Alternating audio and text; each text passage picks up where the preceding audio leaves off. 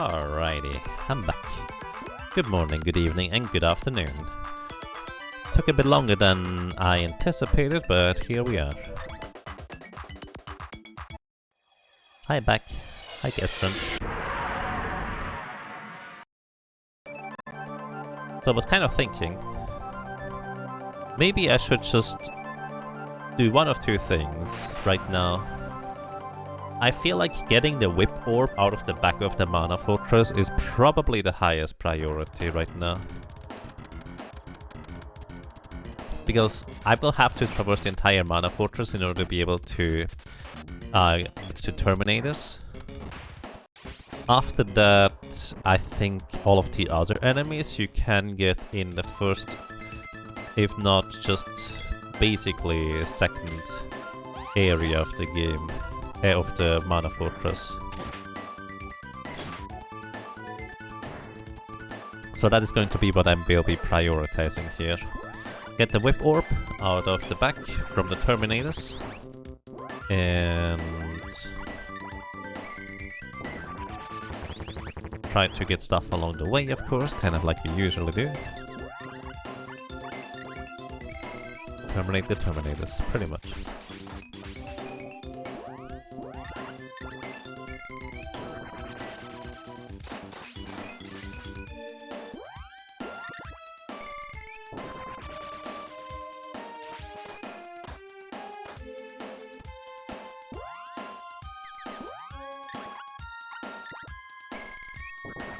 And eventually we will be all buffed up with the lady spells, so we can continue one-shotting most things.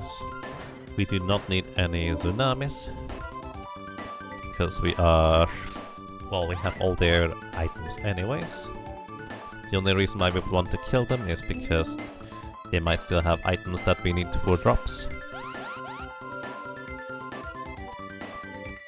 What else?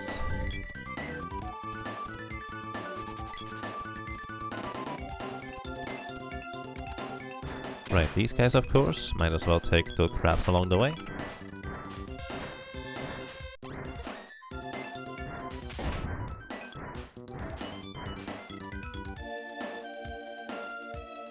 Oh look, that's the second Wimp chest.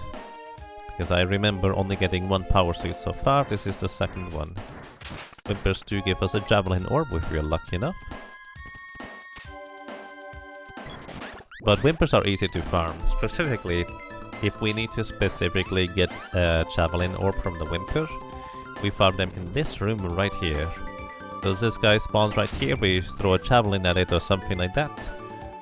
Go outside and back inside, and we will be able to knock this thing out reasonably reliably. If we need to fight these wolves, this is one. And over here on the right side there can be a second one. So we would just kind of run into this room, kill the two wolves hopefully, and then get back outside. If we're lucky we get the second claw orb somewhere along the way, without having to worry about that, but... well... not terribly likely, but it's possible. We did already get one, so that's a big plus.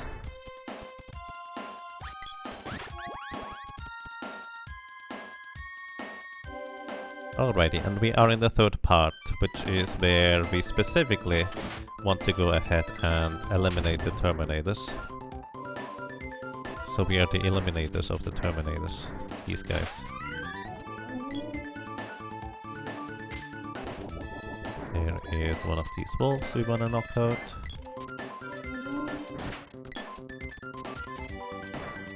Unfortunately the boy just lost his weapon enchant because of the fire. No chest. There can be another wolf over here as long as the dude doesn't spawn more on the right. There it is. Then there's a fiend head down here. To the left. That guy. We do want to cast a spell on it because it has over 1000 HP. I cannot actually deal enough damage with one swing to it in order to knock it out, because the maximum damage we can do is 999. So we basically just finish it off with spells, which also helps us level Undine as well as Salamando along the way. which is gonna be handy.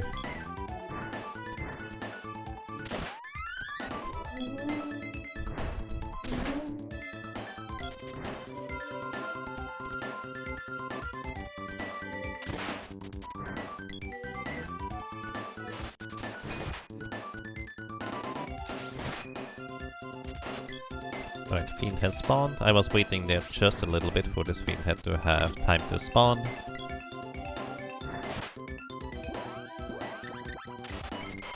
This is not the target I wanted to target there.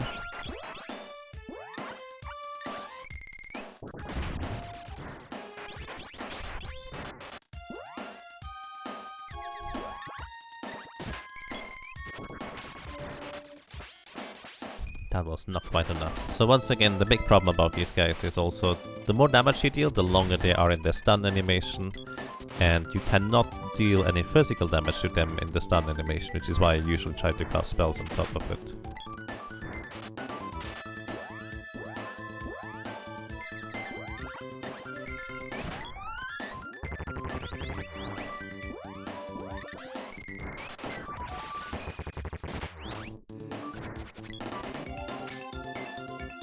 Actually don't want to necessarily knock out that werewolf because I think if the chest get off screen, if they spawn the chest, it would despawn, probably? I'm actually not entirely sure how lenient it is.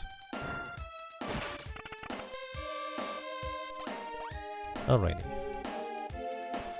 Fiend Head on this bridge, if we knock out the tsunamis first.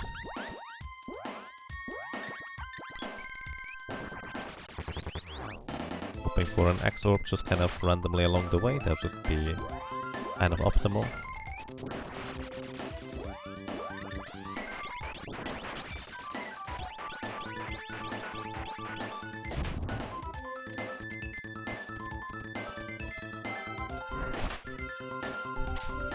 We do not need these Master Ninjas, but if we don't knock them out, the Terminators on the right here will not spawn. But now they do, because we did knock them out. So I'm gonna switch back to the fist weapon with the boy. So he will be able to one-shot the Terminators reliably with a crit buff and a weapon buff.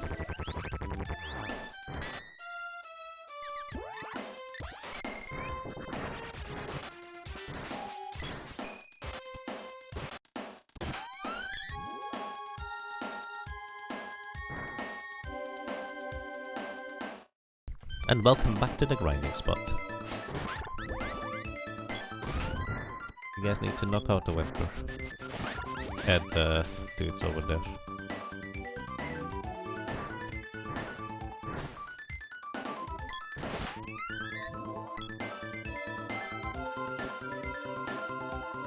Maybe I need to switch up the weapons for them. Maybe it's fine.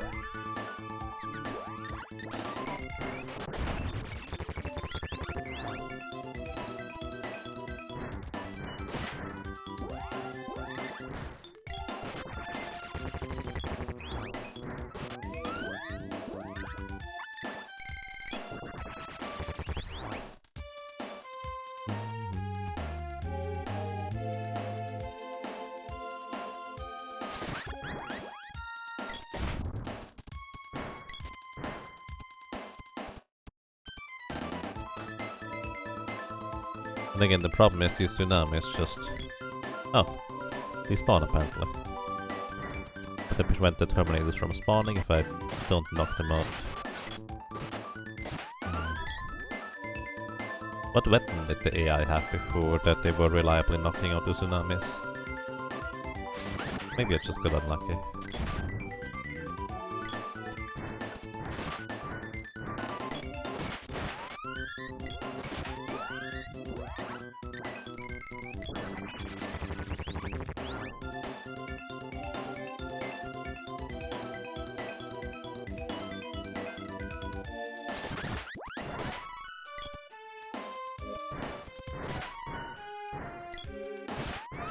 I think we're level 95 now, so pretty substantial now.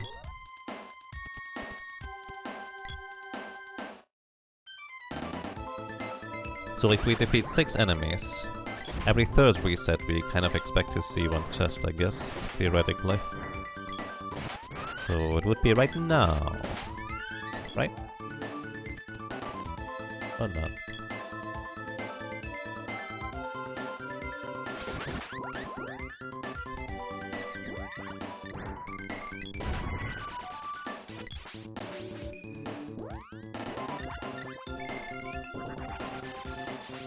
Right now-ish.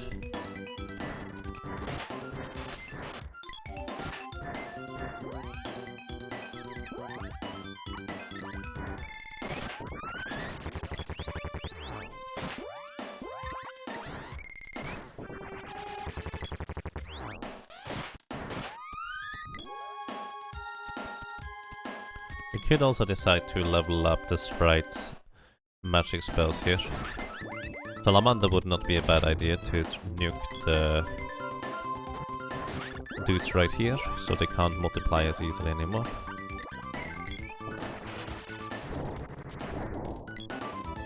Because they are weak to Salamander.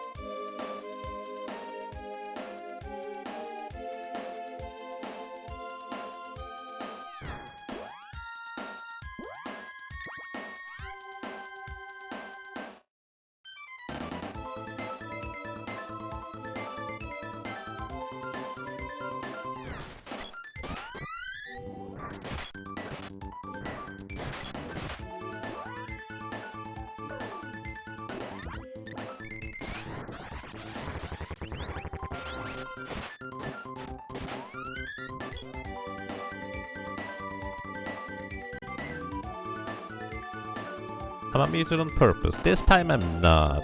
Thank you. I was talking.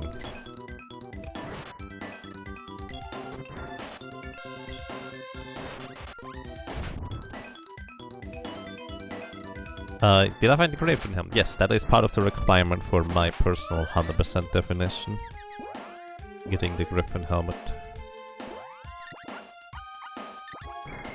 I think this makes a difference.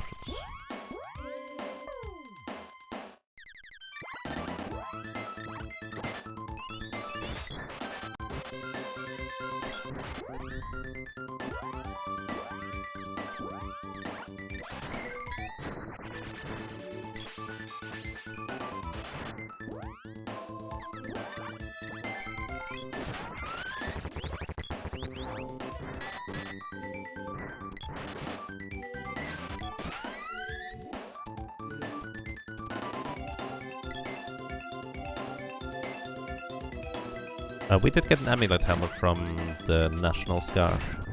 We also got the Guardian Ring from the Doom Swords. We have acquired a Thieves Glove from the Darkstalker. And we have all of the common equipment drops. So at this point we have literally all the equipment drops that have basically from highest defense value to lowest. 12 slots filled out in every area.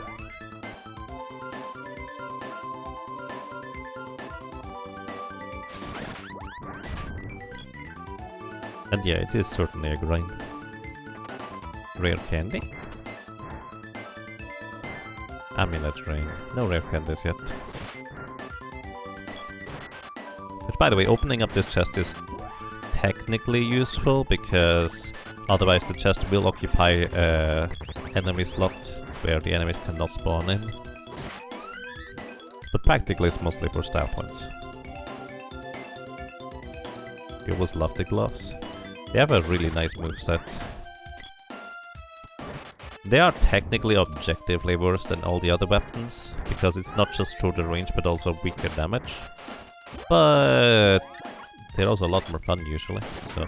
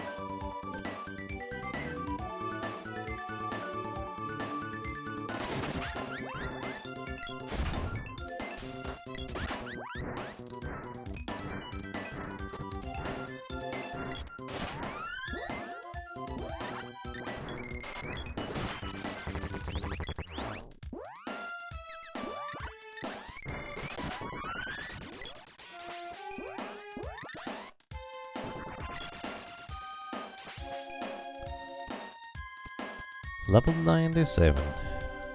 Well, soon we no longer get any free heals from leveling up. Which means I'll have to actually manually heal. Tragedy.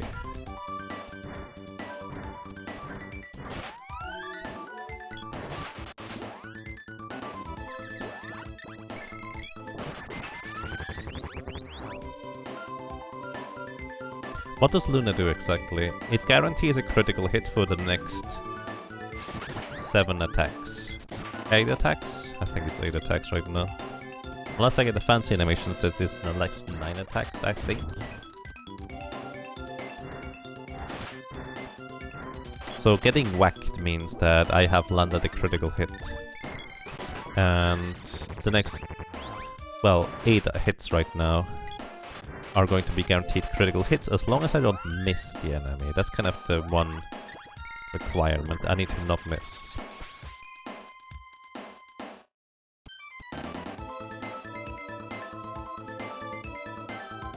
But there's just a dice roll involved whether I hit or not.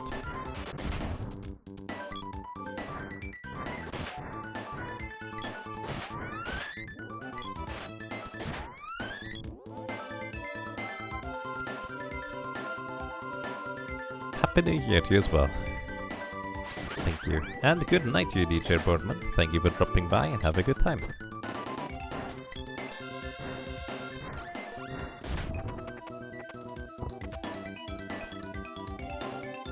Amulet ring won't fit. We don't actually need an orb from these guys. But if you...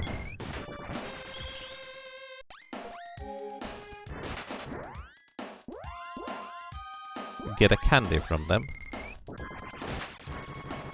that means you would have gotten an orb, but you already got it. Since we already got the orb, we can get candy from these guys. The candy is absolutely pointless. I just would like to have one. Just one rare candy. Roll a d20. 4.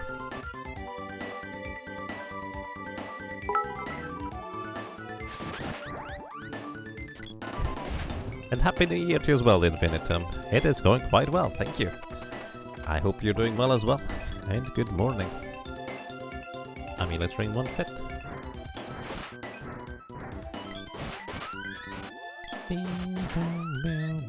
Come on! Finally another chest that's actually useful. Or potentially useful anyways. Fairy Crown, again.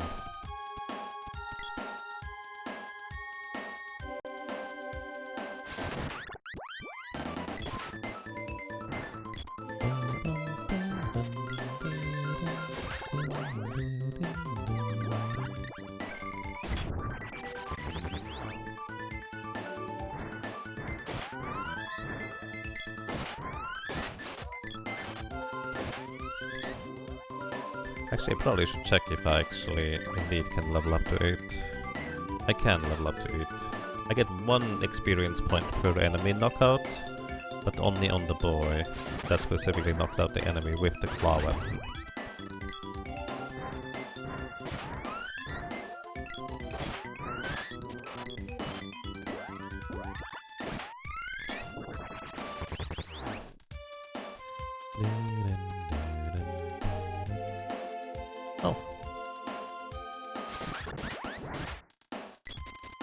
Squid, thank you.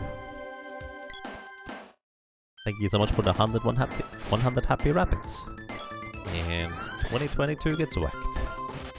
Indeed. Something like that. Thank you.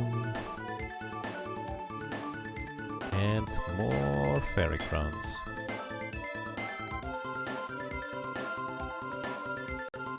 He tried to sleep, but he got too dizzy to sleep, so he tuned into the stream instead. Okay. Make sure to drink enough water.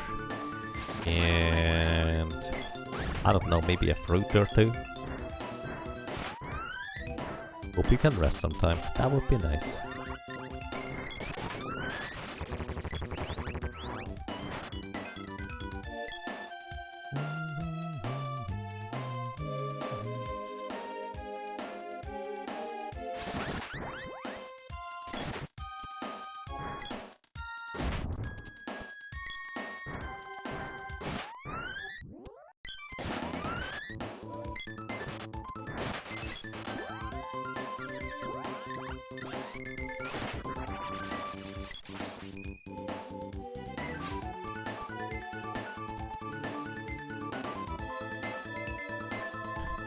Happy New Year. Happy New Year to you as well. Thank you. I appreciate that and have a good time.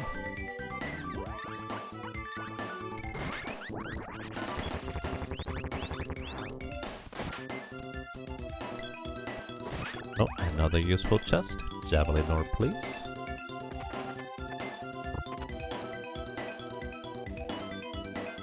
I did not get a javelin orb this chest.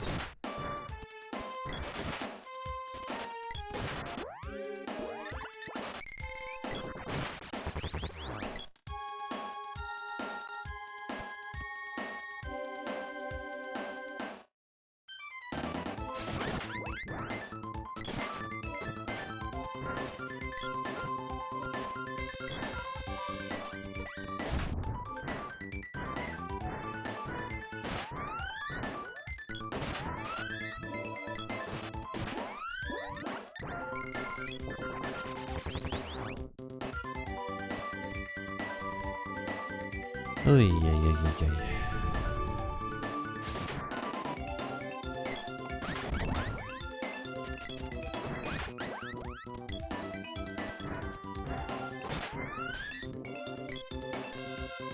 Oh, useful chest.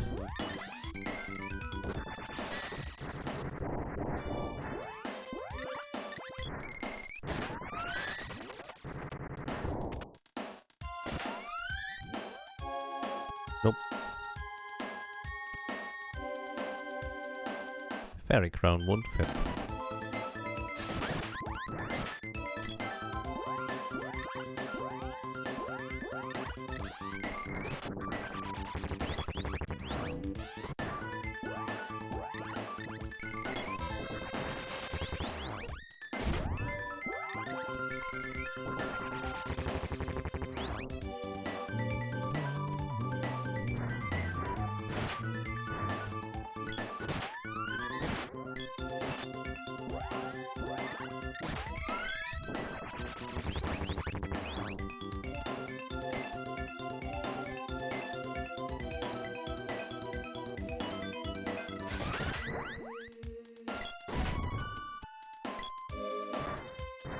I believe that there is a level 8.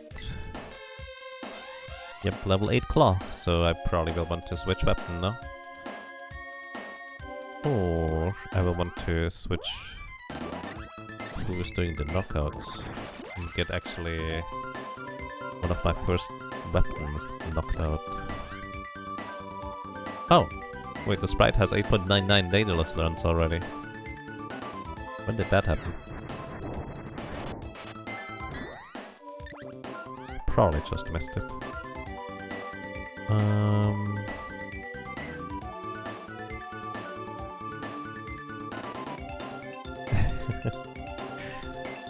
Well, I appreciate your kind words, and I'm glad you enjoyed the run. Thank you so much. I guess we're going with claws, actually. No, we're gonna go with the boomerang on the sprite now. So whenever the sprite knocks out an enemy, that actually can work out well. And the boy is not gonna get any direct experience. I just acquired some food, apparently. And then we don't need to make sandwiches, for that one in particular. Alright, I'm going to probably just continue playing but eat on the side, so I'm gonna mute myself for once intentionally. Be right back.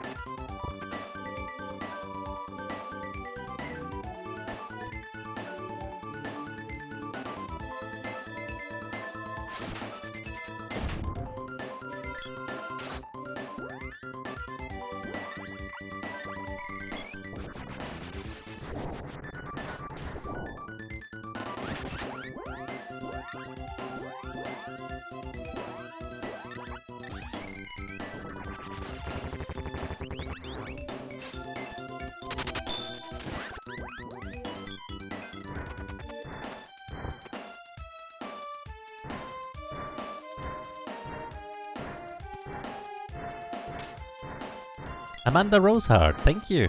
Thank you so much for 12 months of support. Welcome back. I'm glad you enjoy your stay. I hope you're doing well. You hope the run is going well. I think we are kind of on the rather unlucky side right now. But aside from that, no complaints.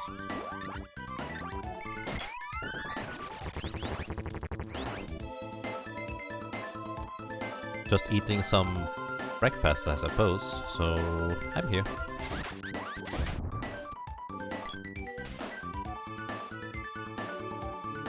And the AI is just dancing around rather than attacking these things.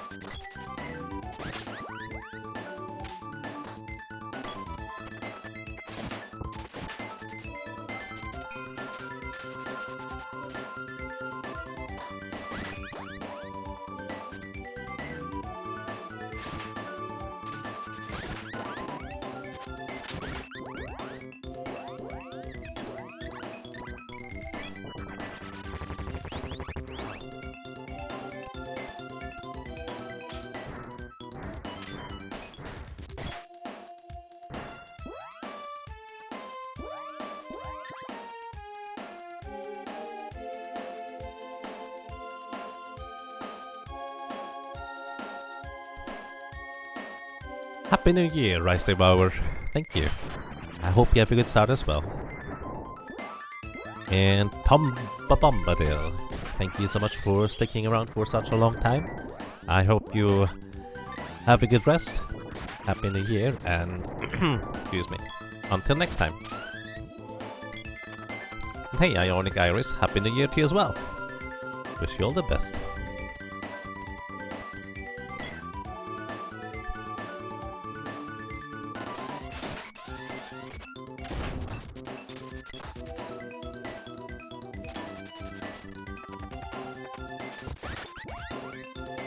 Another power suit that won't fit. I haven't even gotten the rare candy yet. Strange, so strange.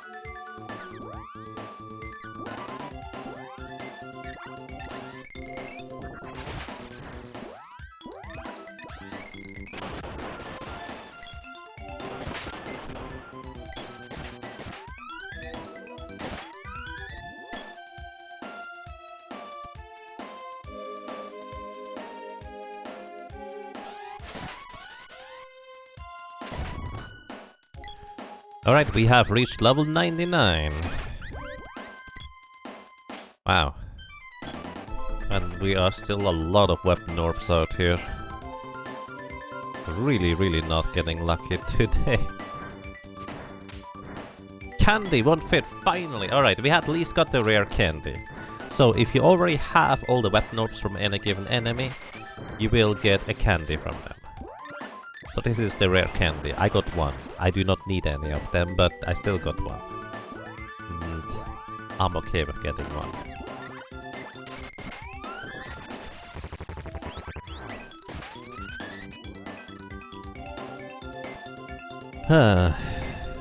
But of course this is not exactly what I'm looking for the terms of progression, but it's a thing that I have now.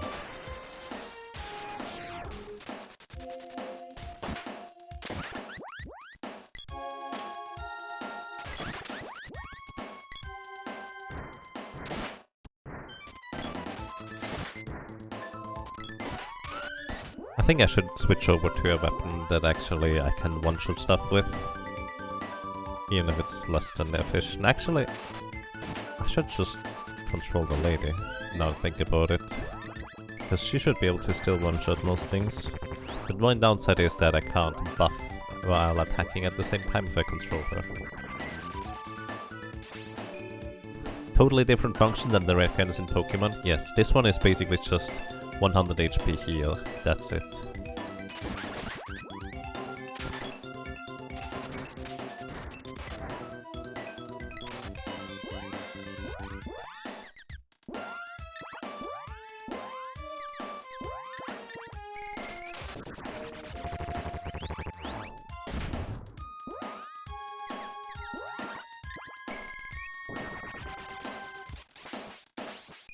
Alright, another chance for a Javelin Orb. I'll guess the lady probably has enough agility at this point to avoid the traps. Power suit won't fit.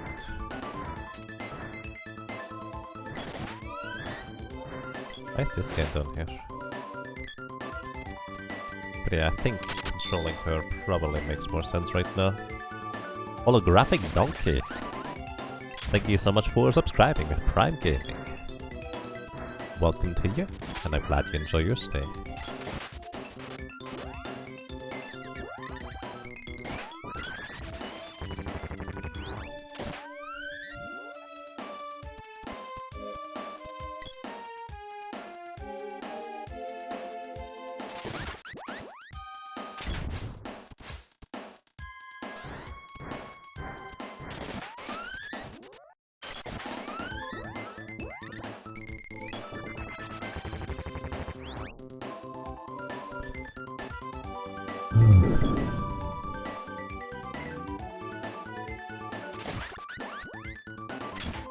give you a frame of reference, in the really lucky run, I was done with farming weapon orbs 13.5 hours in.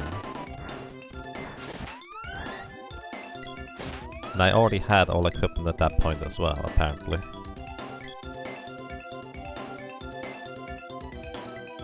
And then it took 6.5 hours to level up all the weapons up to 8.99 and all the spells up to 8.99.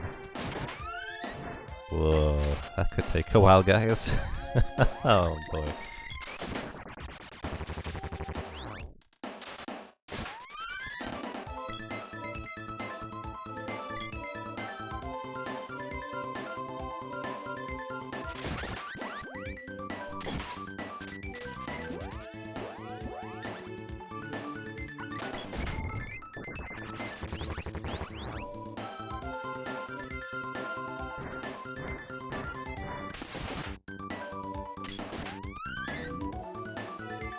Report, please.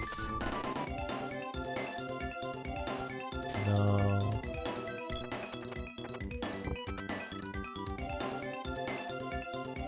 No whip orbs today.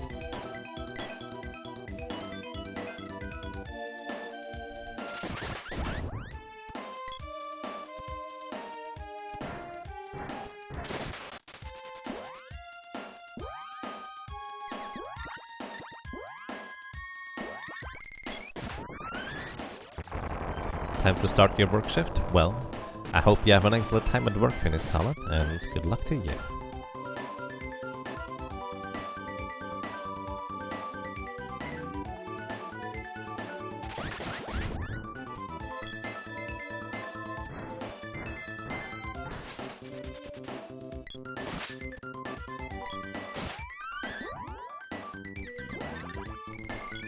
What chests? I feel like I should keep a chest counter back up again. At least then we would know how close we get to the 41 mark. And still nothing.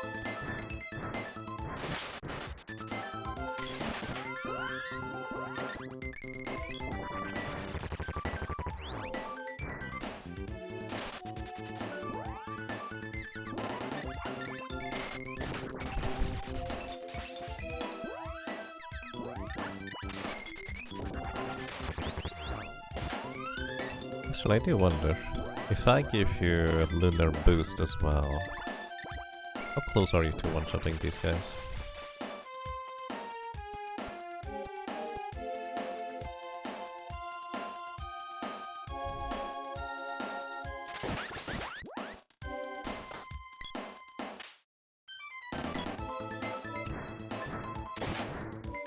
And not even that close.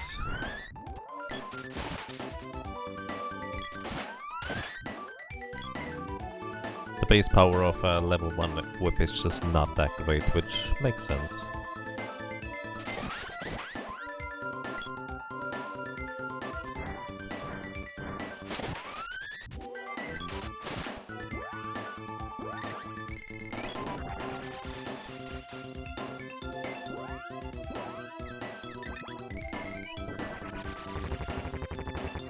Whee.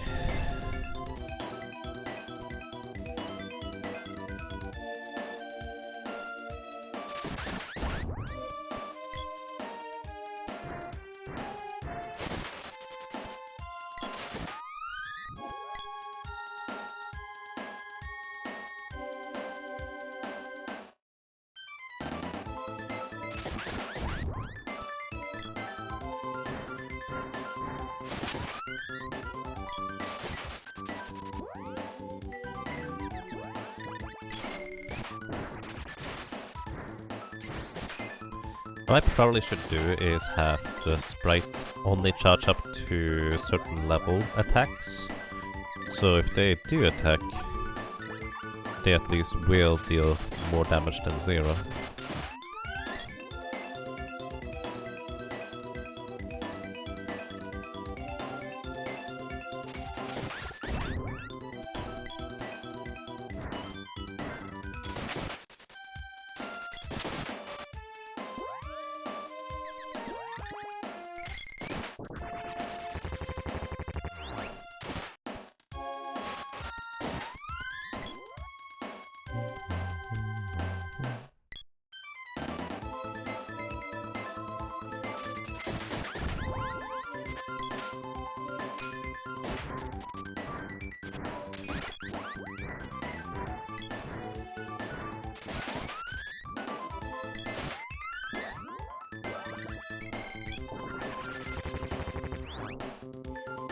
Oh dear.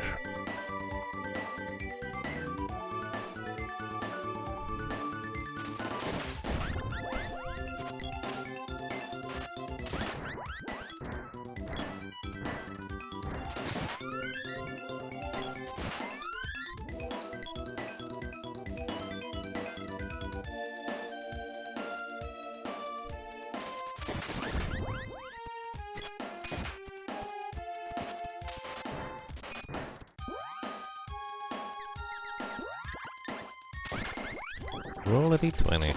Alright. 4! What's it with 4s today? No, this just we ignore. I do not need placebo chests.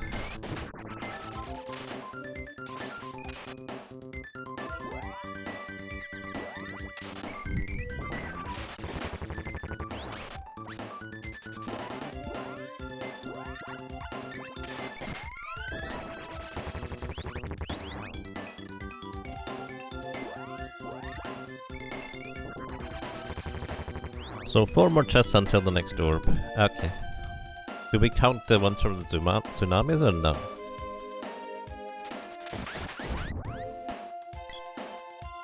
Because that would be 1 if it does. Maybe 2. I don't know when you wrote that exactly. No? Alright. So it has to be from Whimpers or the big Wimps over here. One or the other.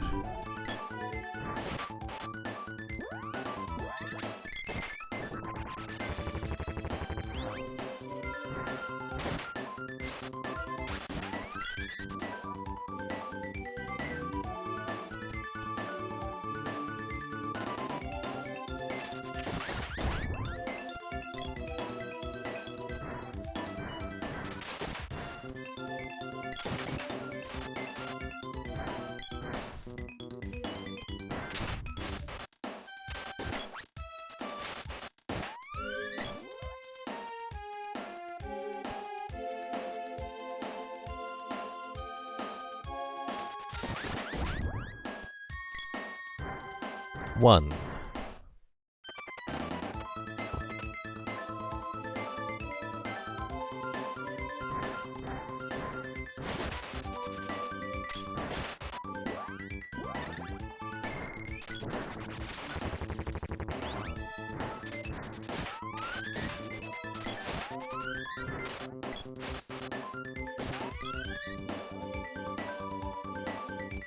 Hello, welcome to Chuck. Happy New Year to you as well. Thank you, I hope you're doing well.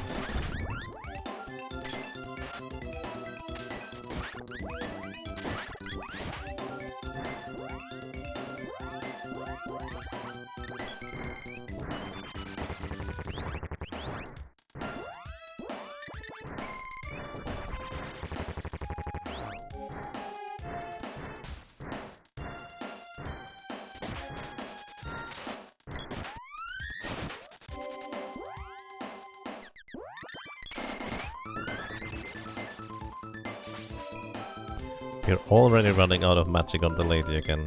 Holy cow.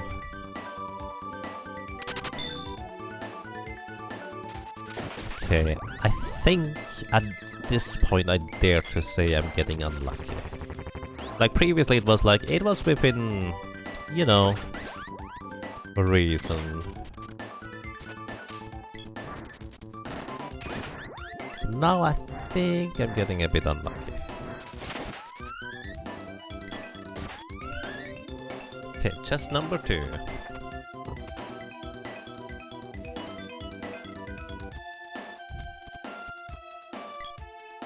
Did I give all my luck to Magus? Probably.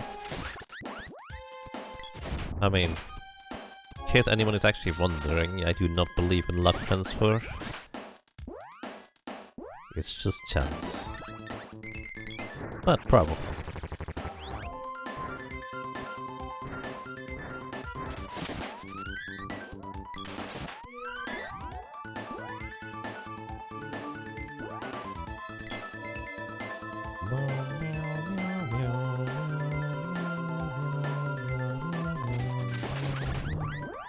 I'm gonna give... What level is your lance? Ah, it's getting there. This is fine. Sid Cyan, thank you so much for the raid and the host, and welcome. I hope you're doing well. Good morning, good evening, and good afternoon. Happy New Year. We're just playing Secret of Mana 2? Well, I hope you had a good time.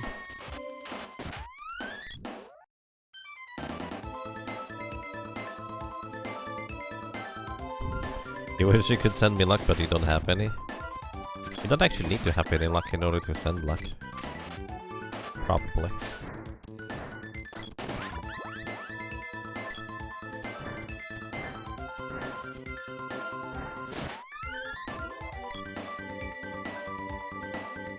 You got stuck on the second wall boss? Oh boy.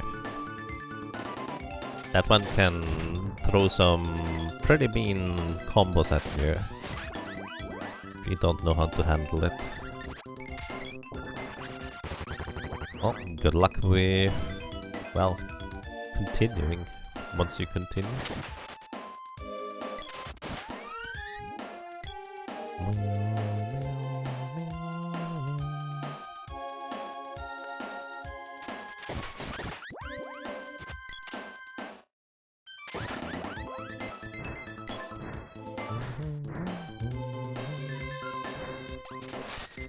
Good luck with your grinding.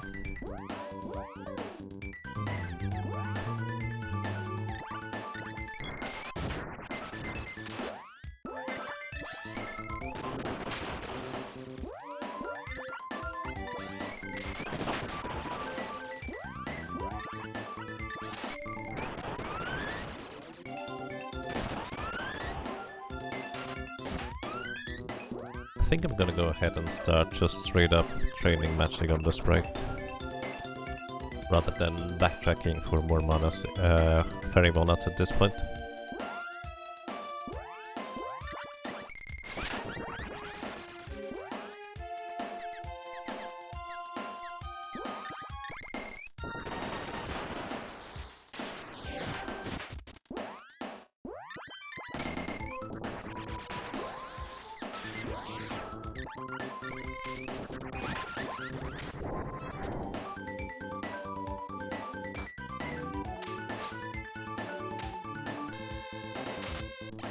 That guy still had enough MP to cast wall.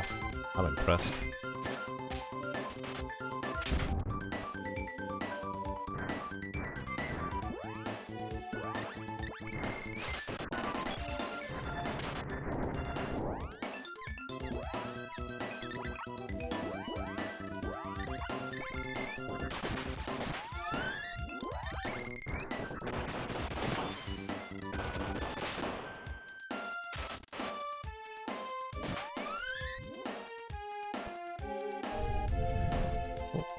Tic-tac-throw, thank you so much for 42 months of support.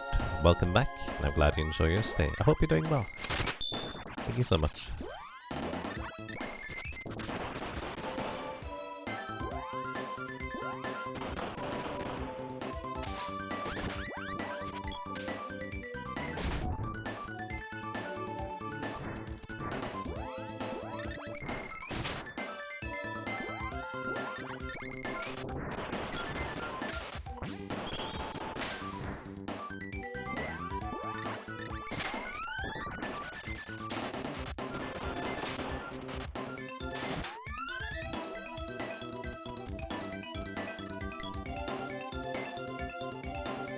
Well, thank you. Appreciate that. You're starting to see some green on there? I only see green. Nothing but green exists. Probably. Donation came in. Thank you for letting me know because I missed it. Oh.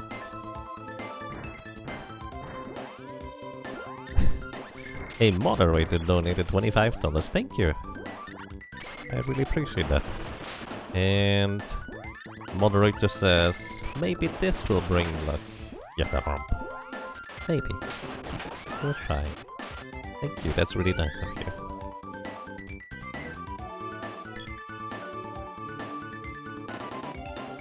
It's such a shame that this game is completely cheesable with spells. Well, I mean, it's one of these cases where I know what you mean,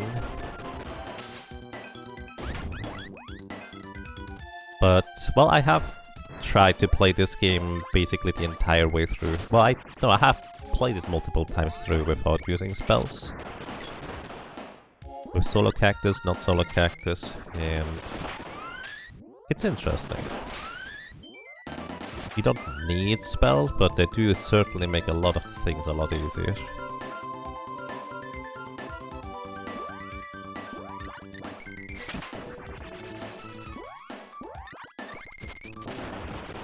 Level 8 Salamander. So, we are starting our journey towards level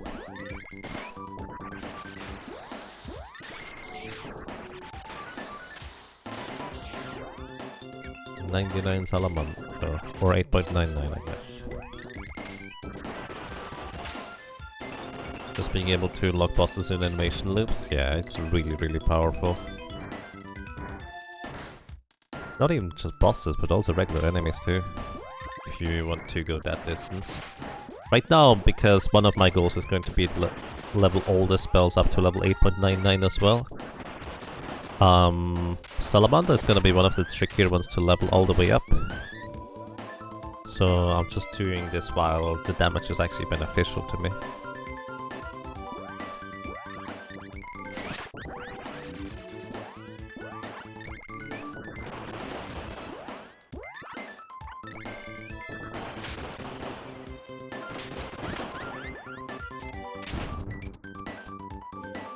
Oh, another chest. I think this is number 4, right? Oh, didn't get it on number 4. It was 3 or 4. Okay, next one is 4.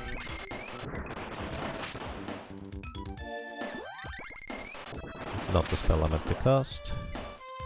Too late.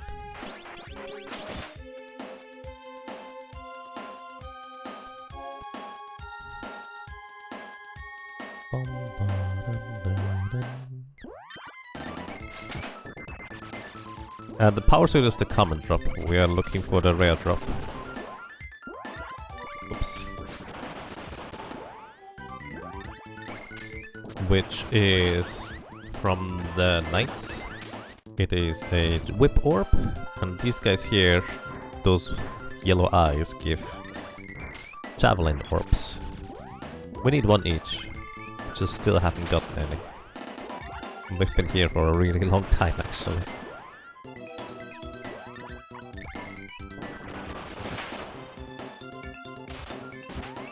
Alright. Please. Whip orb. Ha! Quadlight was right, assuming this was number 4. Finally! This took me 2 hours longer, so this is not 2 hours. It didn't take me 2 hours, it took me 2 hours longer than the previous run. To be fair, there was a bit of spell leveling in there, but it actually wasn't that much.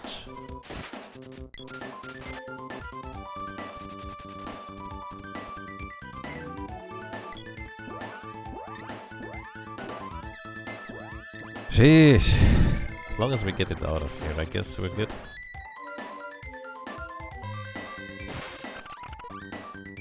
The whip orb is also the one I wanted the more than the javelin orb, because yeah, trying to get the thing out of there is tricky.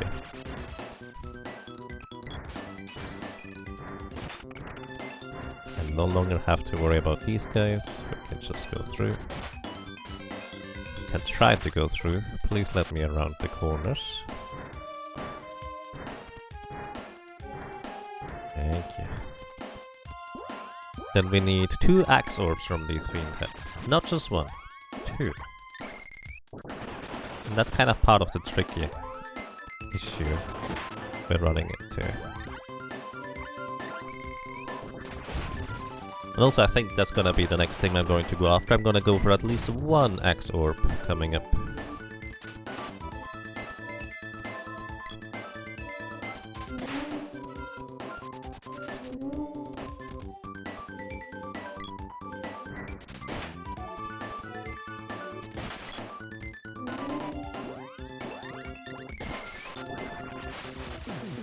Oh!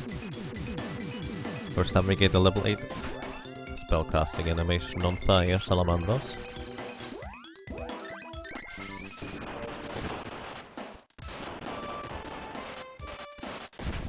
The sprite has 0 defense right now as a pygmy character, so kinda need to be a bit careful.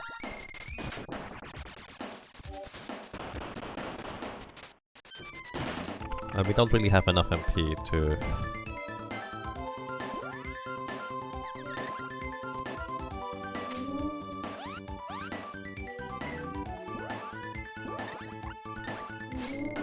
get buffs back going from the lady. Actually, I guess we have 1. 1 is more than 0.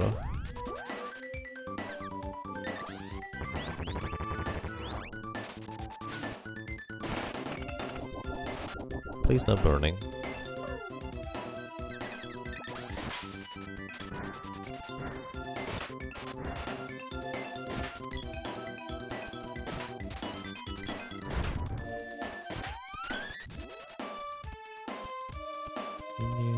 That Terminator unfortunately no longer can drop us any chest. Come on, stop going around there, sprite. I know why you do it, but it doesn't make it any less annoying.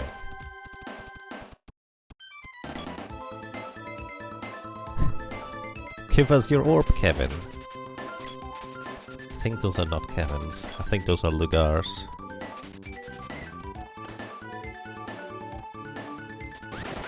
Maybe.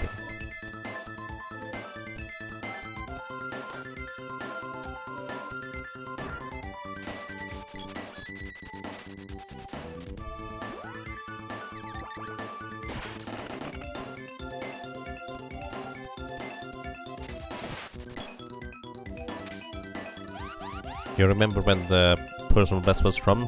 I think it's 2 years, but I'm not sure. I'm really not sure.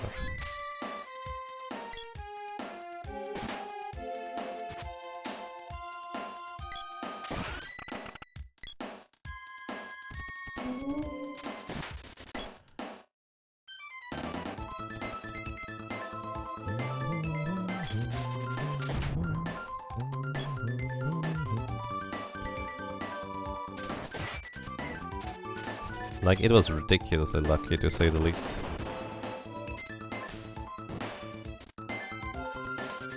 Duck. Please let me through, duck. Duck. You need to let me through.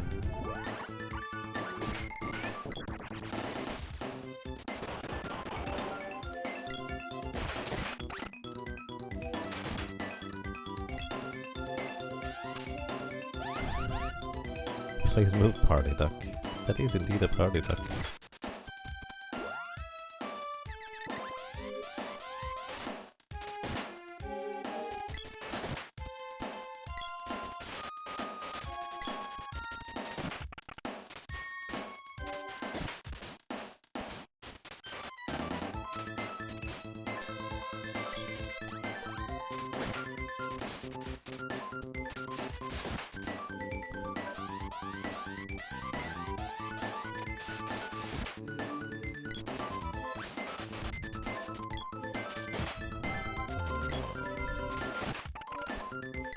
These traps give us a bow orb that we still need as well.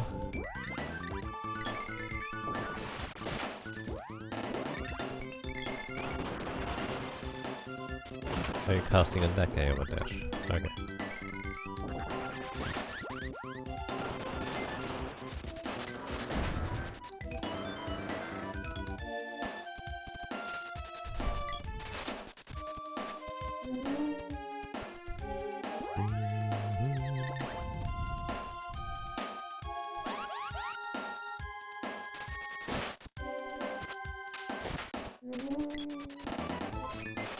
Wave and cheers. Hello, Happy New Year to you.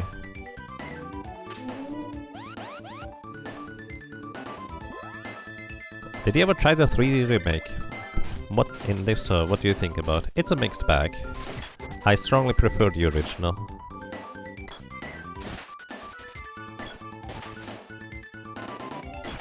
There's various aspects that I do like about the remake, but there's actually just a few too many things that I don't like.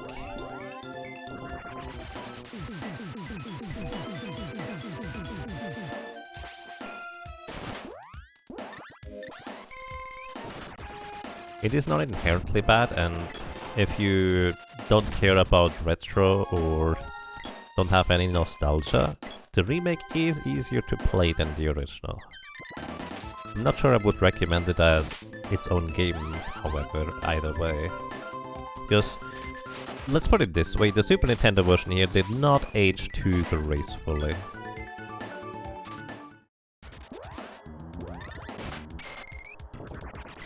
Like, it's still my favorite version, but I don't blame anybody if they don't feel like playing this one. Because it's a bit rough around the edges.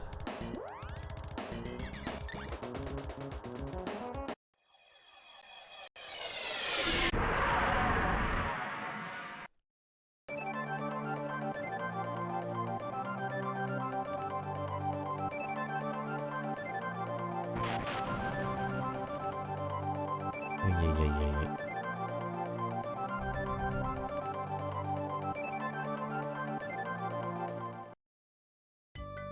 And we actually can't even upgrade the whip because I need that one to level up the other weapons still.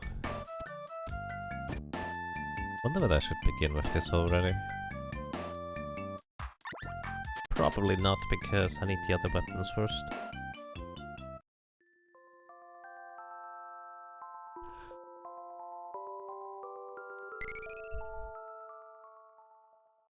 A remaster of the SNES would have been pretty neat, same vibe but high definition textures, etc. Yeah. Kind of what they did with Legend of Mana, I would say.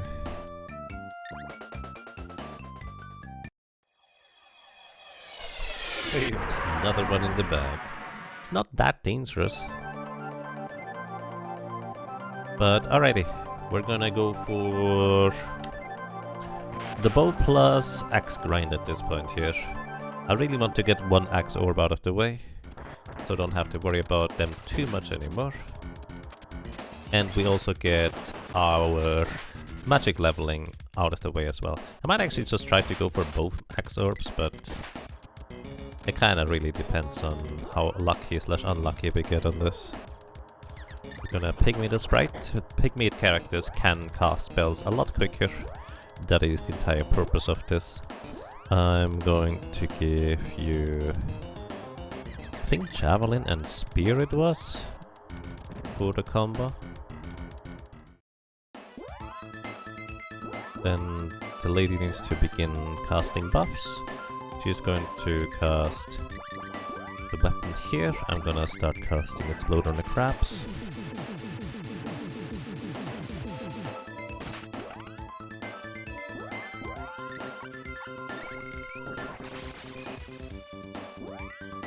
Buffs here. Guaranteed a critical hit with Moon Energy for the next 8 attacks. For herself and the boy. And now if I set this up properly, this will hit the Fiend Head with both characters at the same time. I did not set this up properly. Maybe they need to switch weapons. Forget what the exact combo is. Basically, if I set it up properly, both the boy and the lady will hit the Fiend Head at the exact same time.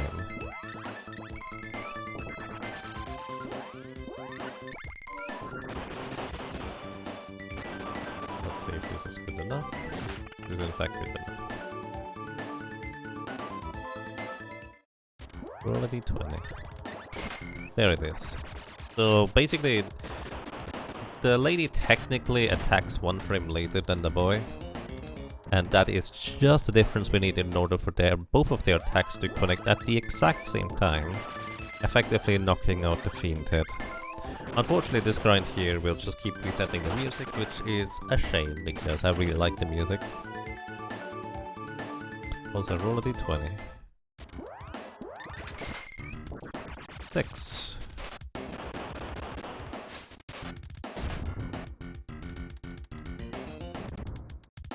We're not getting high rolls today.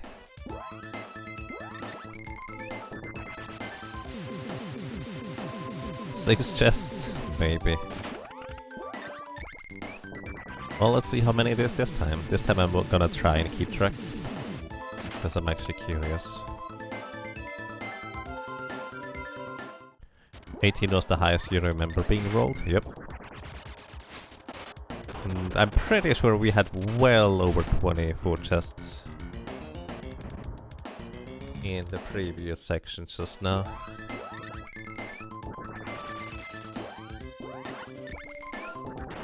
I do need to actually check real quick on how many spells we need to cast with the sprite to get to 8.99 with Salamander here. It is 48 more spell casts. Oh, there's the first chest. Could be a bow orb? Probably not. Hit a vest guard. 1.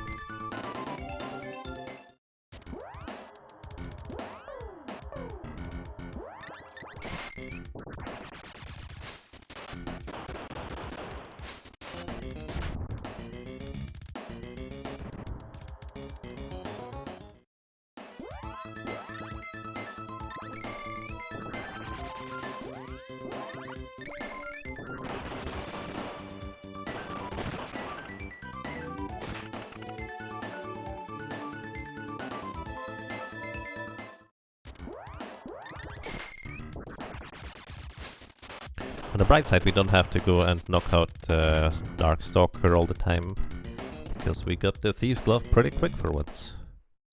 That's probably the one piece of luck we got in this run so far. Everything else was, at best, slightly above average.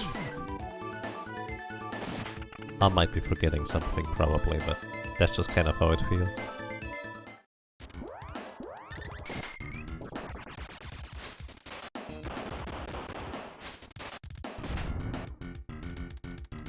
I guess it was nice to get the Wolf Claw as one of the first items.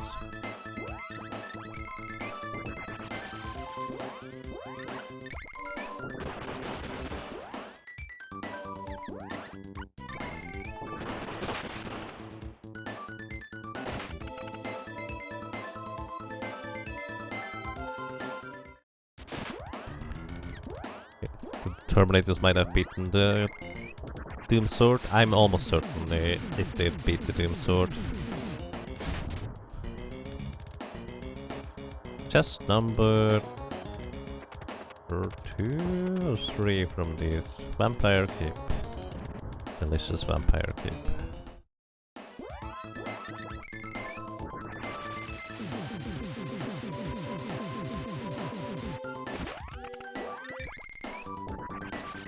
Some of them seem to loop over themselves too quickly. Honestly. Well, if I didn't reset the music here all the time, I feel like they're pretty good Rise Devourer. But I also might not understand necessarily enough about music theory in order to have a much more refined opinion.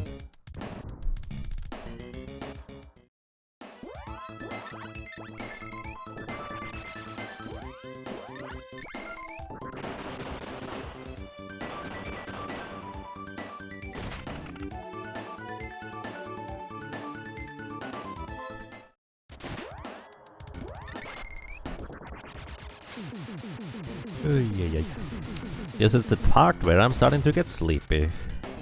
For me personally, 17-18 hours are the most difficult ones. Once you get back to the 20-hour mark, it's usually fine again.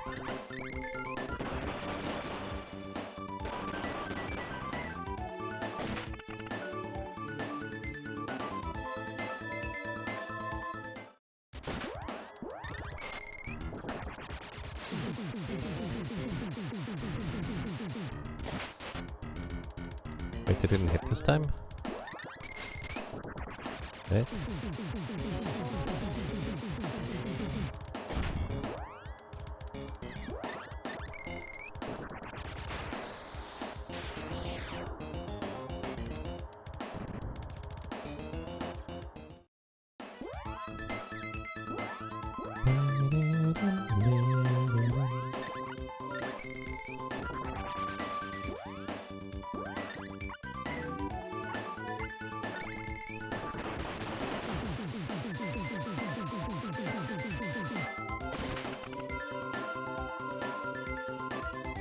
Chest number 3.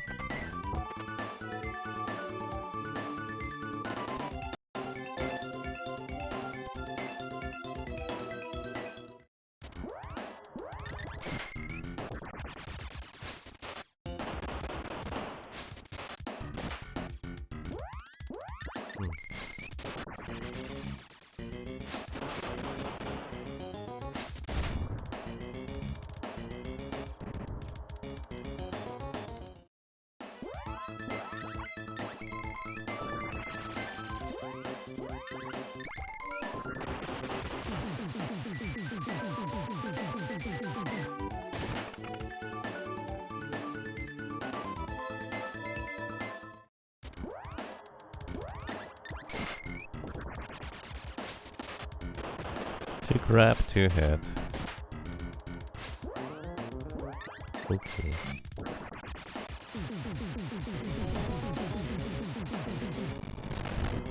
Are they not hitting simultaneously anymore?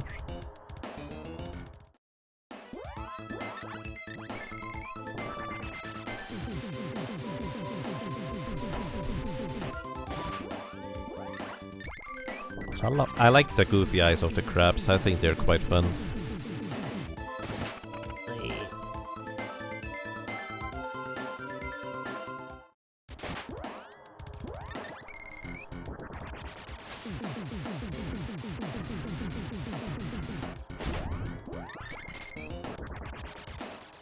GG 2022. Happy New Year.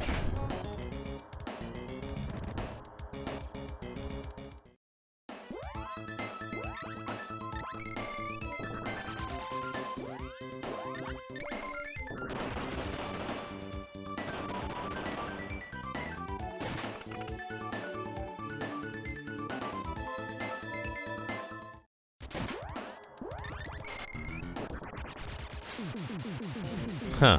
Why are the cactus suddenly out of sync like this? What changed?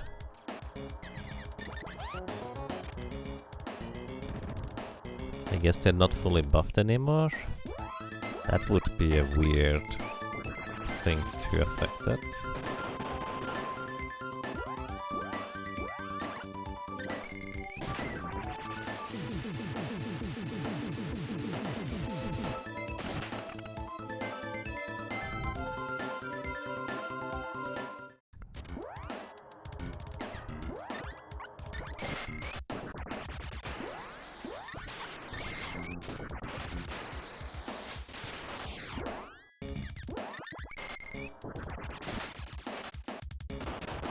Oh wait, no, my dingus. They did still hit both at the same time. But they ran out of buffs, so they didn't deal enough damage anymore. Right, that makes sense.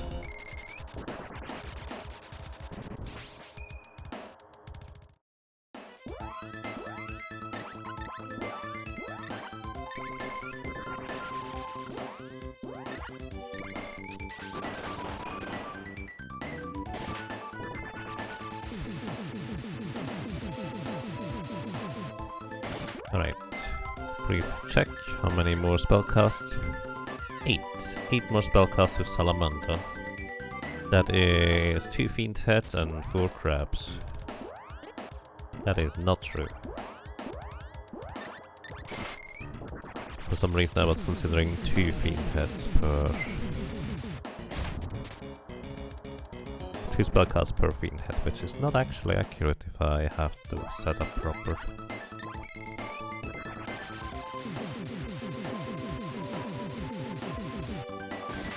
Number 3.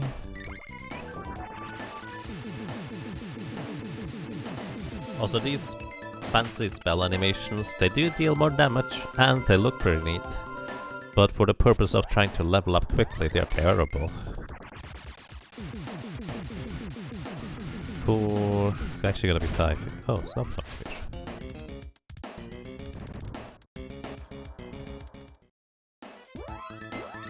5.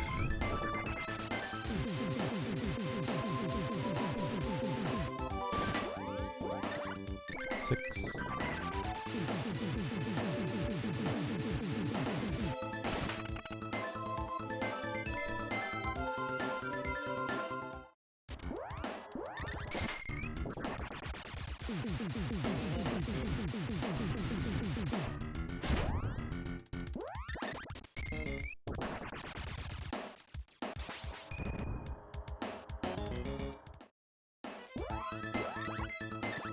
Alright, this is going to be the last Salamander spellcast, and Salamander is gonna be done for the sprite.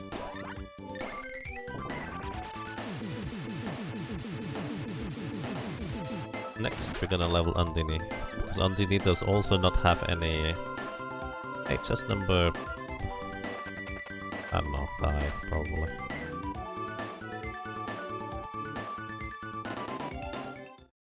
Undini does also not have any, well, not killing spells, if that makes sense, so it makes the most sense to try and level her off the bat, right off the bat. Now the question is, what level is Undini at this point? Okay, we need 58 more spellcasts.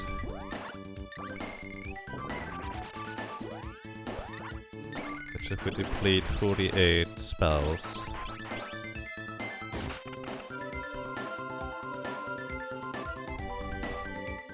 (46) is 23 spellcast. Meaning we would need...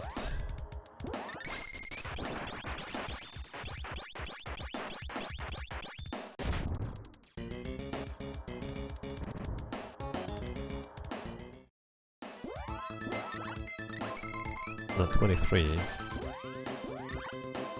plus 35.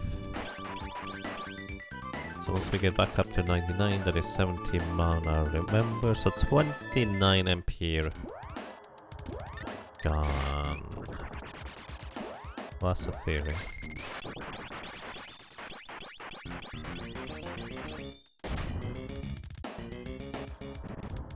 Three crabs, okay.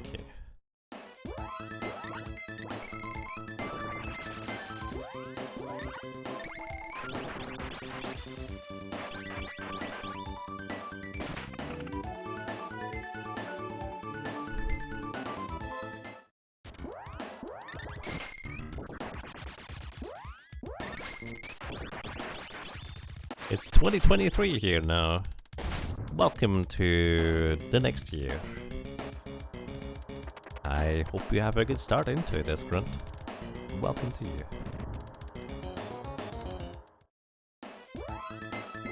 Welcome to the future. We have cookies, maybe. You may have to bring your own dough and cookie making ingredients, as well as bake them yourself, but then we have cookies.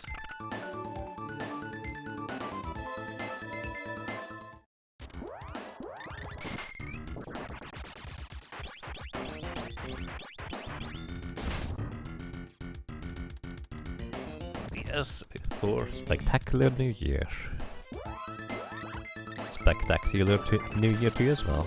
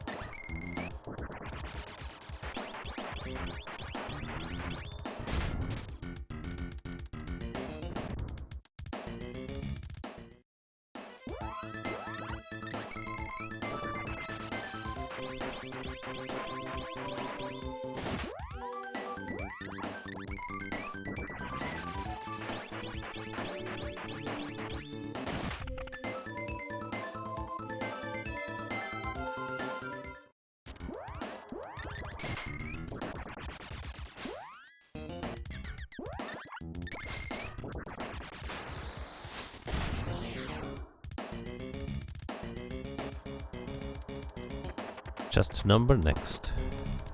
Vampire Capes, as usual.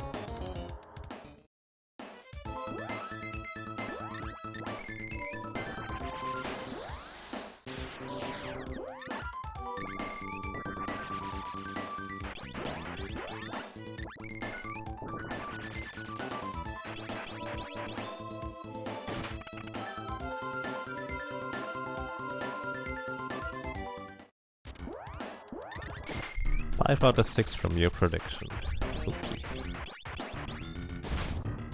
Let's see. This is 6 out of 6 from your prediction. Unfortunately, not this time.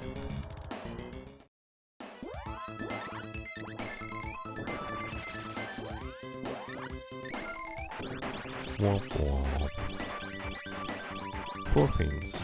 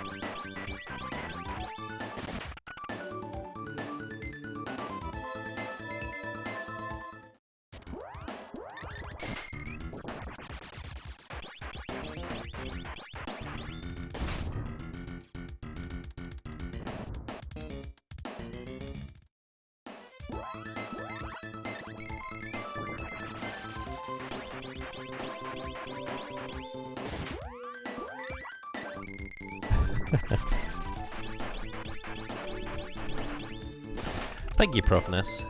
Thank you for dropping by. Thank you for sticking around. I hope you have a good start in this new year as well, and take care.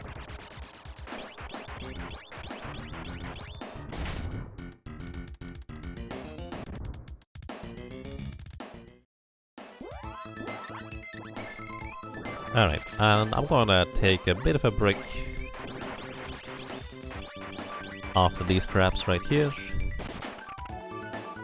And I'm gonna be right back. Get up, stretch, walk around for a little bit, try to wake up, and thank you for watching.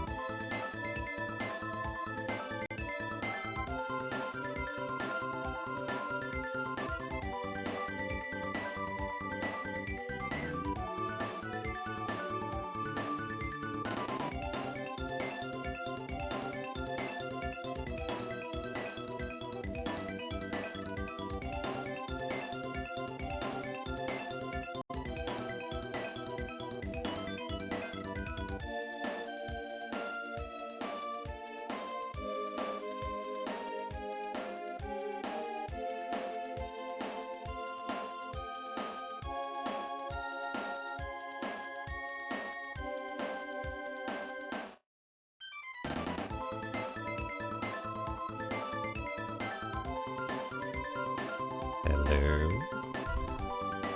Hello, and welcome back everybody.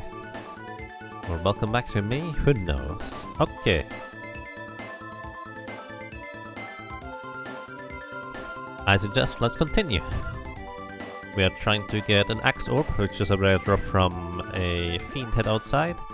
And we are trying to get a bow orb, which is a rare drop from the crabs inside. We need actually 2 axe orbs, so I preferably get an axe orb first, I guess. But we have twice the chance of getting a crab orb first, I suppose.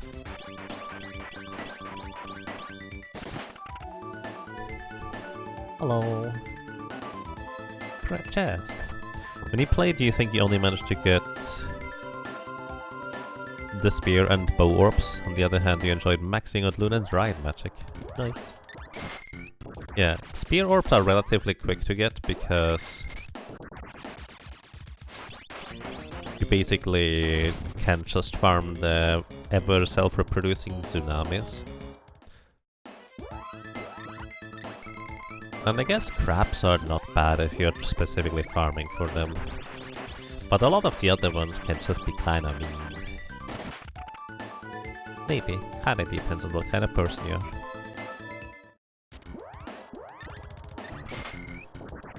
You always ended up with 1 missing axe orb and everything else at 8.99. Yeah, this guy here is the thing that drops the axe orb. It is unfriendly to farm.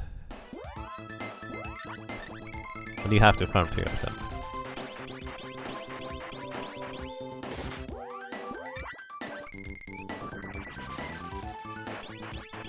You didn't know about the catch-up mechanic, so you just assumed you missed a chest somewhere. Well, you actually always have to farm 2 axe orbs without glitches anyways, and 2 glove orbs without glitches. Because there's literally not enough axe orbs or glove orbs to get up to 8. You only get up to 7 with each.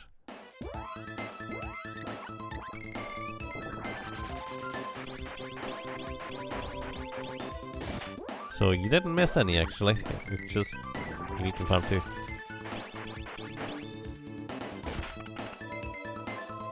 Is this where the magazine is sometime? The book? Yes. That book, yes. It's also in other places. We already did the dirty on this stream already earlier, but that was quite a while ago. Is that enough? That is not enough.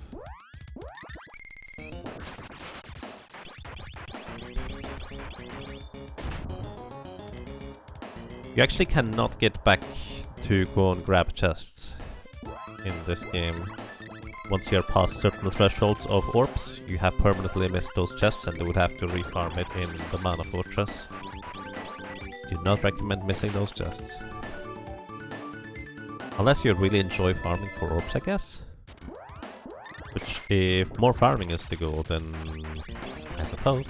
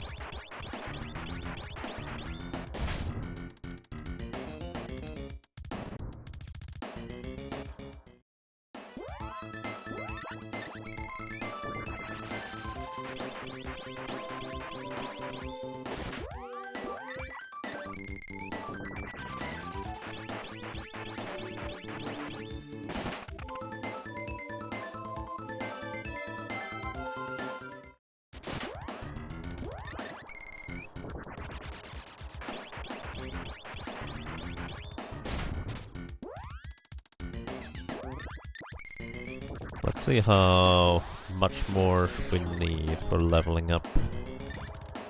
Undine. Oh, Undine is maxed out. Okay.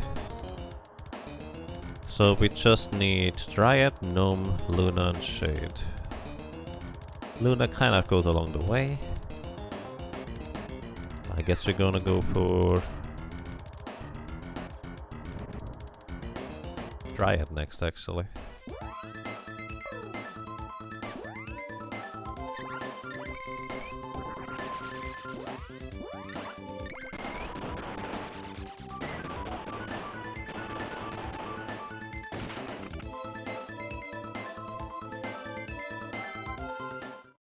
How much HP do these crabs have?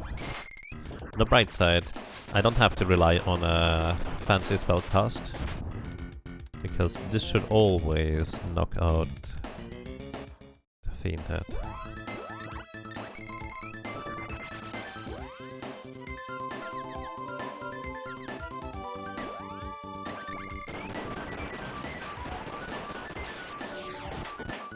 That is not sufficient. 533 HP, okay, so we're not gonna one-shot them with an AoE cast here. Oh well. Chest. Rest guard again.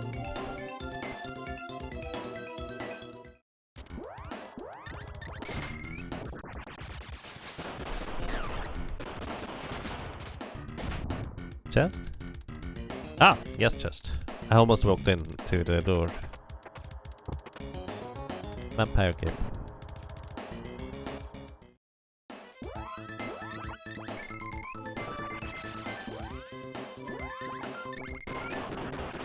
I should level up the latest spells inside while we're casting spells at crabs. No reason not to.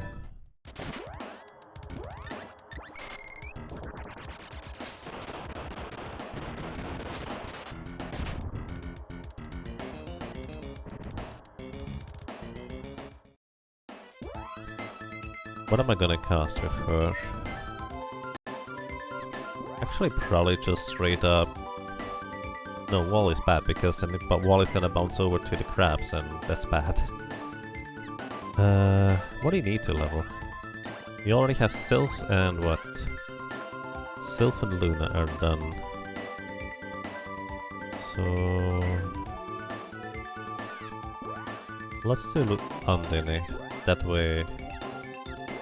Yeah, let's do Undine.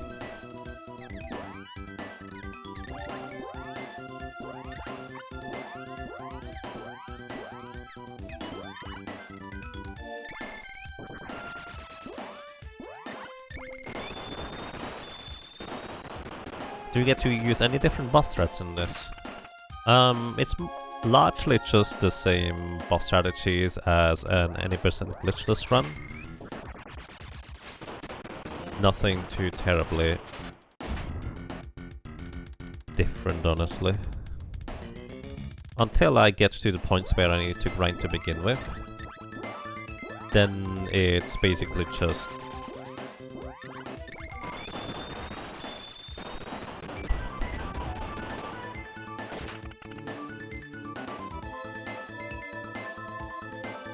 you nuke the bosses and they go down really quick, basically regardless of what you do. I can apparently also cast Remedy outside.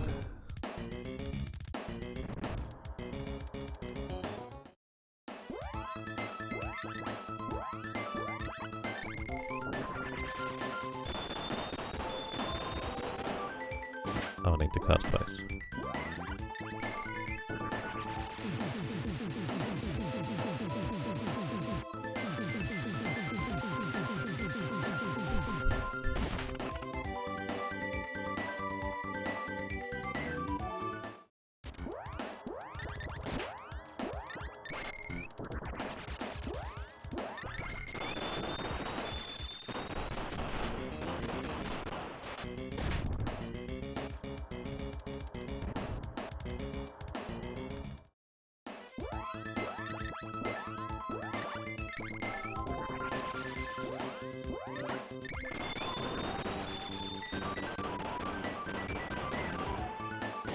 Are there any manipulations available for drops? Is it frame-based RNG? To my knowledge it is frame-based. I do not know of any manipulation. So For me, it's completely random right now.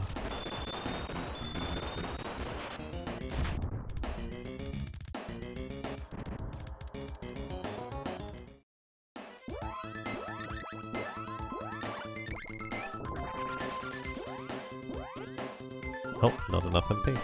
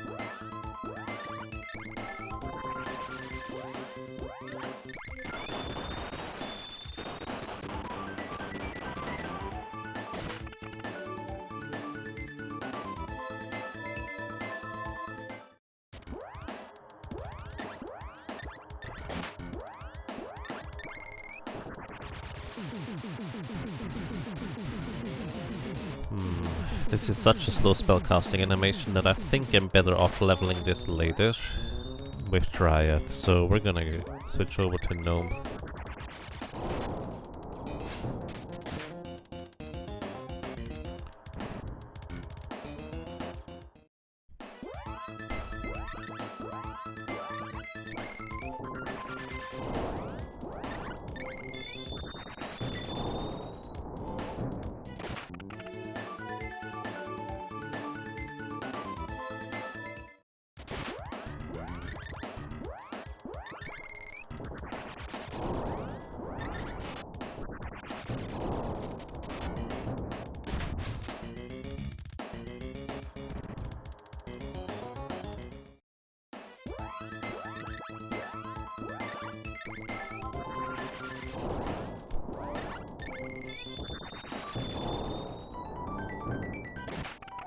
Oh, does keeping this...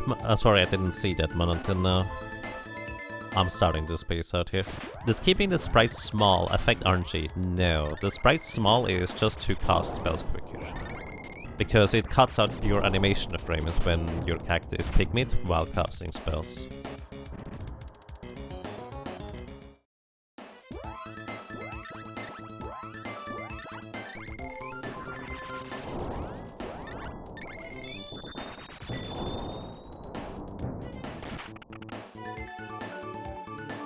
Oh, crap chest. Vest guard.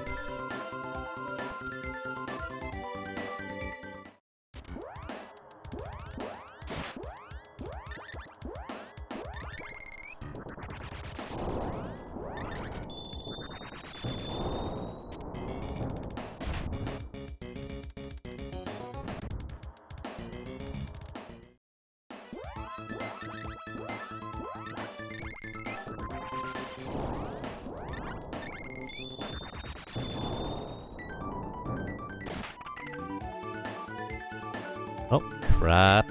Number next. Number 6, apparently. Another vest guard. Space out. You've had too much champagne. I mean, spacing out is a thing in Secret of Mana. 2 of you are cursed with a balloon. You're stunned for 8 seconds at level 0.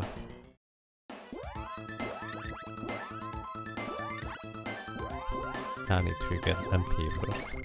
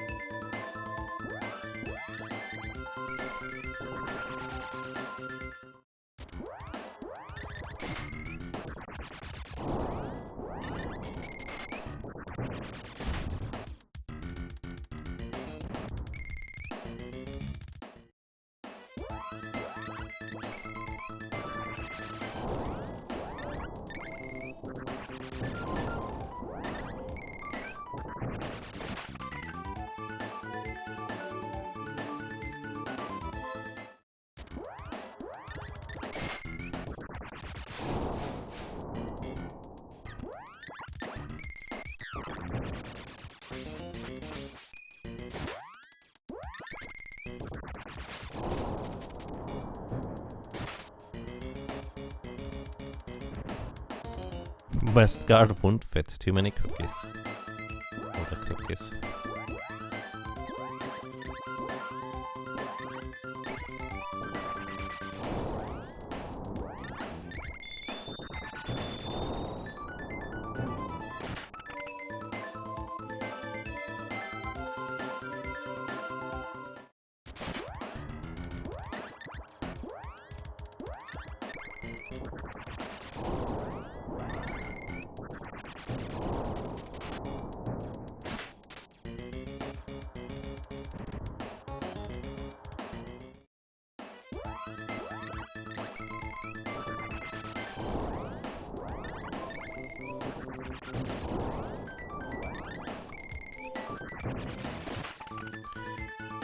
If I order the sequence of spells like this, it seems like the remedy spell gets overshadowed by the earth lights, so no remedy sounds if I order it properly.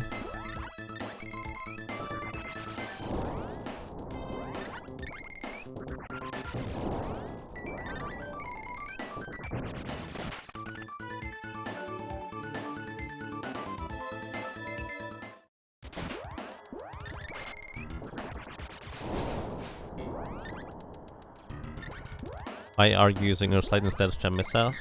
Earthlight has a faster animation, and it is also more baseline damage, which may or may not matter. But it's mostly the faster animation, honestly.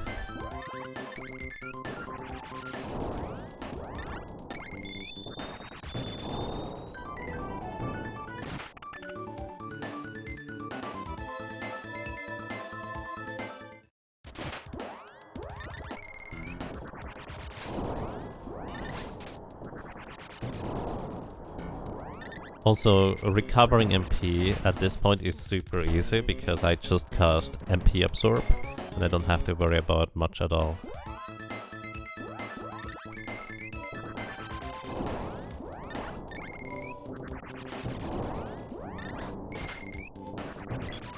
Hey Nooster, welcome! Happy New Year to you as well.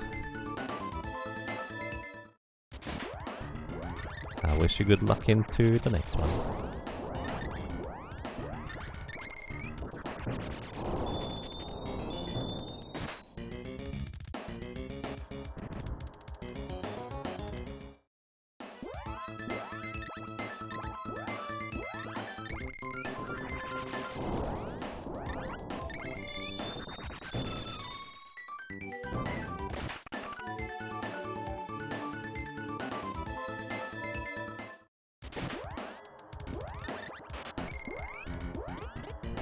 Uh-oh, I'm exactly at 0 MP.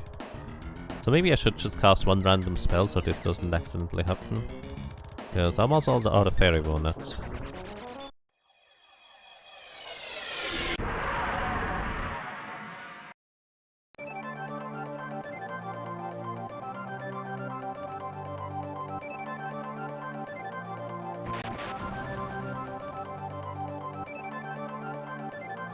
Hey Metal Bear, Happy New Year to you as well. Welcome.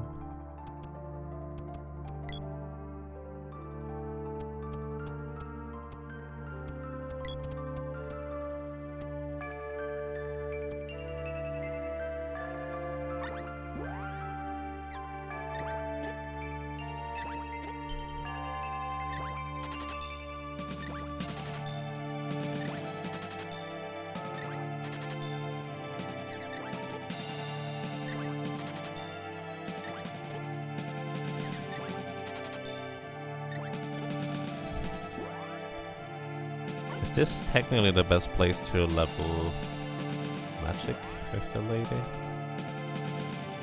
No, not really.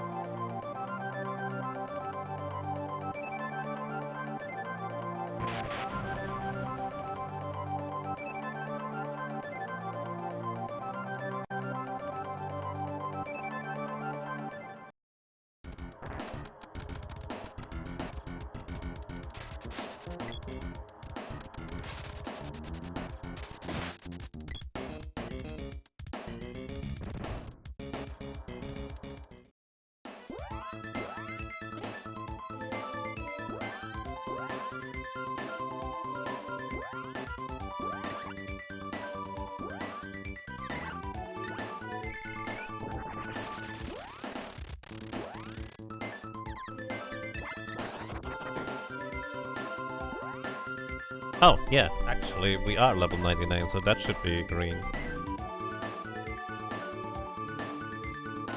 I forgot about that part, thank you.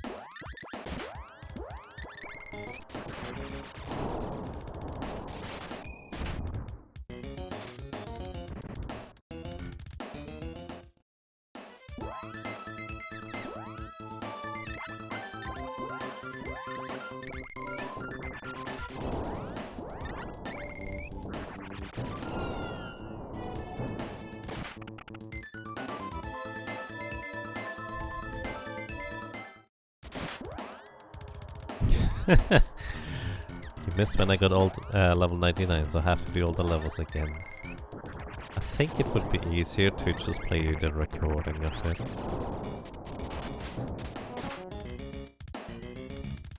Probably a lot easier.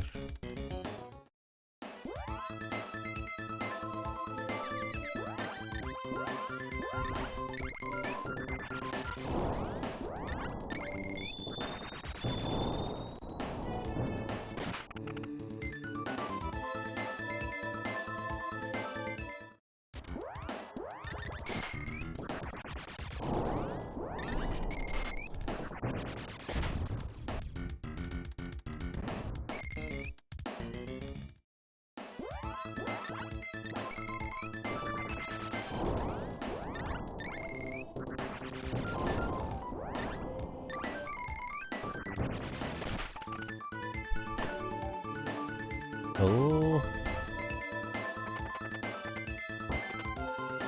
Oh. Crap box. Nothing in the crap box.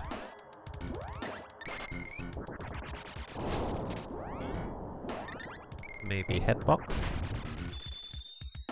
No head box.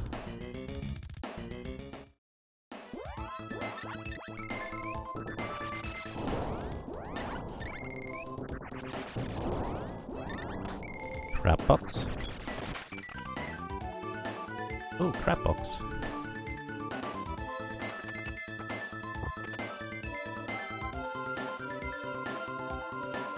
No crap box.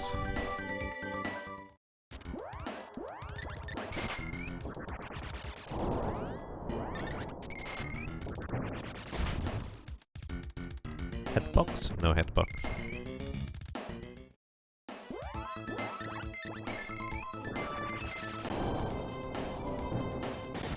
Oh, we are starting to get level 8 or slide spells. So we get smiley faces.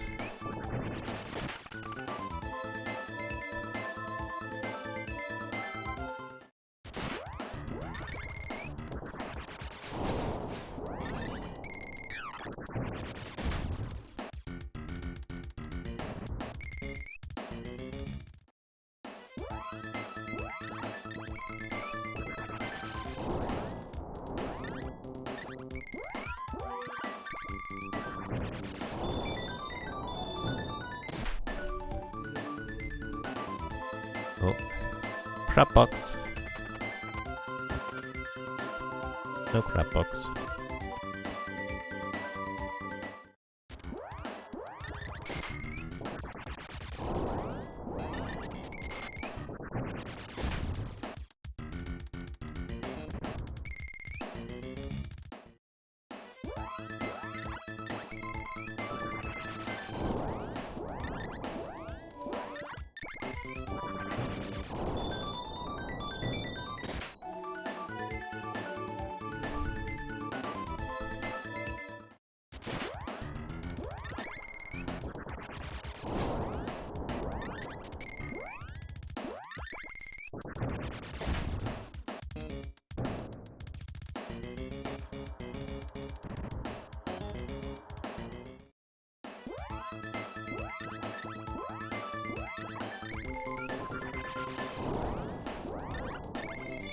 "10 minutes until West Coast USA meets 2023. They are on collision course."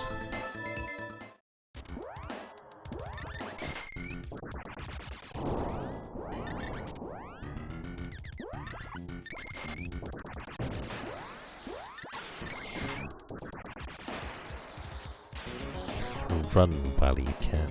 Oh hey, headbox! What did we get in the headbox today?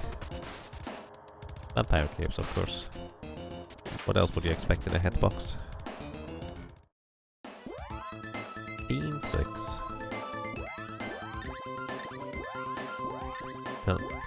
Can't run laying down. Well, close your eyes and sleep soon.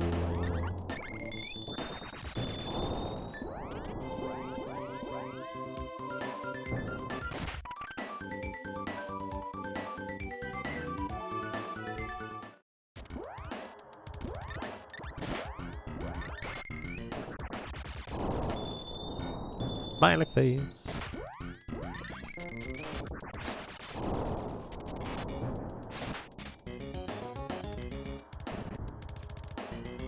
What's in the box? A vampire cape. Probably.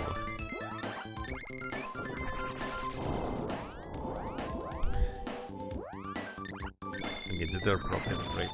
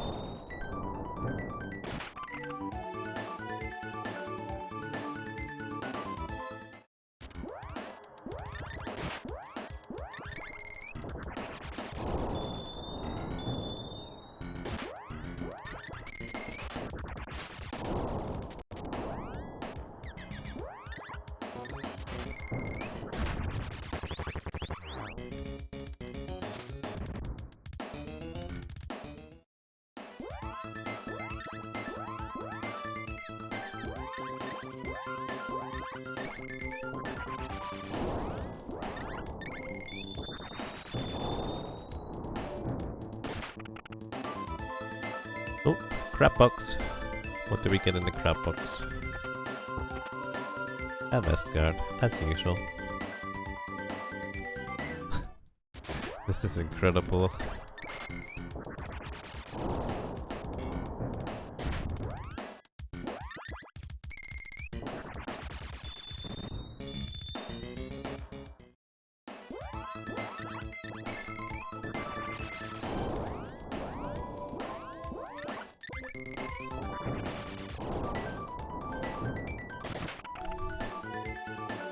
Oh, 2 crab boxes. Nice. And another vest guard. Crab box number 2 here. And another vest guard. Head crab, head crab, head crab.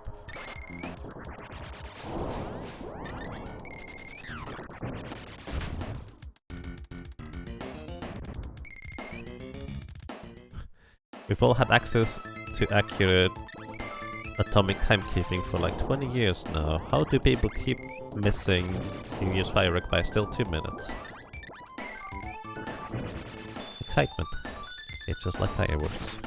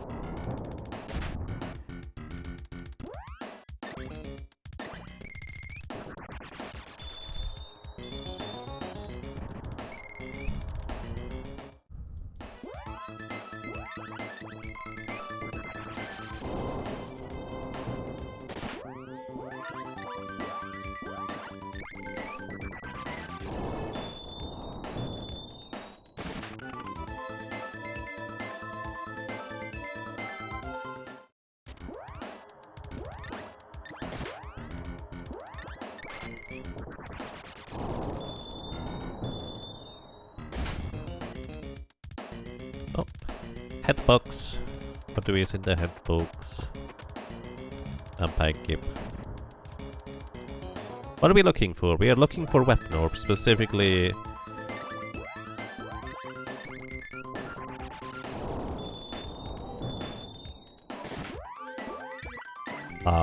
words. Specifically bow orbs from these crabs and axe orbs from these heads.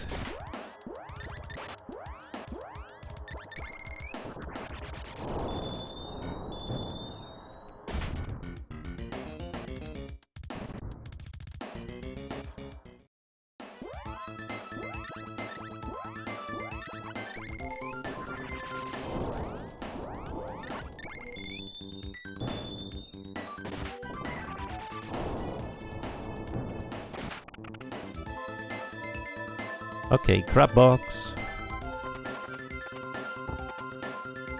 3 more minutes for the prediction. Well, it's not looking great.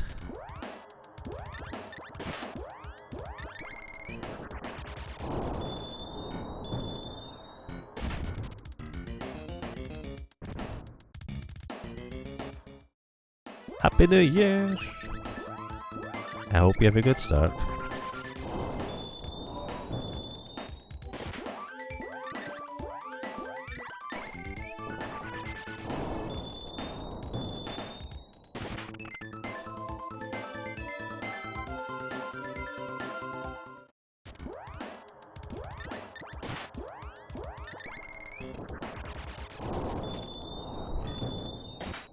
That was not enough damage.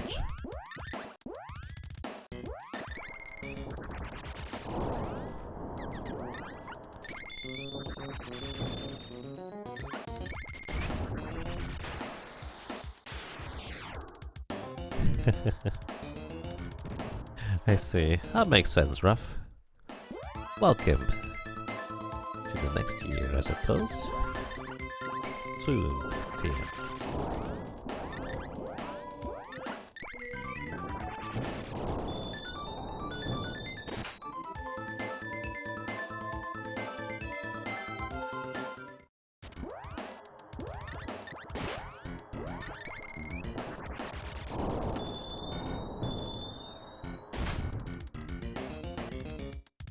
Crab box.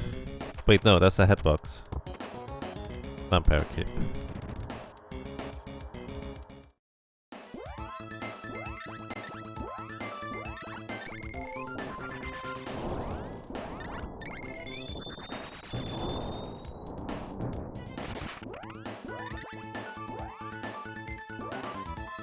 Alright. 27 more spell casts with Gnome here.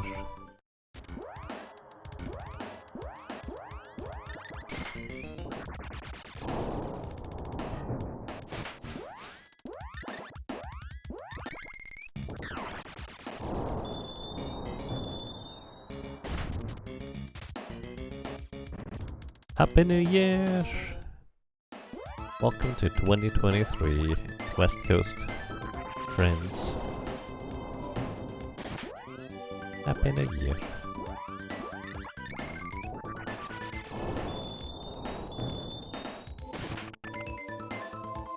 Can I go now? It's... By the way, I would like to point out once again,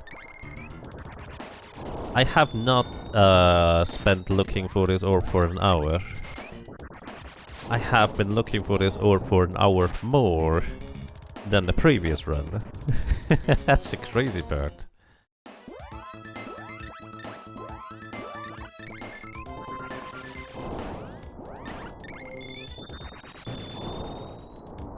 Gee, well played, Nori.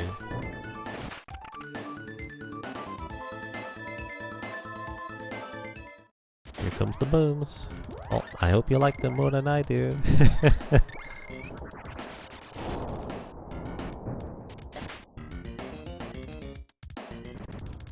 Happy New Year.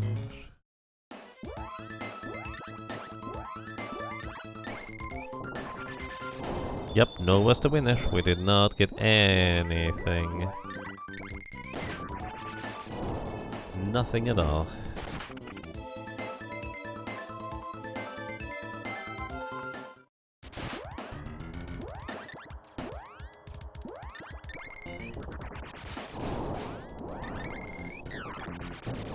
Well, I mean, we could just continue with that trend. Are we going to get another orb before 19 hours?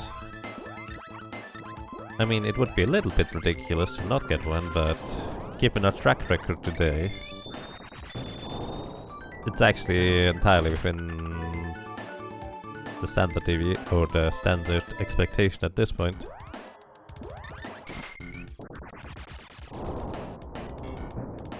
Good morning, Ring Bear, and welcome. Seems the grind wasn't too good while you were asleep. Probably not. I'm actually kind of fascinated in how much worse this is than the previous ones. This is quite something. Like, I'm kind of doing my best to just mitigate the time loss in the sense that I'm actually training up magic all the way at this point. Like, technically, defeating the crabs would be faster just using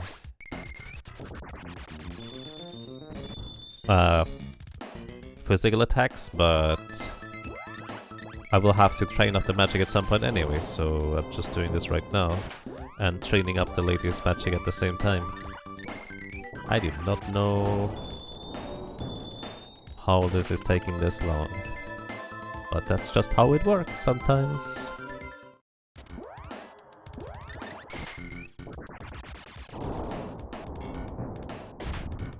Let me actually check. The lady needs 53 more spell casts.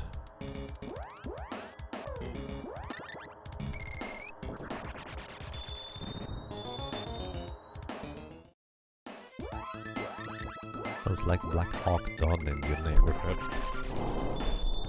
Black Hawk Down.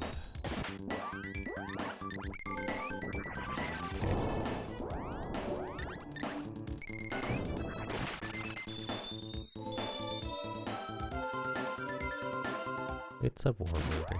Okay. I do assume that down refers to like down feathers rather than down like on the ground.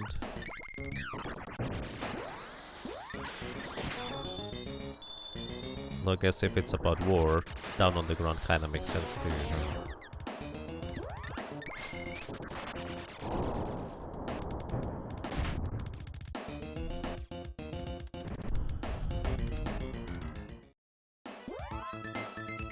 Any element already at 99? Yes.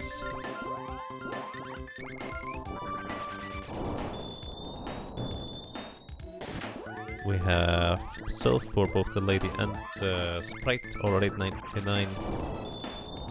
We're nearing 99 gnome. We get another crab box. Another West guard.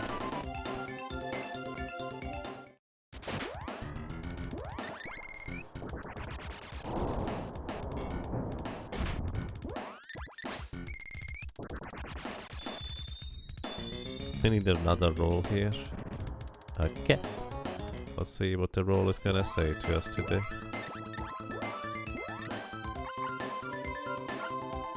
Spotlight, roll a d20. 20!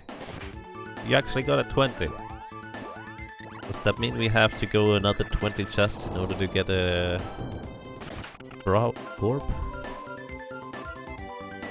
You did it! Eventually. After a lot of really low rolls and just one medium roll, we finally get a 20.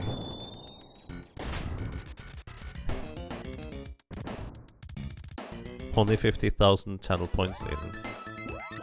I mean, I think that's above average.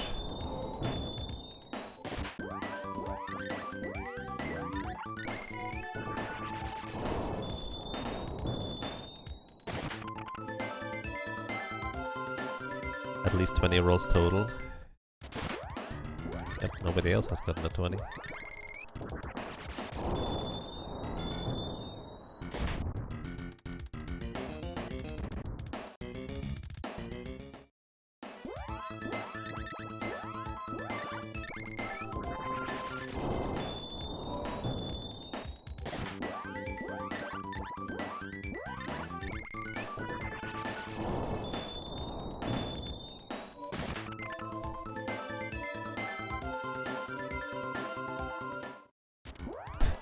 $20 chests sounds a little bit much. Let's say within the next 20 minutes. I mean... Oh. Good luck with that. I did not pay attention how many times I cast the spell already. Oh, we're actually at 99 now. So I guess Shade and Dryad are next, but the dude actually here resists Shade, so I guess we're just going straight for Dryad now. And Luna. Like, it would technically be better to just use weapons. But the Fiend Head is kind of unique in that it's not really much better to just go for weapons. But we're gonna go for weapons here now.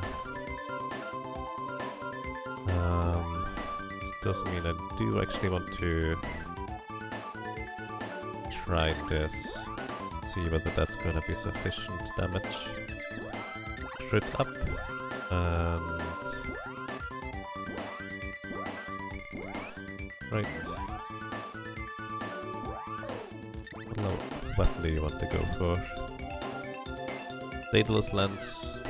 Still have that equipped, right? You do not have that equipped right now. We need 9 more kills with this one. Actually only 5 with the whip specifically.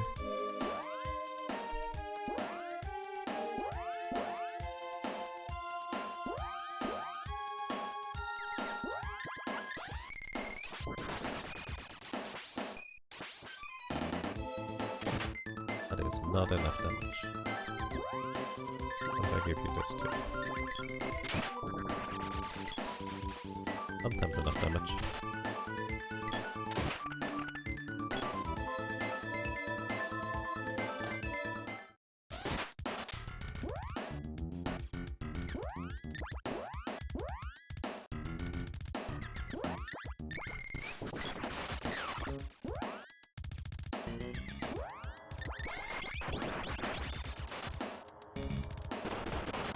All in one segment? Yep. I mean with breaks in between. Also, I just got this spell magic. This is very annoying.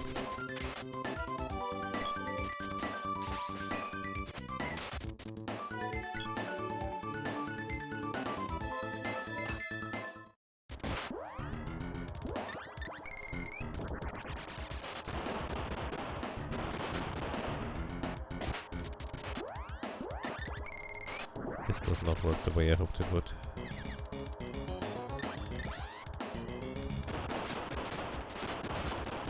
Ay.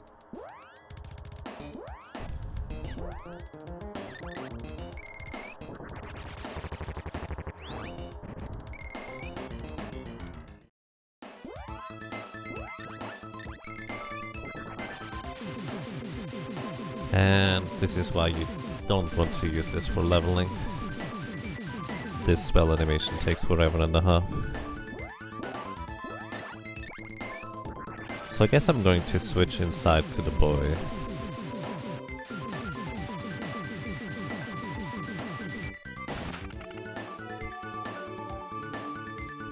Chest. Vest guard.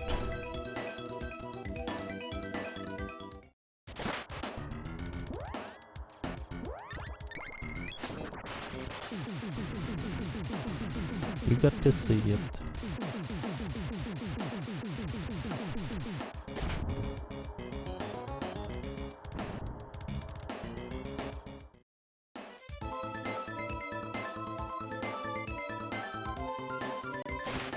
I was kinda hoping for the AI control cactus to be slightly better offensively, just hitting the enemies, but they're really not.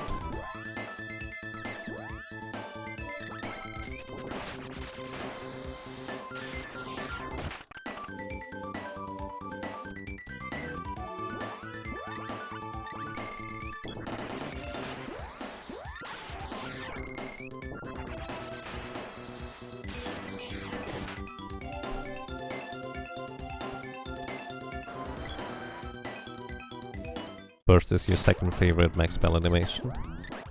Definitely a fun one.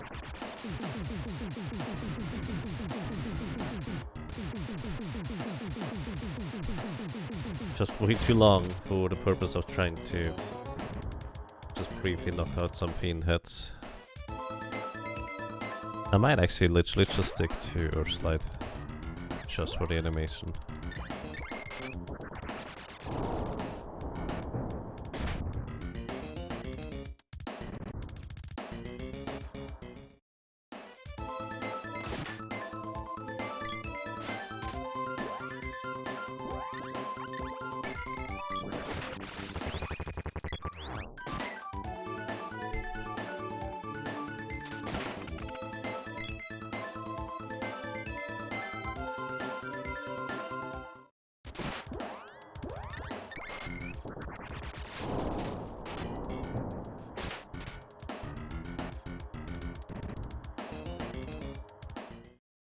Alrighty, here's a thing. I'm actually very strongly considering saying that if I don't get another weapon orb by 20 hours, I'm going to bed. Because like, the weapon grinding is going to take so long still. So it's just like, really? But I also really don't want to do that.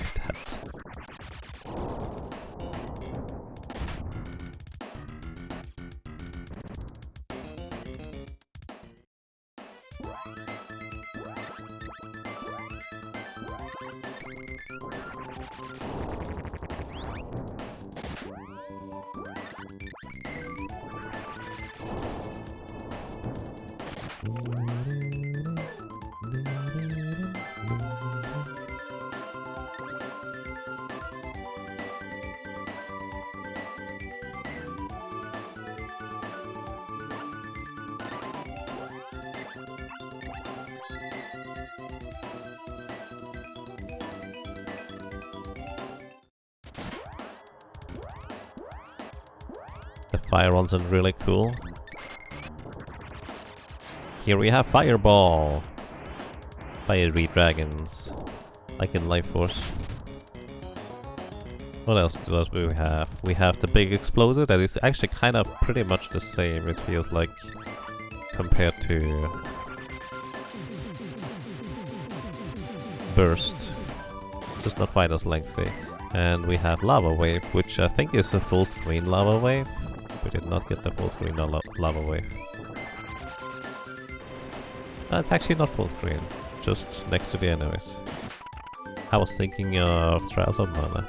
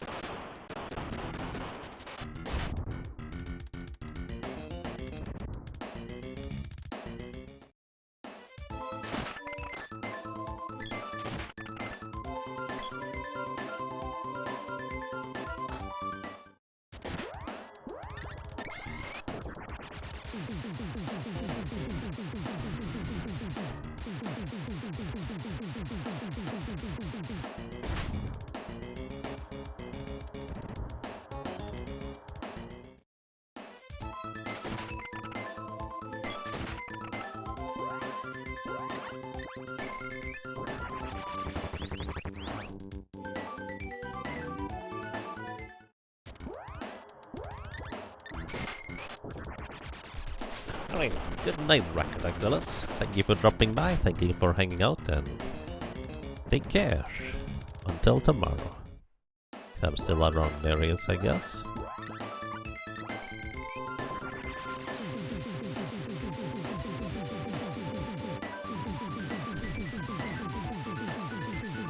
It is way too long of an animation, dude.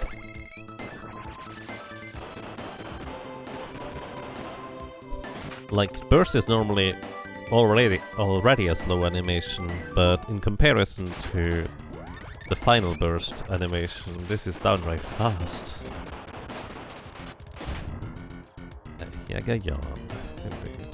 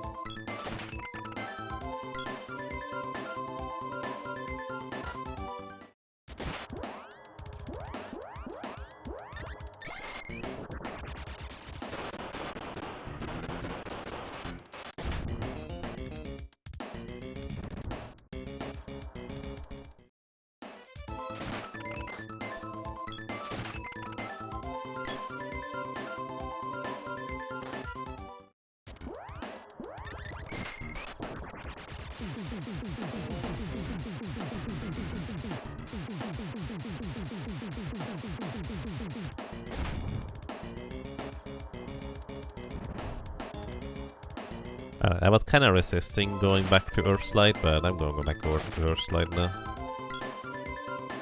Also, I think the lady can give herself elemental weapon.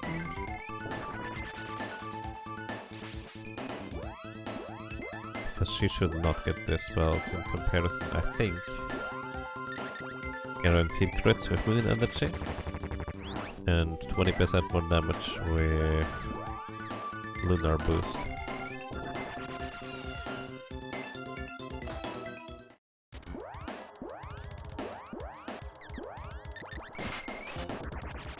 Might not be enough. It's not quite enough.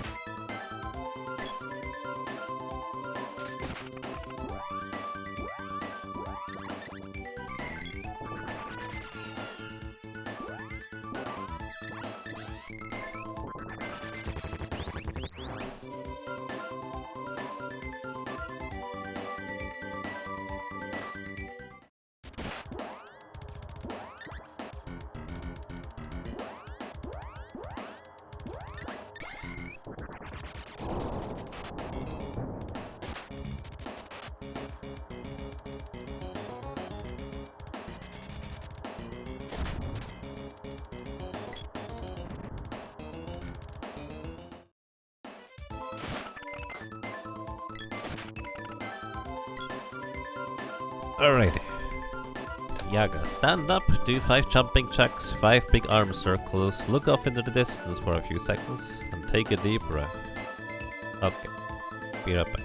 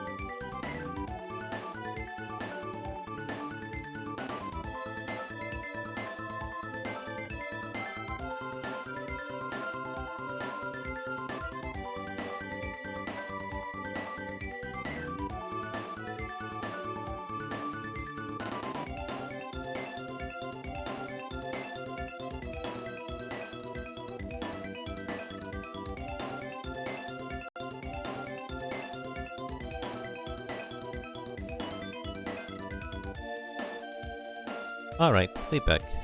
Let's see.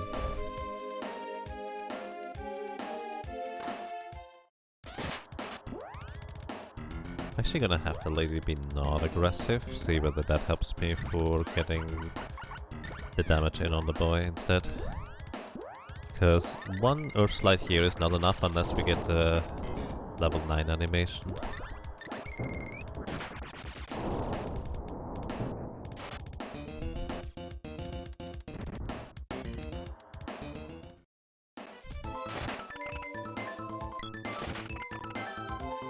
Crab chest.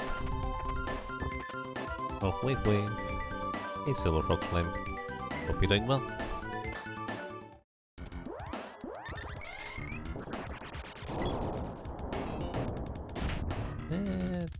That was a big animation.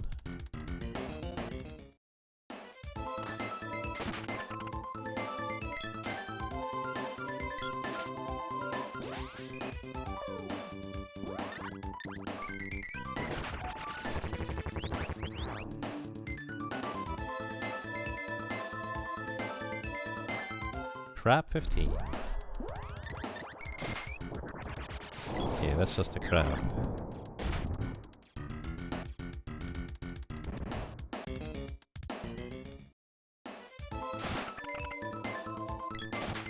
You know, maybe I just realized I could do...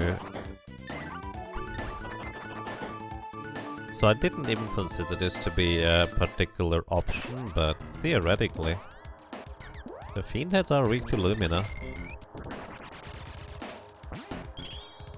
So this should be guaranteed enough with just one and the boy attacking once.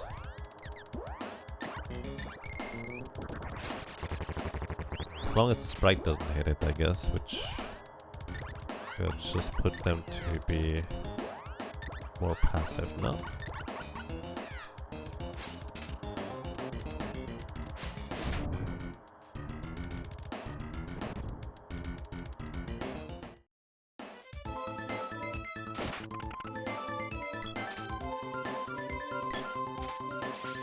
Crab chest.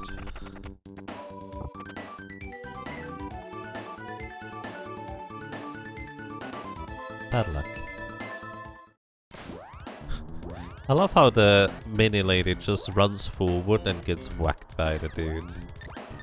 And believe me, she will do this literally every single time. Because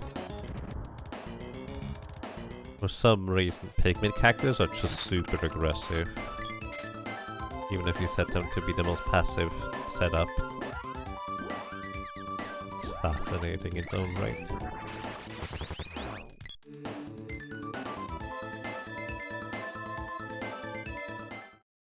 I need to control the lady before going outside, that's the short version.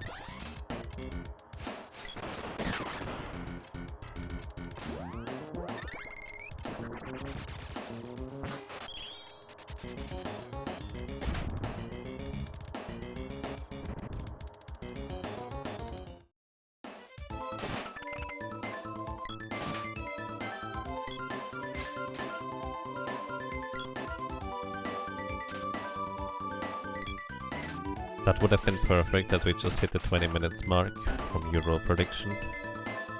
Yeah. I keep forgetting this right now.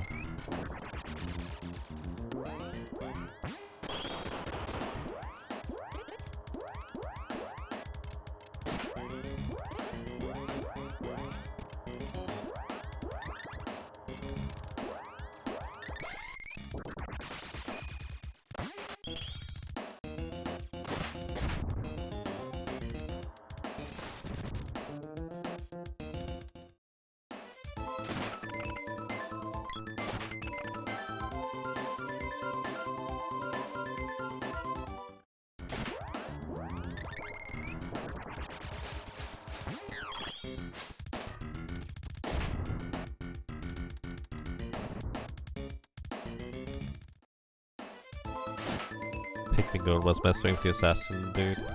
Yep, just punch him.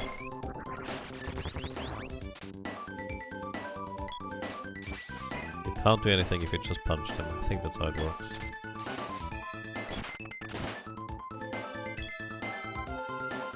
And I forgot again.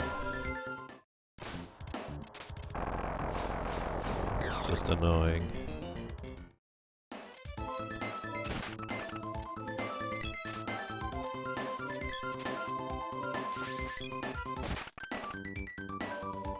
Oh boy.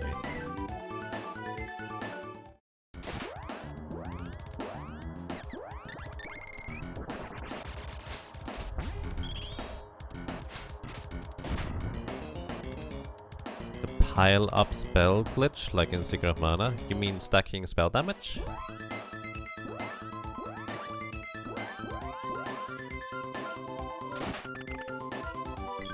If you mean stacking spell damage, that is actually an intentional mechanic, because it is programmed into the game to not override each other's damage, but instead add it up.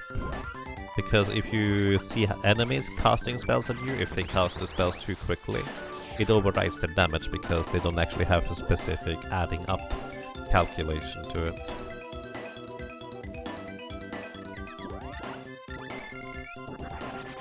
Yeah.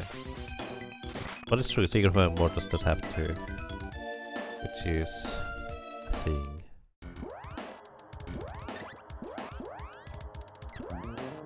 Last Lucent Beam.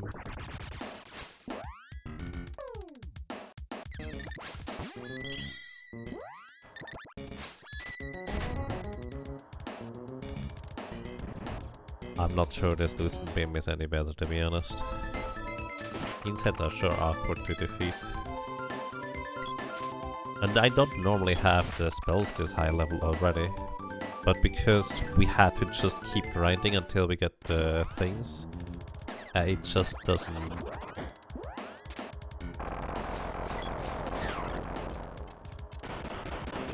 It just doesn't want to give us any rare drops. It's quite annoying.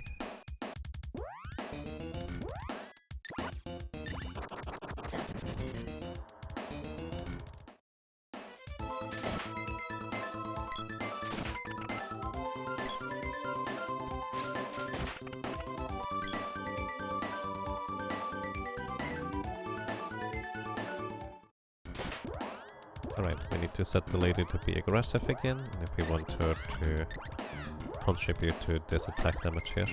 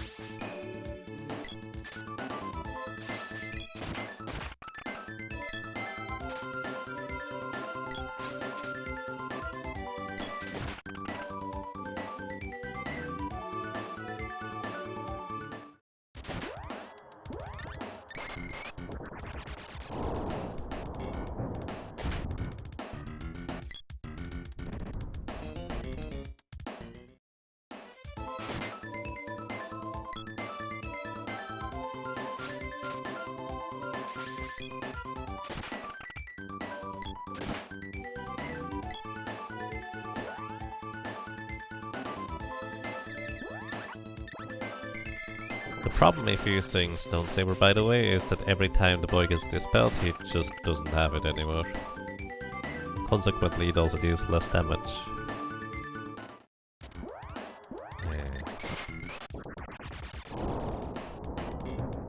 Dispel magic here every single time from this clown.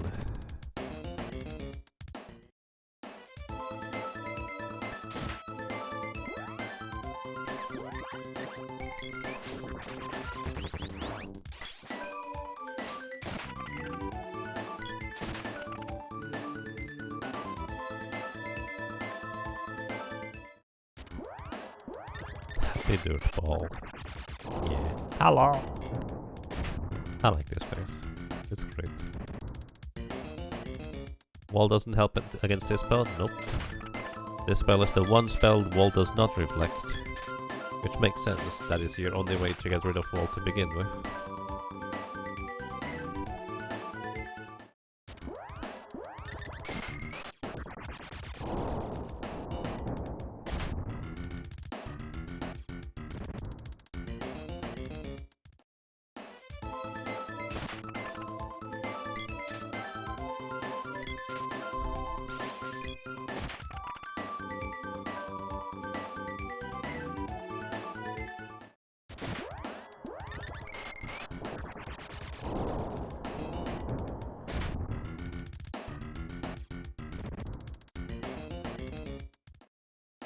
Now it feels like we haven't gotten a chest drop in forever at all.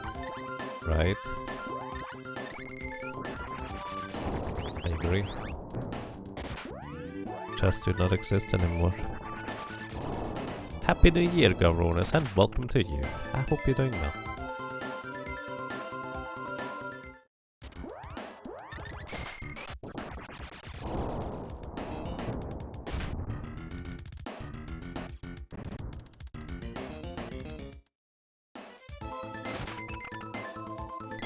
Like in previous runs, we haven't even gotten close to maxing out the money, but we're only, what was it, 100,000 away at this point? Jeez. Thank you. Hooray. You get a bow orb.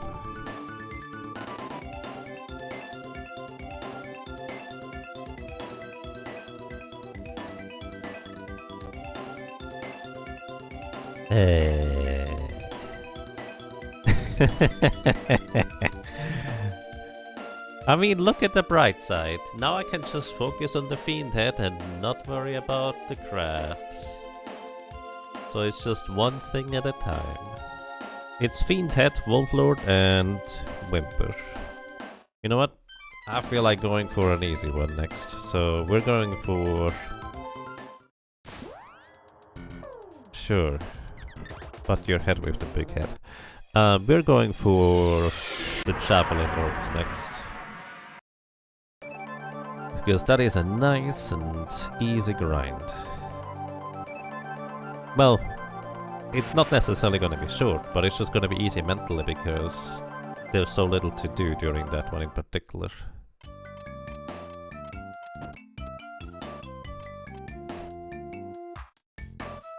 Look away for 30 seconds. I mean, when I was more awake and mentally stable, I was announcing every single one of these chests that I was getting, so maybe I should try to get back to that. But hey, bow orb acquired.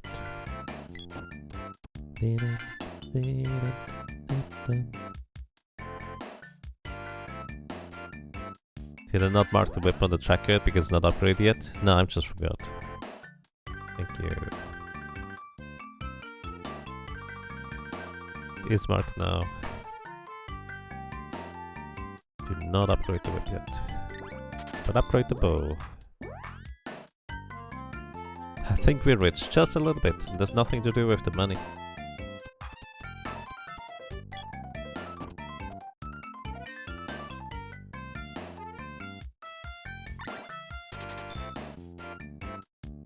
Would you look at this?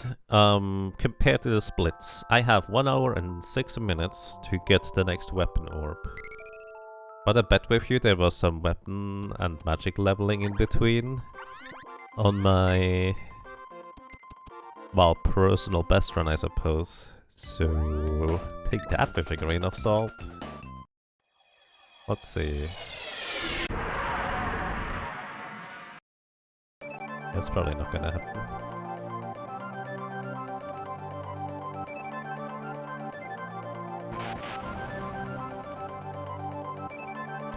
Was not upgrading the whip to intention. Yes, we want to keep the whip at level 1, so we can use it to boost the other weapons for a higher level.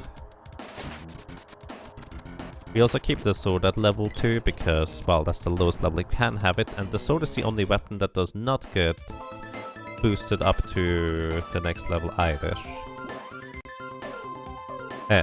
Basically the sword can't get up to 8.99, every other weapon goes up to 8.99. And basically, that's convenient. Just gonna do this.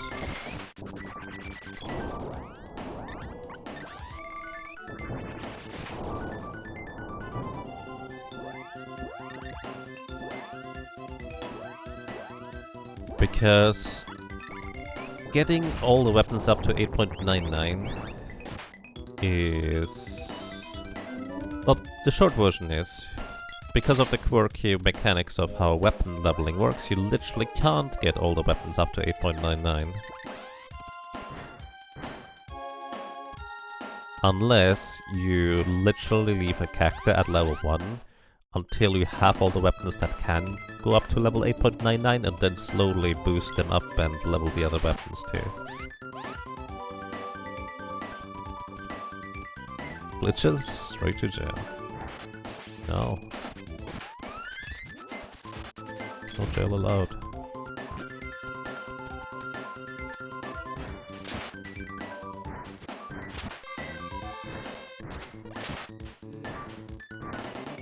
So these whimpers are the ones that we are looking for here at this point.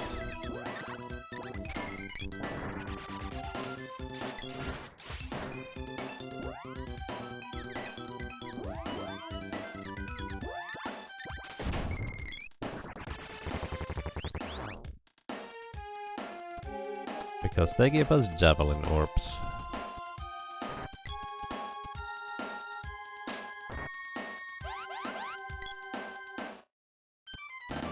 You use the level 5 sword to pull it off. You know, that's a good point.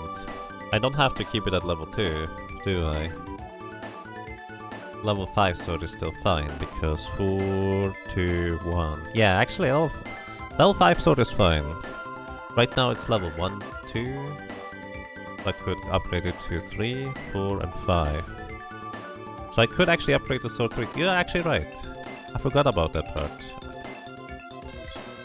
Yeah, that is actually more efficient. Upgrading the sword 2 more times.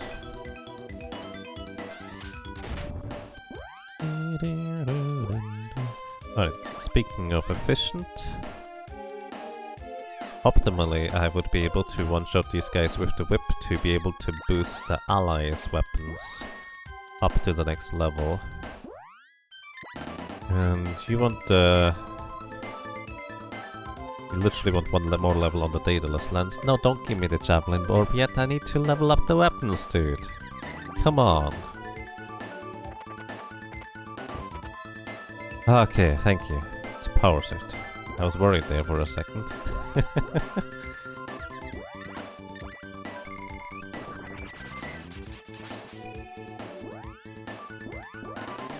We should be able to easily one-shot them with the whip. The whip gives +2 experience points. Not wanting a rare drop. I just didn't want to leave this place yet. This is gonna be comfy for a while, probably. I don't actually know whether that's true or not. Because what we're gonna do is have the lady and the sprite not attack.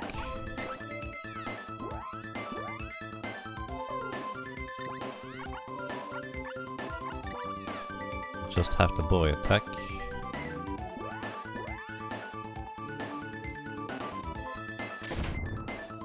And they get weapon experience. Alright, the lady should now be... oops. Maxed out on the spear. She can't go any higher on most other weapons. She actually goes to get the boomerang here for getting it boosted. And the sprite... I wonder how long you've been done with the axe already, because... that seems like a waste. Sprite gets the javelin at this point. Which actually means the sprite could assist us. This would be fine. In fact, it would make more sense for the sprite to get the kills here. I don't know if the sprite is strong enough, but we'll see. Boost critical hit powers for the sprite. That is not the sprite. This is the sprite. Boost damage here. We're gonna have the boy not aggressive. And the boy also needs to get a weapon that needs boosting. You get... actually the Daedalus lance is fine on you. Alright, so we boost the boomerang and the lens. And yes, this should work. I'm pretty sure even the sprite can open up the chests by now. Power suit won't fit. It's reverse psychology. I was just getting set up here. That is 2 chests so far in this segment of the run.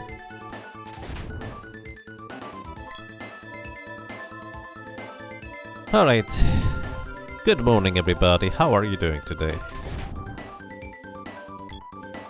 Is that just in the original or also in the remake? For the weapon leveling, I honestly don't know, I never bothered to 100% the remake. I mean, I didn't bother to 100% the original for... well, until I decided to do 100.99% run. You're doing great. Hey, that's nice. You're scared I will die from sleep deprivation with this run? No, I'm going to bed before that.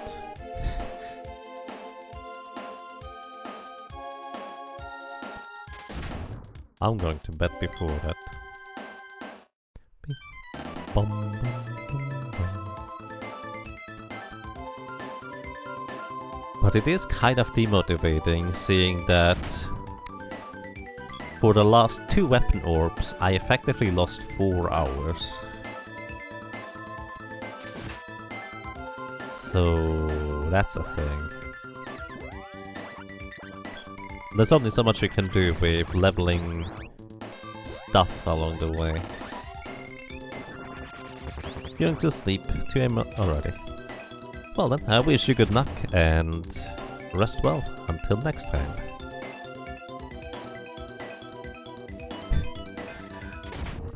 My first 100% got you through the flu? Nice. Hopefully no more flu today. Still going? I mean, of course. We would need to have excessive luck in order to be able to match my personal best run. But we're kind of having excessive luck in the other direction, if that makes sense. Because at some point it kind of becomes impressive on how much you don't get, if that makes sense.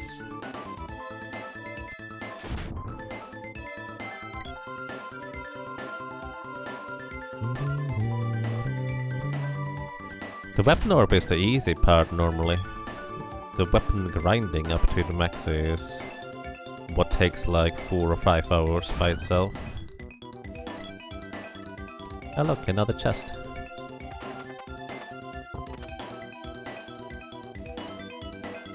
Power suit won't fit. Number 3.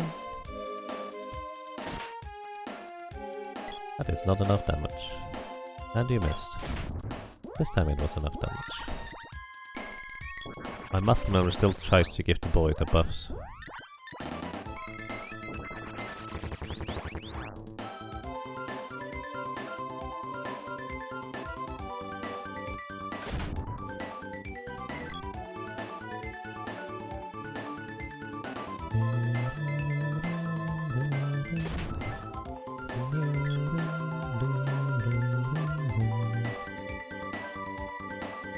Happy New Year, Vexium. Yeah, magic also to 8.99. Magic is gonna be the easiest stuff in comparison to the weapon. Weapons just takes forever and a half. And I don't think choosing to keep the whip at 1 was a particularly good choice because it makes it kind of difficult to... well, whip is basically one of the good weapons to use in various circumstances here. That's the short version. So maybe a different weapon would have been better. Whimper 4. But I don't know. I haven't exactly done any testing, theory crafting or anything like that. Whimper 5.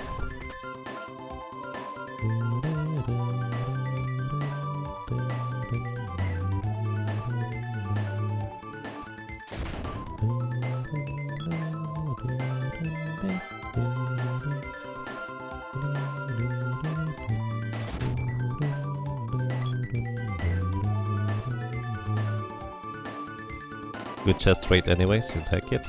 Okay. Take the good chest rate away. Where are you going to take it to? I did the wrong thing again.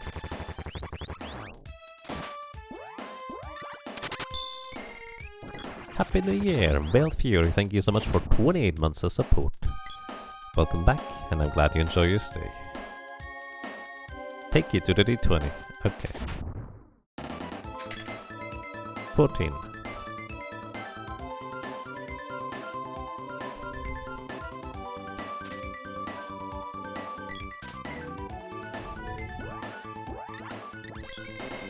You know what I could do?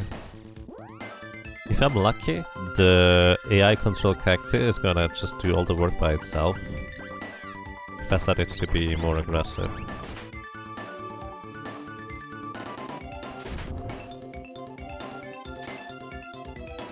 Like basically sit here. Oh, it attacks too quick. But I guess it can just attack a second time, but then I just have to move back and forth and I can just reach chat. Orbin, 14 kills, it's guaranteed now. Wow.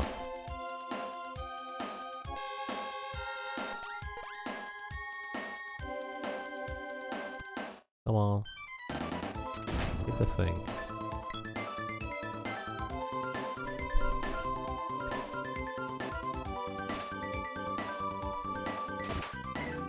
Here the AI attacks very slightly too quickly. It's kinda weird to see.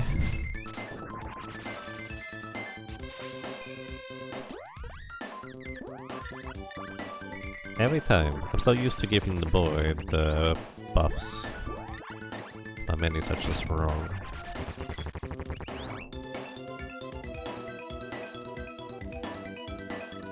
Let's see, what other weapon could you level up, Sprite? Instead of the javelin. Preferably some... Actually, the bow seems like a maybe good idea. You have never really leveled up the bow. In fact, the only time I think you might have gotten bow experience was during Spiky Tiger, probably.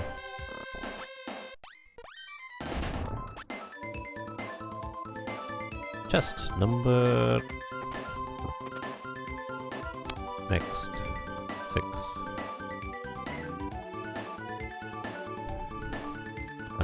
Ah, still too fast.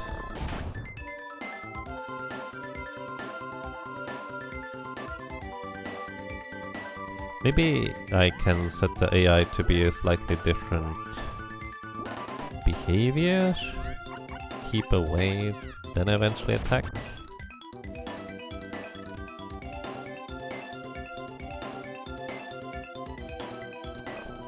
Nope, still too slow. Too fast. No, the sprite is just running away and not fighting anymore.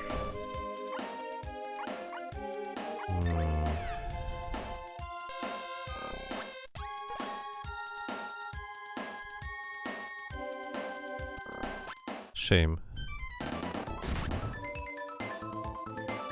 I'll have to do it manually, huh?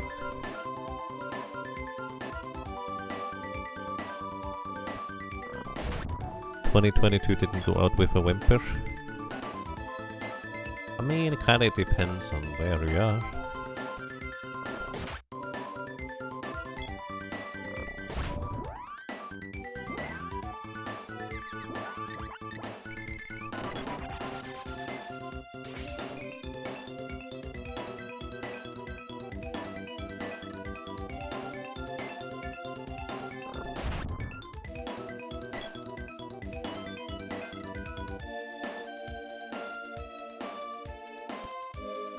I just realized there's no sound effect for these teleportals. I can't just close my eyes and wait for the sounds. It does not work.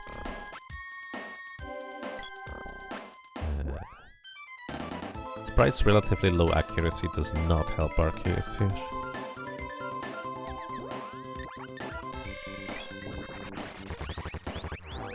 No, it didn't fly over my head. Sorry. I'm just not sure what to say about it.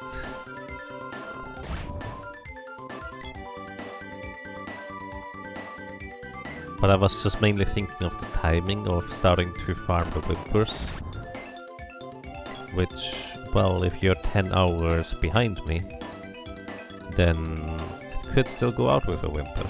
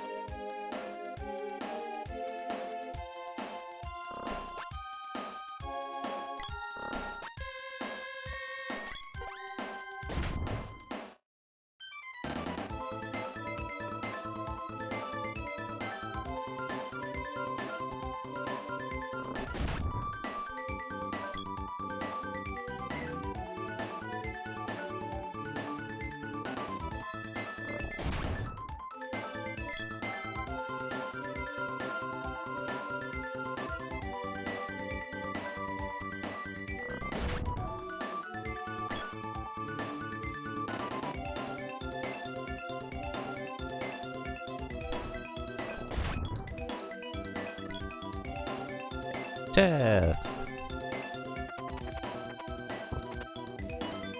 Power suit.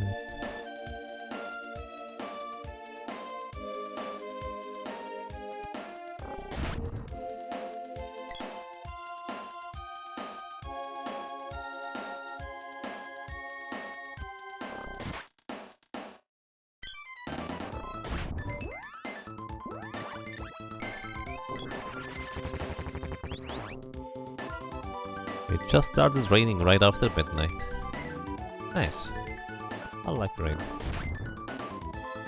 Maybe not when it's turning into ice in the morning on the streets, but generally.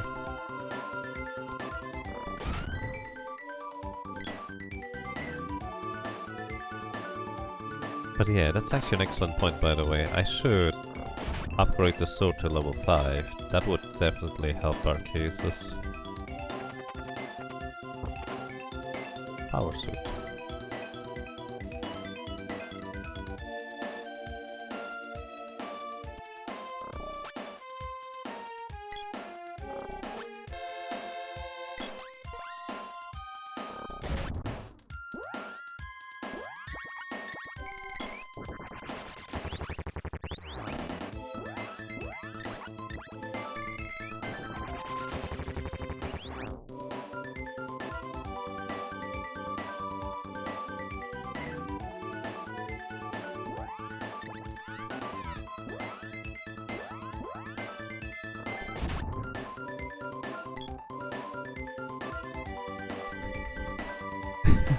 You get some sleep instead, so I don't have to. That's nice.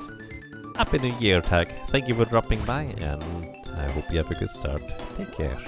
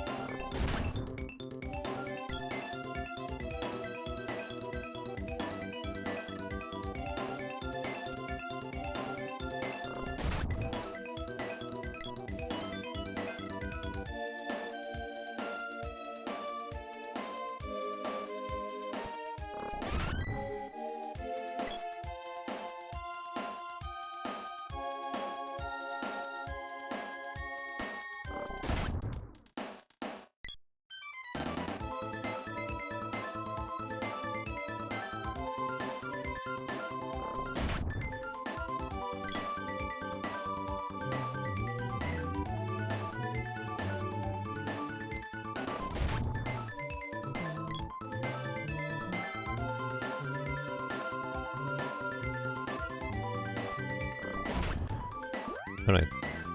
Probably should check the levels again sometime. You are getting close to being done with the ninja star. You are... What are you leveling actually? You're done with the lens. Oh. Oh, you're done actually. The next thing is actually the Garuda Buster and the Ninja's Trap, but you don't have any available right now. We are using both. Yeah, you're using the Garuda Buster, which gives 1 experience over to allies at this point. I guess you wouldn't mind using the Dragon Dart instead. That actually kind of would also make a lot of sense. You get that, and you get the Garuda Buster. Yeah, I think that should work.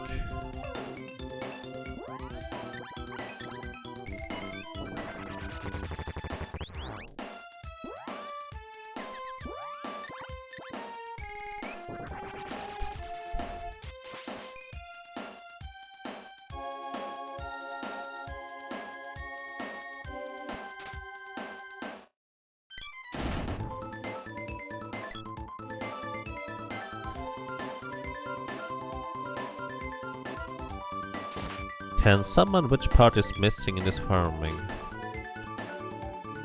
From this guy here, I need a Javelin Orb drop, which is a rare drop, so it's a 1 in 16 chance to get a chest, and a 7 in 64 if I do get a chest to get a rare item from the chest, so just over about 11%.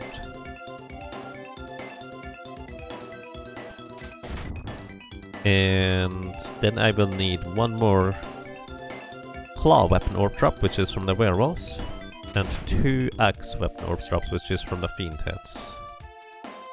Those are the drops I need at this point, and then I need to just get all the weapons up to 8.99 and all the other stuff up to 8.99, the spells too. So it's actually a lot of grinding still, and we're still on the search for the items to begin with, which we've gotten really unlucky on those so far. It's actually quite impressive at this point. Power suit won't fit.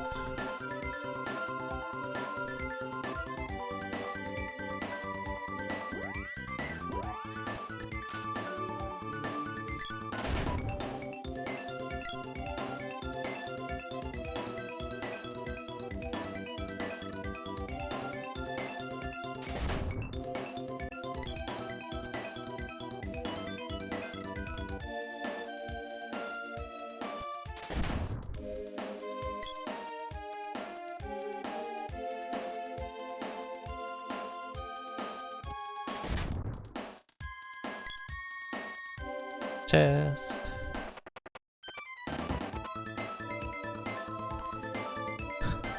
Whimper went out of a bang, but it wasn't an orc drop.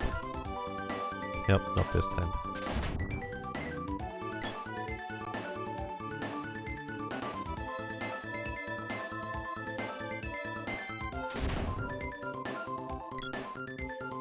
Chest.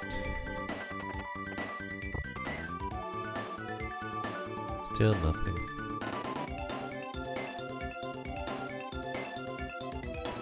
You've never put in the time to get as complete the goals as I do. I've actually never done 100% run casually. The first time I done 100% Seeker of Mana was literally during one of these runs. Because I'm not a completionist, I don't really care that much about it.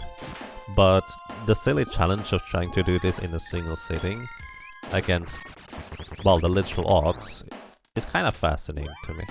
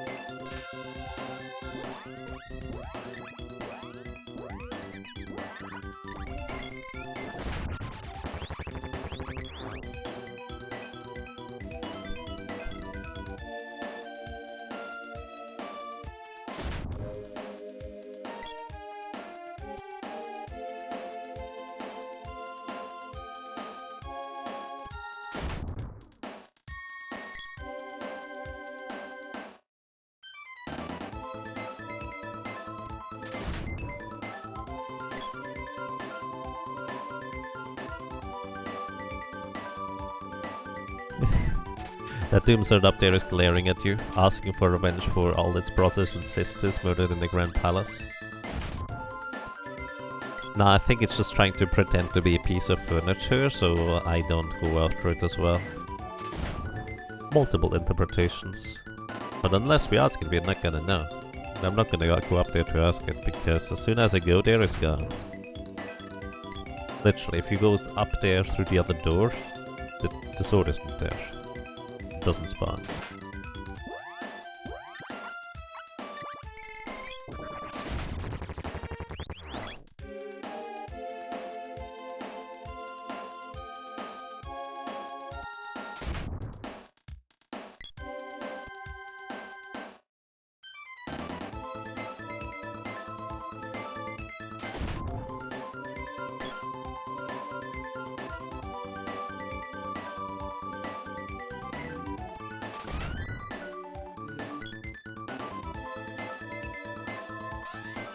Level 3.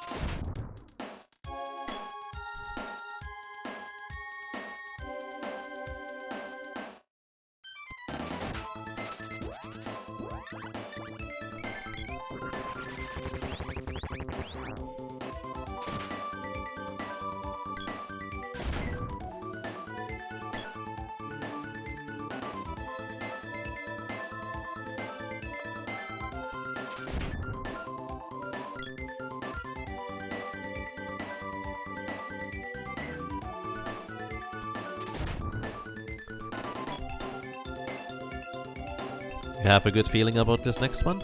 Well, let's see. Any day now.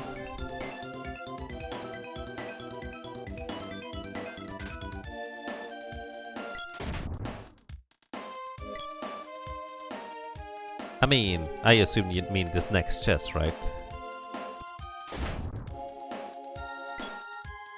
This one it is. Nah, not today. Next time.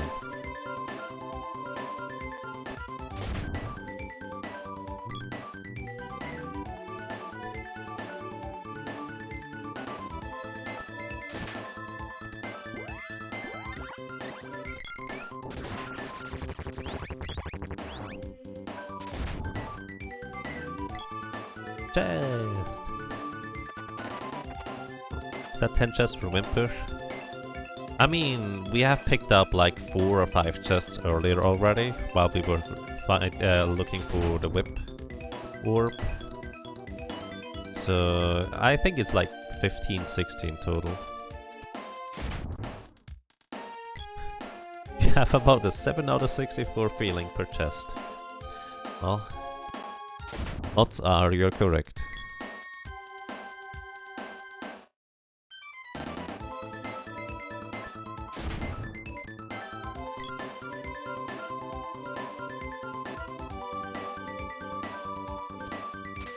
Maybe it's pure nostalgia, but to deal with this, the Secret of Mana music is top 3 Chrono Trigger in Final Fantasy 6. Never get tired of it. Honestly, I do not necessarily think it is nostalgia. Like, it elevates it a little bit more, but the music pieces in Chrono Trigger, Final Fantasy 6 and Secret of Mana are just genuinely, like, really crazy good. Regardless of nostalgia. Like, you can listen to these and not know anything about the game. They're still great.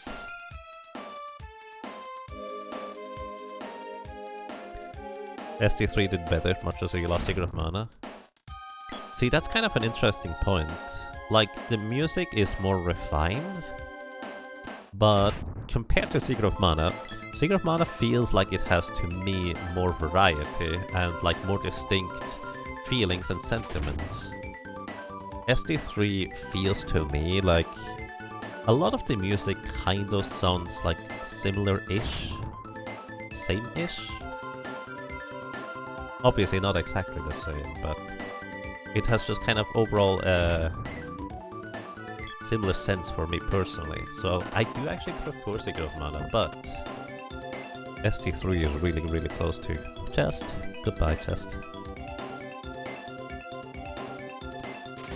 You felt like that was part of the appeal? That's fair. That makes sense.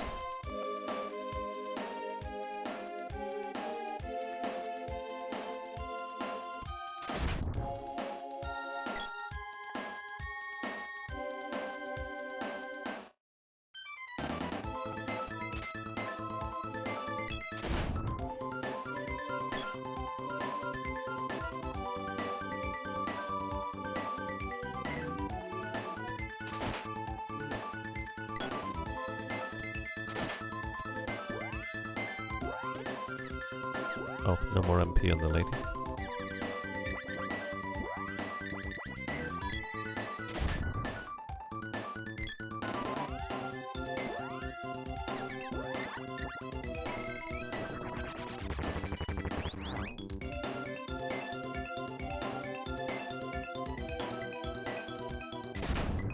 Barely remember the music in Trials of Mana as opposed to Secret of Mana. Yeah, I mean, that's kind of my challenge sentiment too, but at the same time, at least, I'm not sure about you, at least for me, it's not necessarily fair comparison, because I've played Secret of Mana so much more.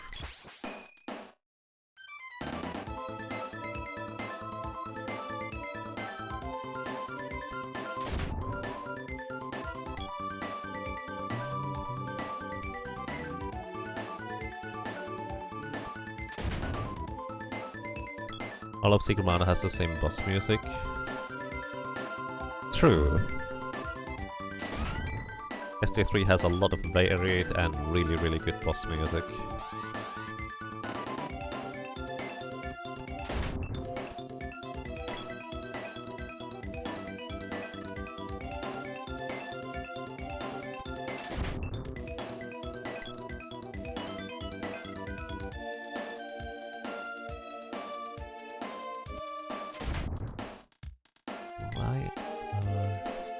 It is a reason why you have passed way over your speedrun time. Just pure luck in this case. Well, actually, it's mostly luck.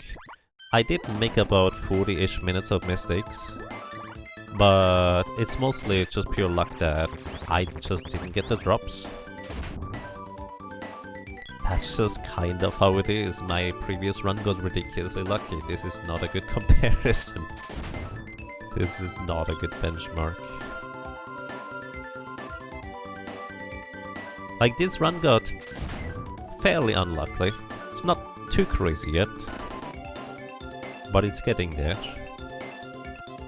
But the previous run just got really crazy good luck, so it's pretty much like opposites.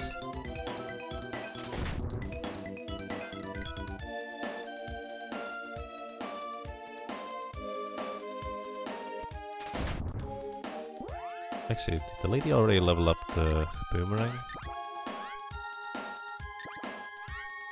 Oh, she did. I should have switched a while ago. She can go to the javelin or the claws. Let's give you the javelin.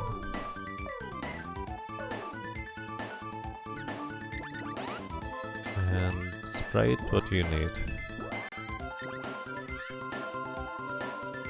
Oh, back to the... Actually, I'm gonna give you the claws now.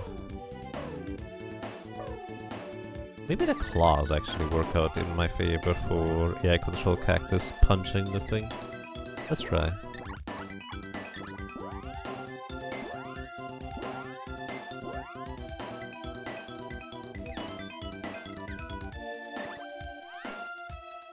Robot.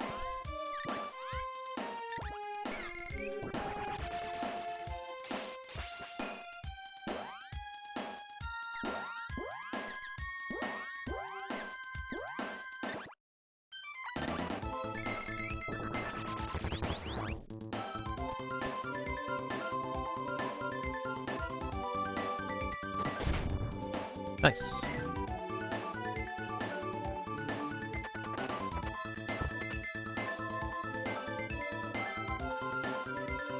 Tournament records are less relevant.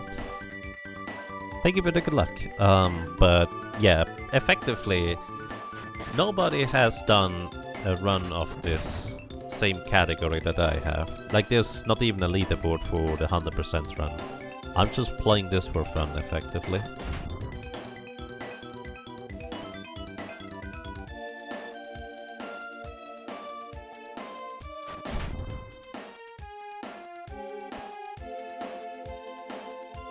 Easy world record.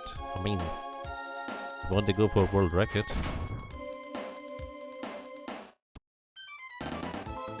It would be within reason. Best way to get a world record is to make a new category. I mean, that's technically true. Practically boring. But at the same time, if you consider certain runs to be a type of challenge run, it is actually very interesting, isn't it?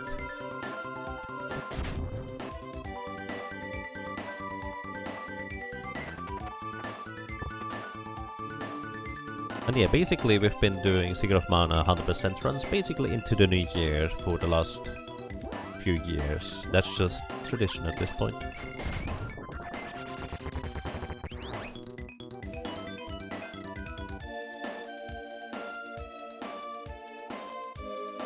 Look at all these lousy chests.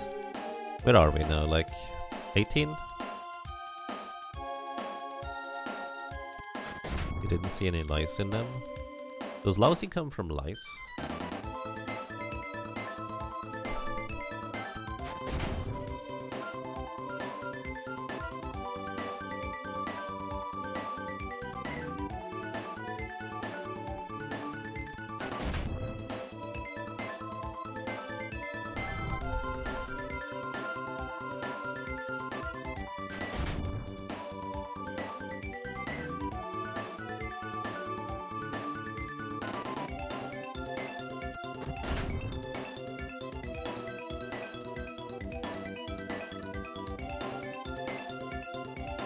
Louse is another word for lice.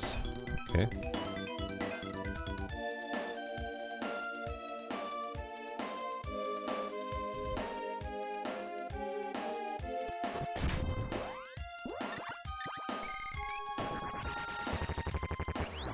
Louse is just a singular.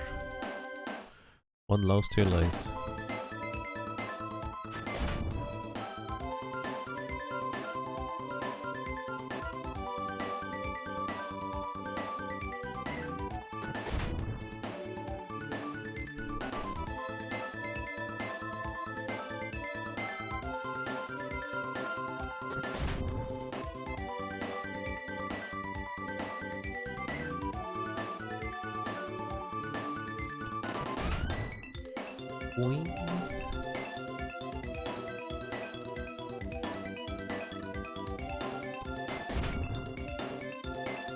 At this point you would take a louse over another power suit.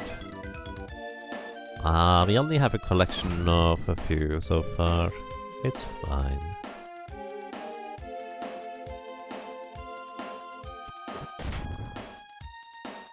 Honestly, this is a chill grind. I just lean back, let the AI do the thing. Check for a chest, occasionally buff the AI again.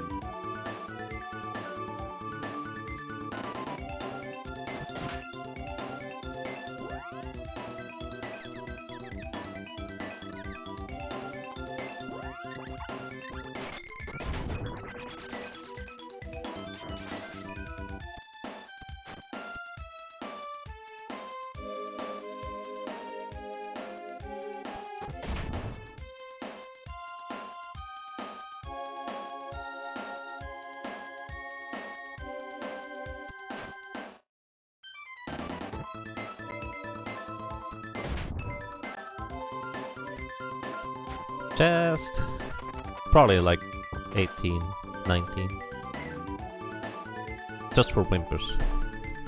That right? That doesn't seem right. Probably like 10 or 12.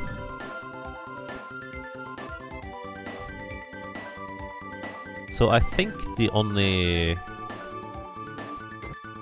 rare drop we have gotten well under drop rate was the Thieves' Glove. The one that normally eludes us.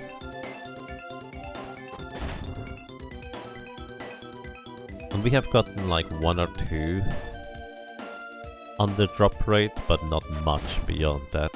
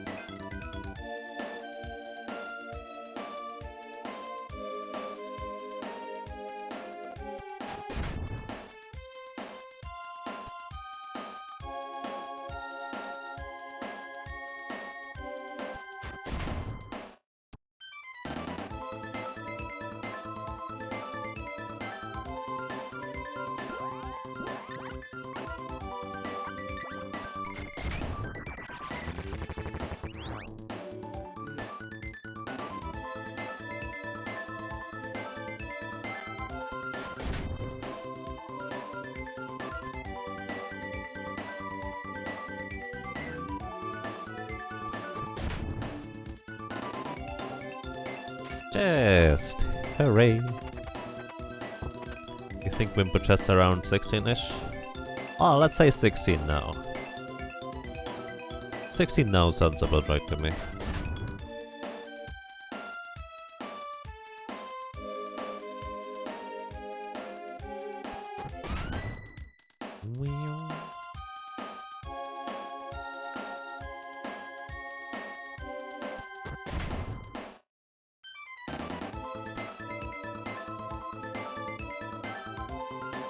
They've been dropping pretty good, just need one of an orb. Indeed. Wrong one.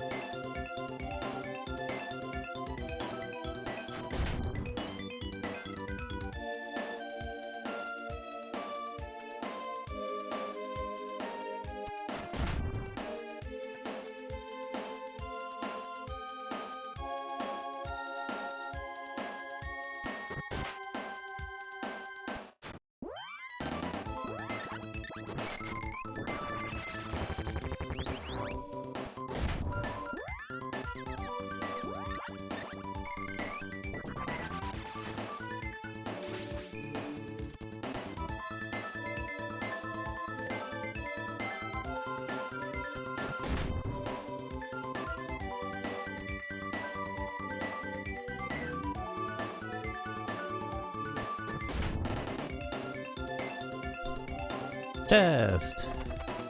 Did we say 17 now? 17 power suits. And hey Yusuf, welcome back! And thank you for the good luck. I think I definitely need it. Because there has not been a whole lot of that in this run.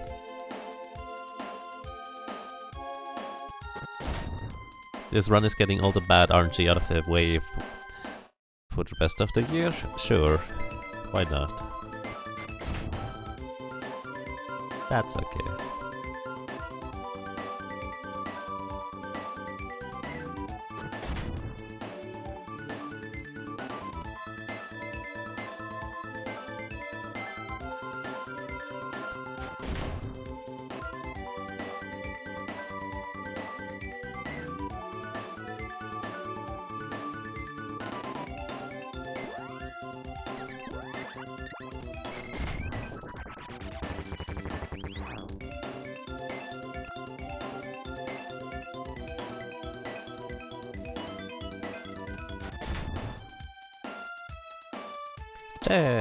Just number 19.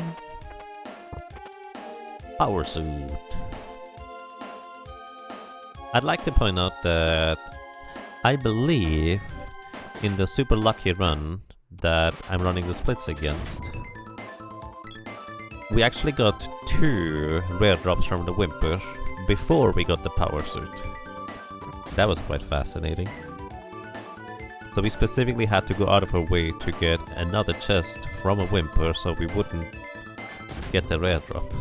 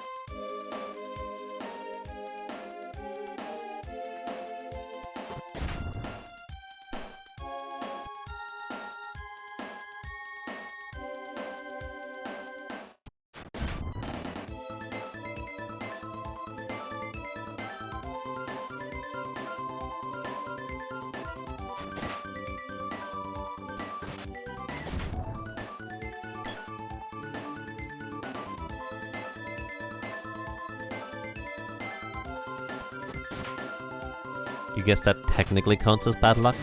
The double drop rate? I mean, yeah. These things are just usually a matter of perspective, right? This run here, it's kind of lucky in the sense that we get to tell another story. We get to tell a tale about a run that consistently had well above average drop rates and ended up taking, well, about 9 hours longer than the previous one. It's a different kind of story. It's not as fascinatingly fast, but similarly elusive, I would say.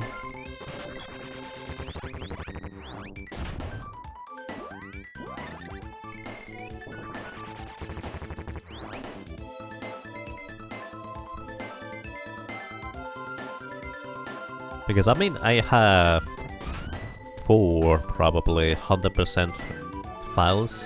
One is basically 100.99% with everything including the sword at 8.99.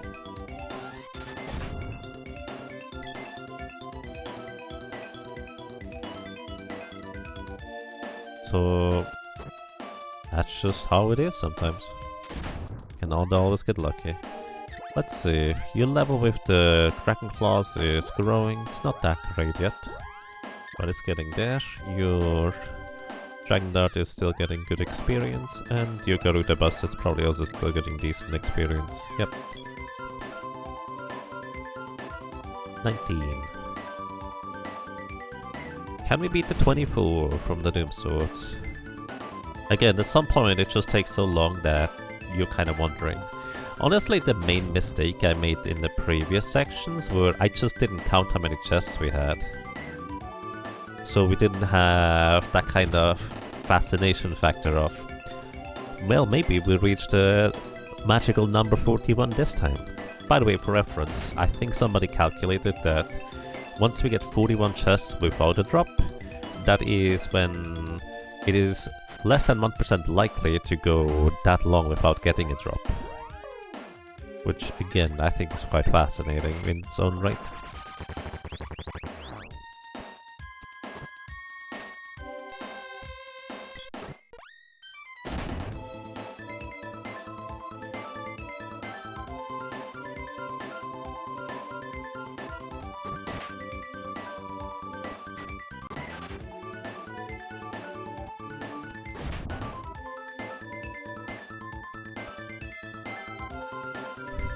Doom Sword was mean, Terminators were even worse. I don't even remember the Terminators anymore. I just remember Crabs and the Fiend Head. But also the tremendous amount of enemies we knocked out in the Pure Lands. 41 is the average? No, average is about 11. 11 chests for the rare drop is about average. 41 is when you have a 1% chance to have not gotten the drop yet. So it's very, very unlikely to get to that point, but entirely possible, right?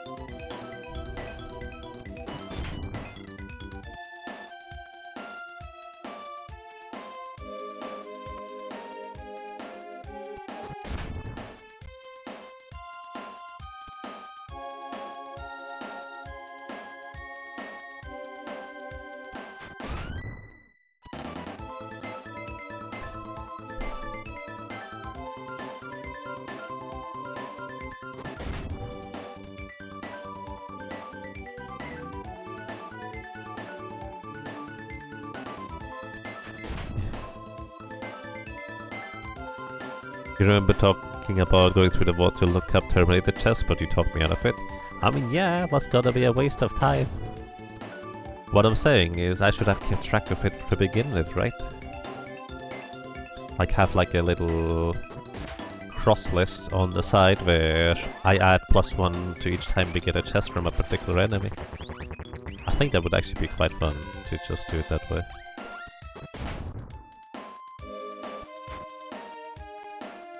This one's being brutal? I mean, you know, the entire run honestly has been this way.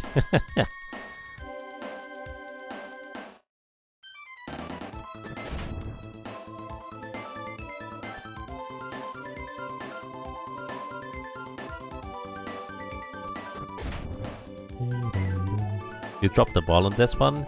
You made dinner, that's not dropping the ball, that is taking care of yourself, which you rightfully point out is what people should do, right?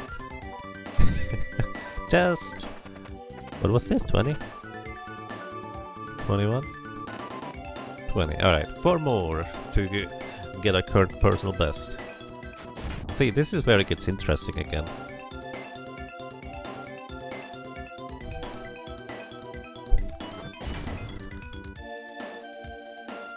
In that case it's 40 chests when the chance of not having the item drops to under 1%, not 41. Ah, okay. So getting it on the first is... I see.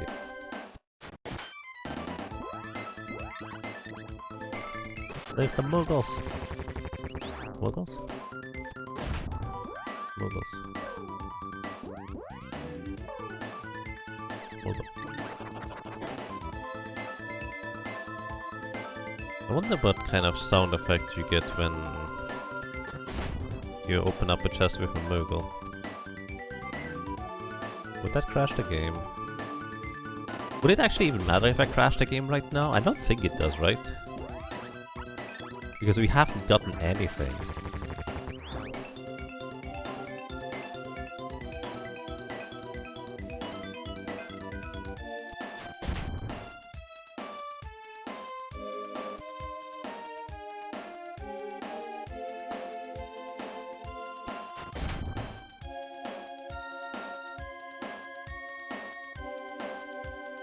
Whoa, it's Tony! You can't hear me, but I wish you a happy new year as well. I hope you're doing well.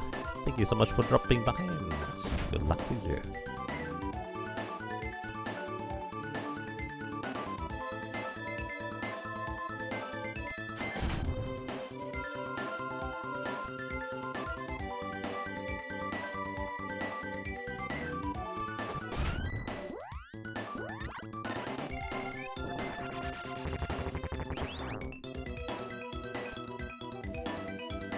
Love level 4.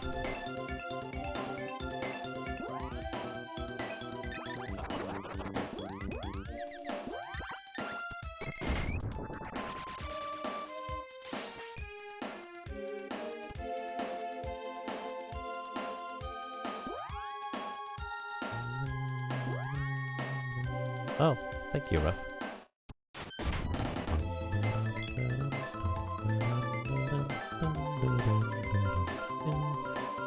$40 chests, it's a 0.97% chance of not having the item yet. At 39 it is 1.09%. Wow. Not that big of a difference in the grand scheme of things.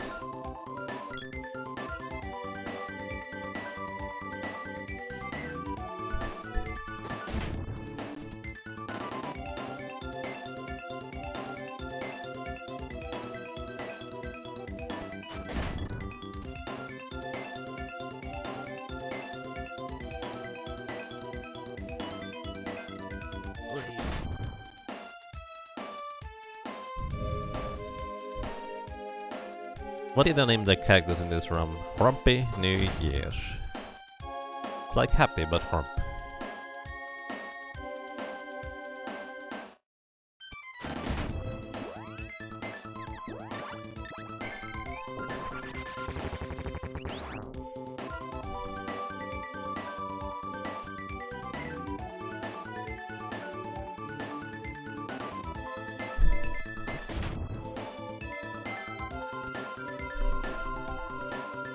And next hit it will be called Good RNG, please.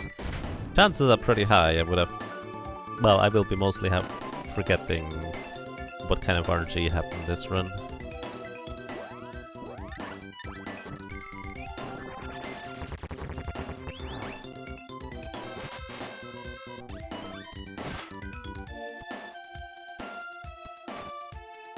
Alright, we're gonna do something silly here.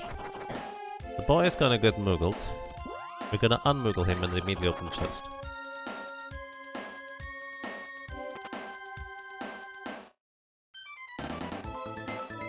Uh-oh. Wait, do you actually softlock here?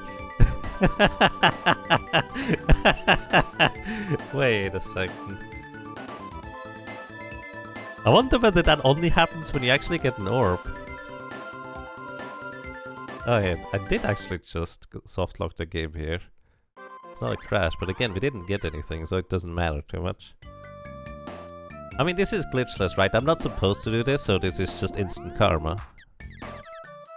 But I'm actually curious to just do it again anyways, just to see. Oh man, if it wasn't orb, I mean, there's no way to know. Actually, it's technically a way to know. Right? But the thing is, if I didn't do these shenanigans, I also wouldn't have gotten...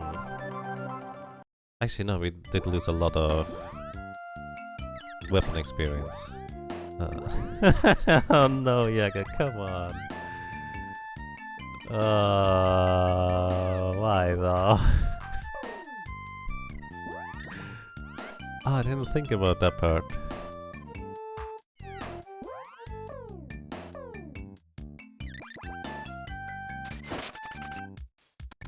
Alright.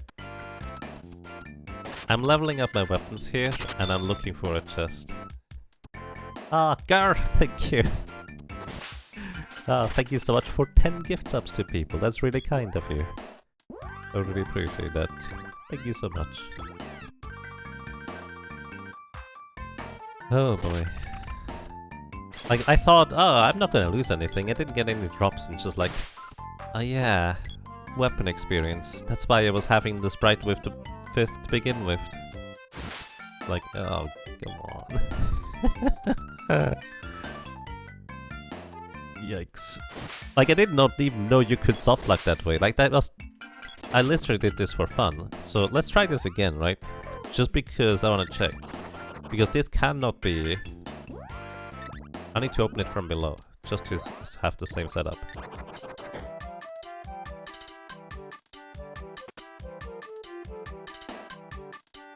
Oh, you just always do softlock. Okay, so... On the bright side, it was at least not guaranteed an orb. I had no idea you could softlock that way. Oh, I'm glad you enjoyed the stream, Gar. That's nice. Happy New Year, Tailless. I had some snacks. Maybe I should go and get some more. You're still calling that 21 Whimpers? Sure. We can go with that. Like, this is just kind of entirely my own fault, obviously. Like, there's nothing else about that. Because I was trying to do something fancy, because if you do this exact same thing with a pigment character, you actually get the sound effect for the drum. The wind drums, the flammy drums. And I've just figured, oh, what kind of sound effects are we gonna get there? Turns out you get no sound effect and you get a softlock out of it. That's a shame.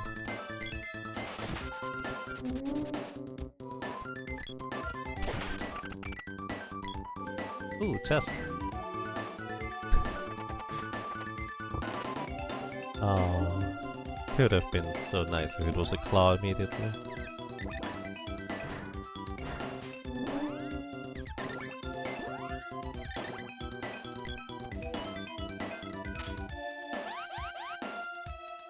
Knowing is half the battle. Yep, and the other half is making sure you tie your shoelaces. Really important to tie your shoelaces, guys.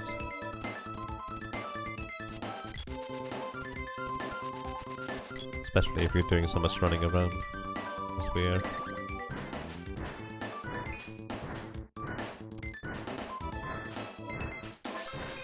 You live and learn. I mean, the similar case as to how we learned about... Ooh, chest! That is 22 members.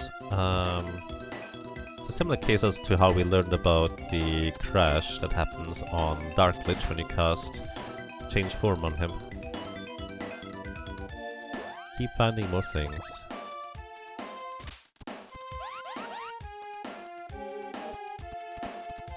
Like, I'm really just mostly glad this is not specifically tied to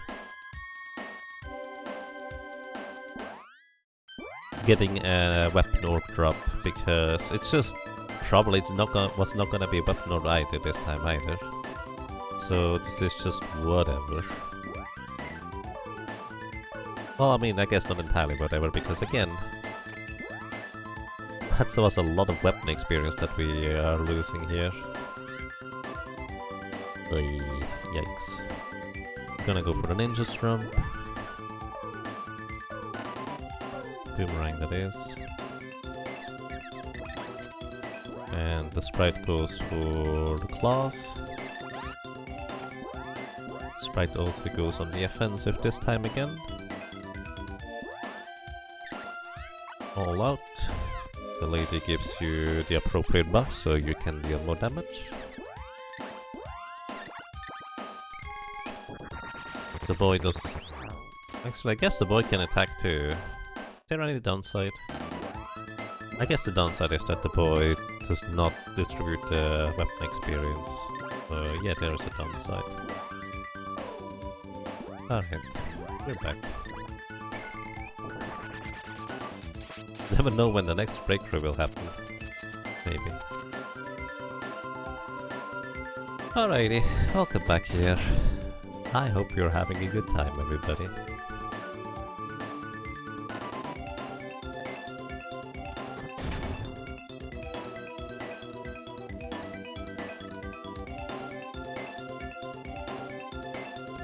I'm fascinated, I've never seen that before with the Moogle. Or for that matter, never tried it. I wonder whether the same happens with Mini Moogle. Like, I'm almost tempted to make a save state to try out all these things with various forms, with minute character with barrel. Barrel actually probably doesn't do anything, because pressing the B button removes the barrel.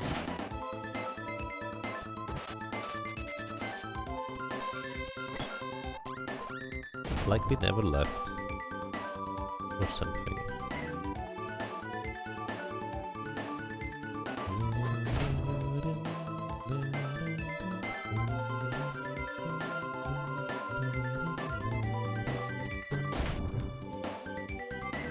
I will say that might have cost me like half an hour if we're lucky, probably more like an hour with the weapon experience lost here.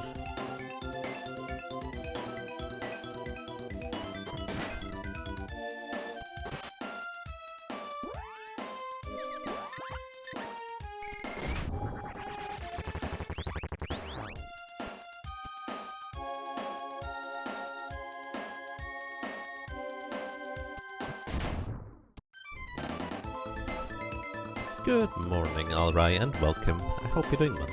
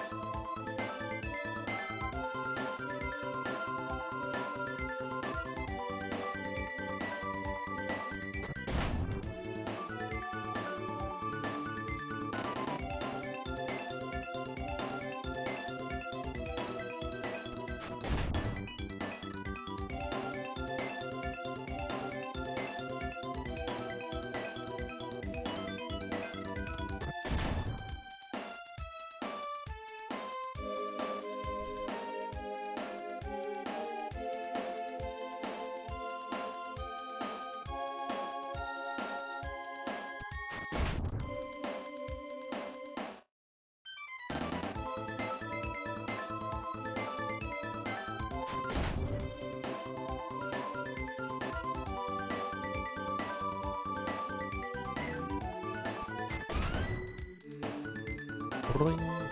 Get those weapon levels back.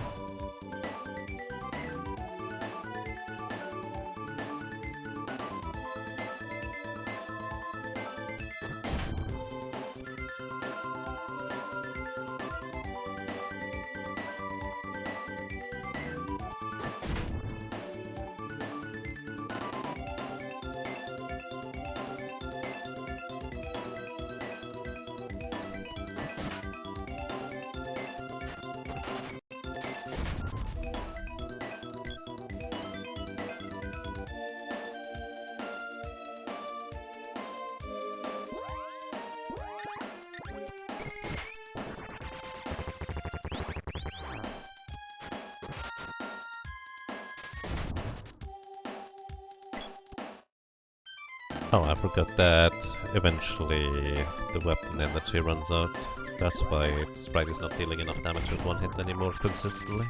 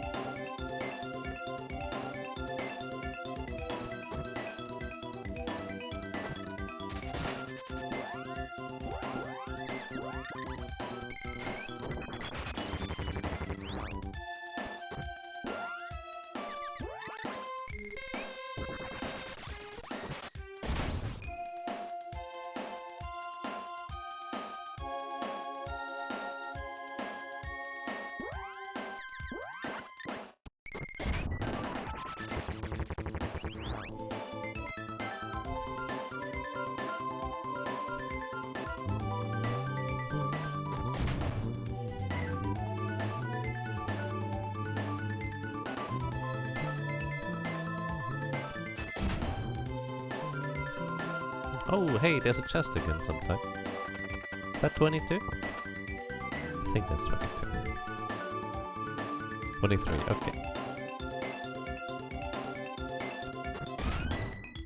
Hello. Feel free to ask random questions. I don't really have anything to do right now.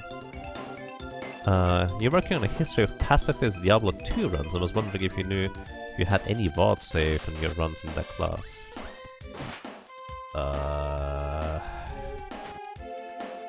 Did I ever finish that? That's actually a good question.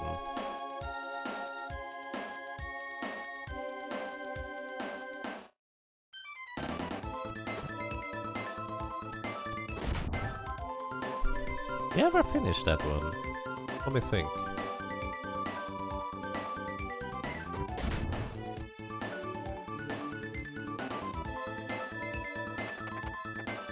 I don't think I did, actually. I think I didn't get past the Chaos Sanctuary with those ridiculous healing dudes. I think.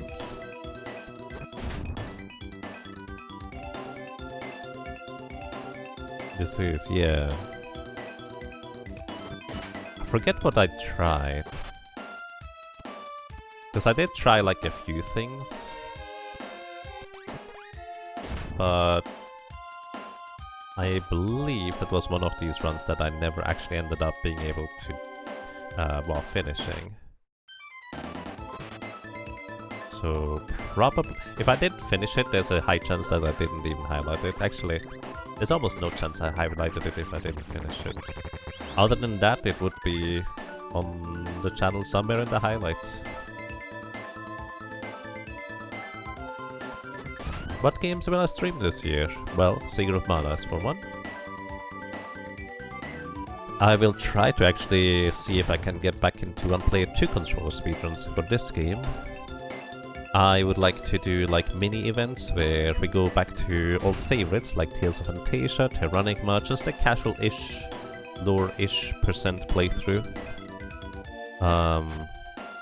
Variety of games, I guess, in that case. And try to maybe have a bit more of a focus for, well, incentivizing for people to bring friends along to the stream.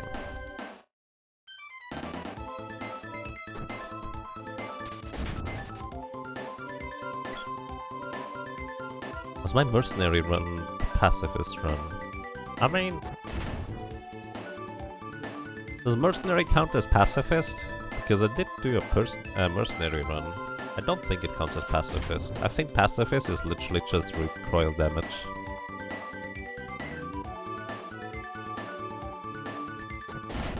But yeah, good luck with your history thingy. Because I feel like that might be a really interesting one. Most of the things I've done in Diablo 2 were largely just learning and theory crafting. I've only actually really completed one full hardcore hell run with a barbarian. I have not completed any others, although I did get pretty close with a paladin. That was a fun one. I died in the throne room in hell. Because I disrespected the poison breathing guys and they just whacked me twice.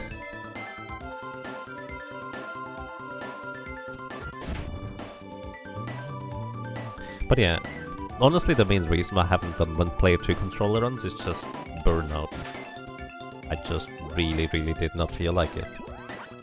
But I'm not gonna promise anything. This is why I'm saying I'm trying to get back into it, but if I just feel like, nope, I'm not gonna do it after like trying it for a stream or two, I will probably just leave it at that. Another thing I would like to try and do is create like a commentary video for certain challenge runs, like maybe some Final Fantasy V challenge runs, or also the Crystal Project solo character challenge run. I feel like that one actually has a lot of potential to be really interesting, just for display, experimentation, and explanation purposes.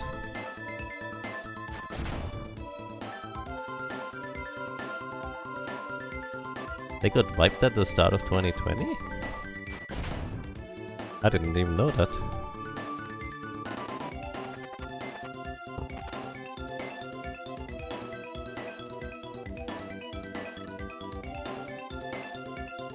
But yeah, if I'm not mistaken, when I started running Diablo 2, even just kind of the concept of finishing a Hell Barbarian run was kind of ridiculous, because how would you even do that?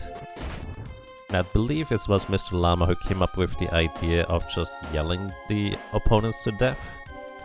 And then also while I was running Diablo 2, I don't think anybody had completed a Hell Paladin run yet. So I could have been the first one at the time, but I wasn't. Because I died. It was a fun run though. Good morning, anti-cancer, and welcome.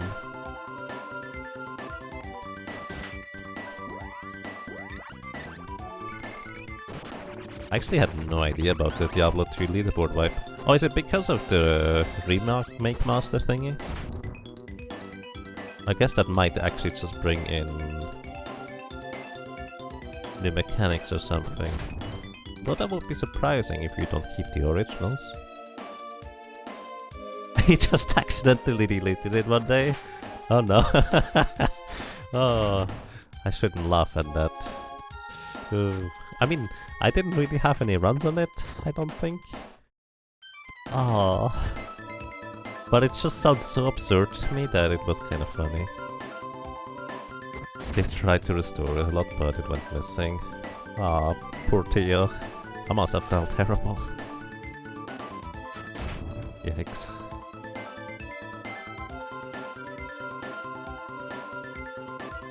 You know, I should not be moderator in the Secret of Mana leaderboards. I feel like I could do these kinds of things by accident.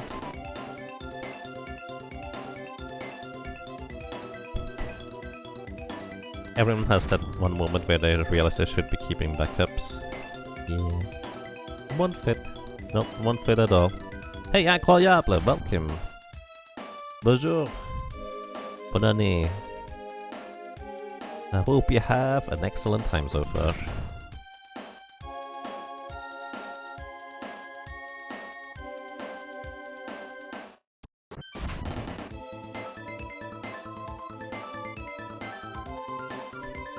Can't believe I remember the French one with that.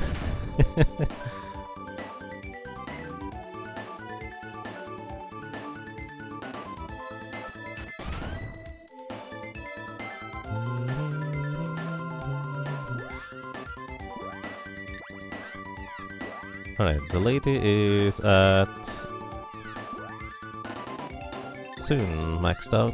The boy is... What weapon are you using? Oh, actually very soon maxed out. That is 13 more kills for the boy to be maxed out here.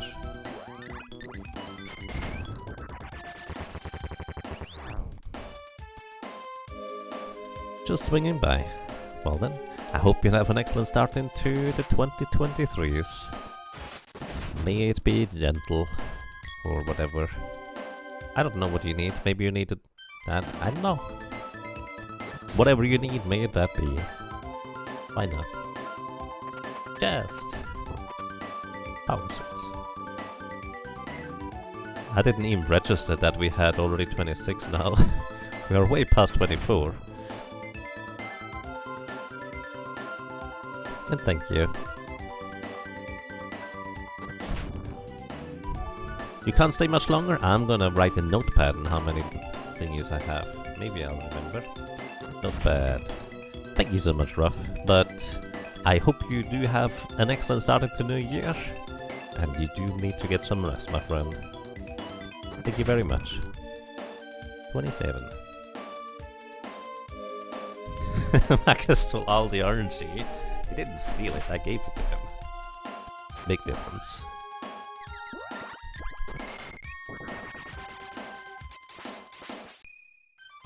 Oh, yeah, please do get some sleep. Please do take good care of yourself, and if you are having an exhausting day the next day, you kind of definitely need some more rest.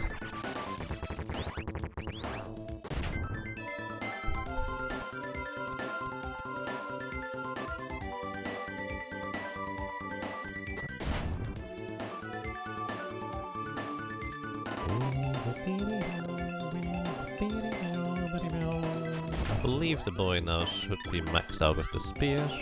Oh no, 2 more kills. Totally worth it. Well, only if you get through the trip nice and healthy and safe. Then it's worth it, maybe. Just 28. It's not 278, Kid Yaga. You need to remove the 7 first. Alright, now the spear is maxed out for the boy. You're going now for... I guess the bow.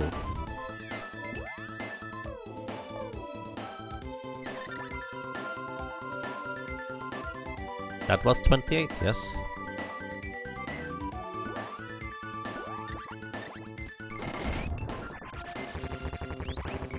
Unless I miscounted, so it would be 27.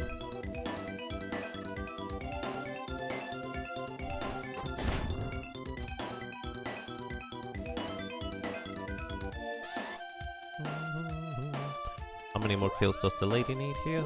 She needs 6 plus 30. 36 more kills. Bum bum bum bum.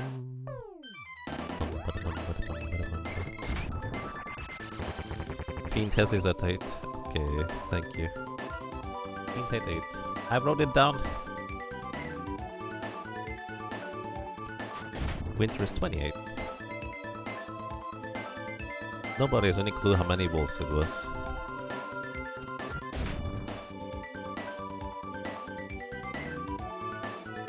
On the bright side, the music doesn't reset all the time, man.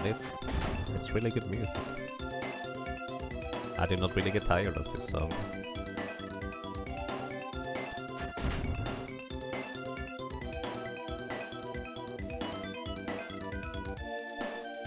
Actually, another question is, do we have maxed out money? Not quite. We probably would have maxed out money if I didn't accidentally reset the entire weapon progress. Happy New Year, Ruff. Rest well, thank you for sticking around for such a crazy long time, and take care.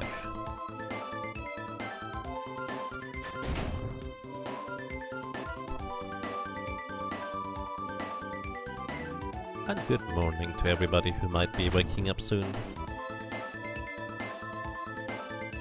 There's less of an accident, more science. Right, you shouldn't do science in these kinds of runs. Not until right after you save. But I genuinely didn't expect that soft lock because I thought I knew about most soft locks. Clearly I did not know about that one. Like I knew funky stuff was going to happen, but I didn't expect an actual crash or soft lock, even though I mentioned it before.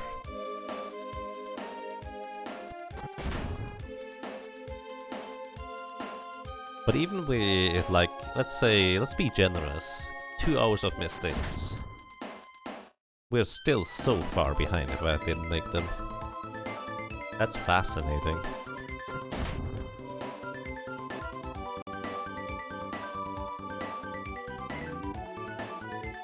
I expected the game to crash. No, I just kind of mentioned it as a possibility. I wasn't actually entirely serious about that. Because the flammy drum sound seemed kind of innocent enough comparatively.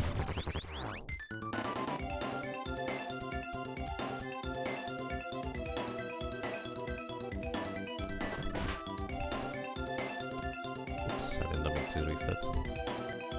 Happy New Year! Hey, Psycho Sean. Happy New Year to you as well, thank you. I hope you have a good time.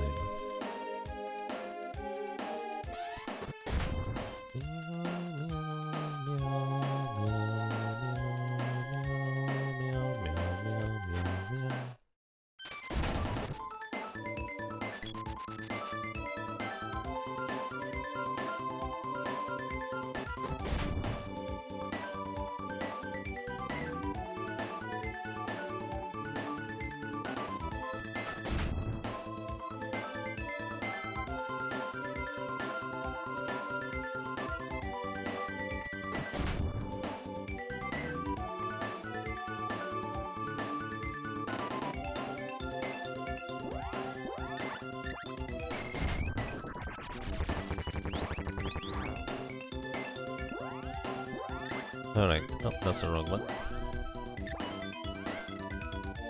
14 more kills until Boomerang is actually maxed out on the lady. Well, 40 more kills by the sprite, because she actually does not get any experience by killing stuff herself, oddly enough, because of how weapon experience works.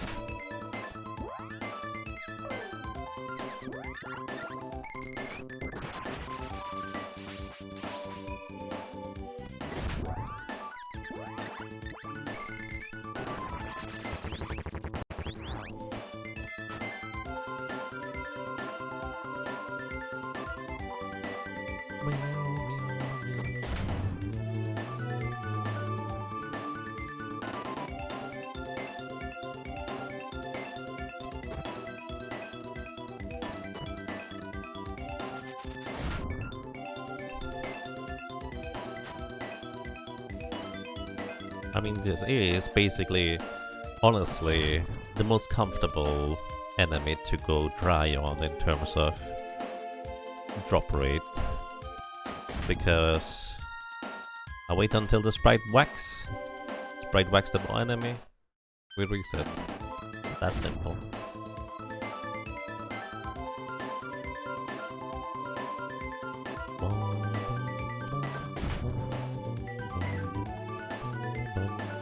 But yeah, if anybody might be going to bed now or comes back later or something like that, I will say there is a chance that I will decide that I'm just going to go ahead and do the weapon grinding the next day if we keep falling this far behind.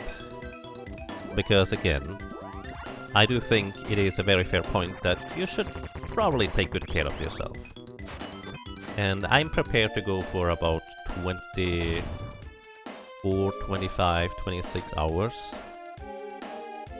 But if it's basically looking to be a fair bit more than that, I'm gonna go to bed first. Yeah, that's exactly what I mean, like, within reason. I have to admit, I really don't like stopping a run like this, because that's part of the fun. See how ridiculous it can get. And right now I'm awake anyway, so yeah. We'll see.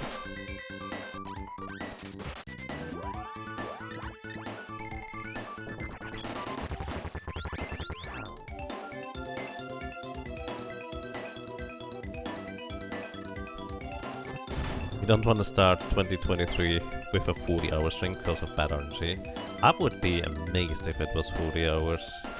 Like, that is incredibly unlikely, but then again, I think the compounding RNG in the negative has been incredibly unlikely at this stage.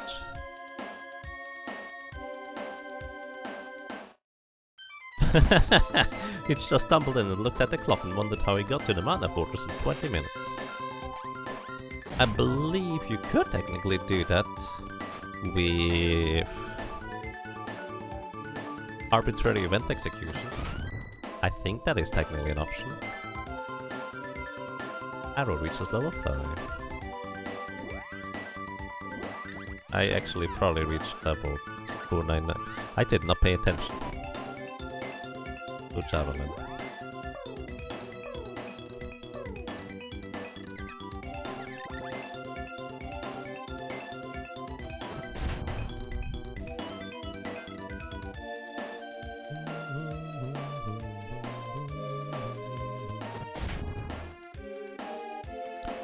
No fun in watching someone slowly fall asleep. Right. Also, one thing, maybe there's a life lesson in here, where at some point it might just be reasonable to take a step back and try it again next time, rather than just trying to push through and suffer consequences, because, well, actions have consequences. That's just the nature of the beast.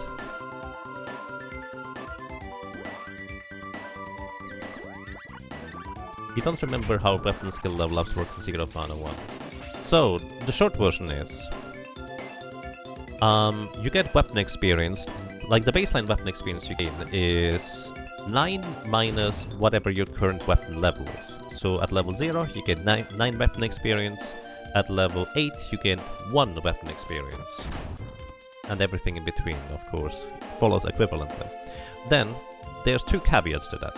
One, you do not gain any weapon, you gain half the weapon experience if the enemy is lower level than you. And we are maxed out level, there's literally no enemy in the game anymore that is higher level than us. So we are always going to receive half the weapon experience.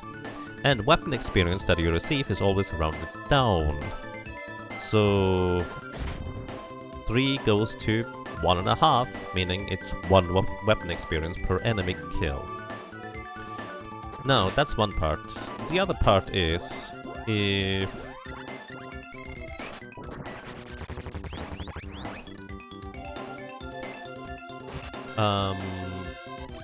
you have now, or if you're trying to get all the weapons up to level 8.99, which is the absolute maximum, you need to get there by, normally I suppose, 1 experience at a time by defeating an enemy that is at least the same level, because at level 8 you gain 1 weapon experience killing an enemy if they are at least your level or higher. But because there's no more enemies like that, I actually literally don't gain any more weapon experience killing enemies once I'm at level 8.00 or higher. So the only way I can still gain weapon experience on those weapons is by giving those weapons...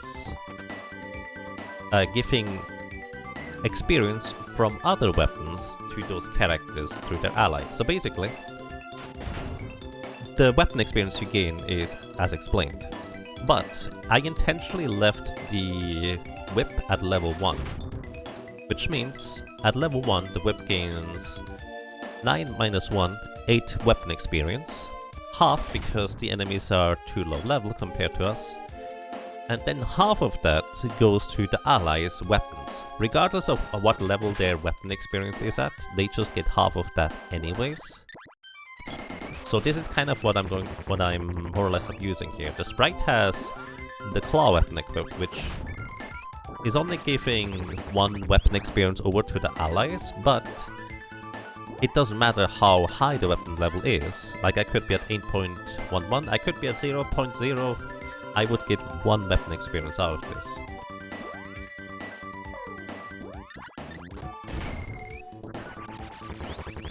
So, effectively the whip will allow me to just go run in circles in Pandora Fields, one-shot enemies that are really low level and really easy to defeat at this point, and gain 2 weapon experience for my allies' weapons each time I defeat an enemy.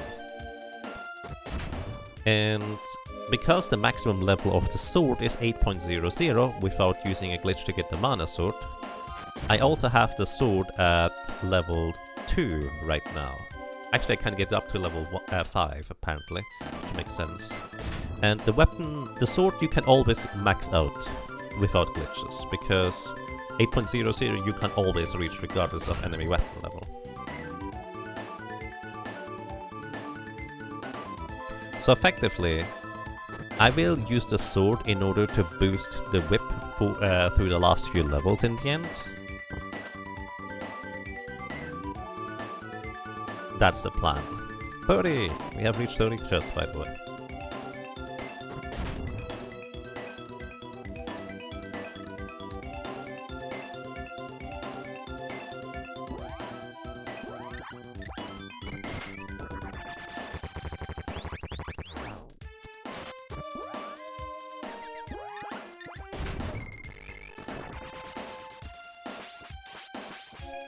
But yeah, basically, you have to pull some shenanigans in order to be able to level up your weapons.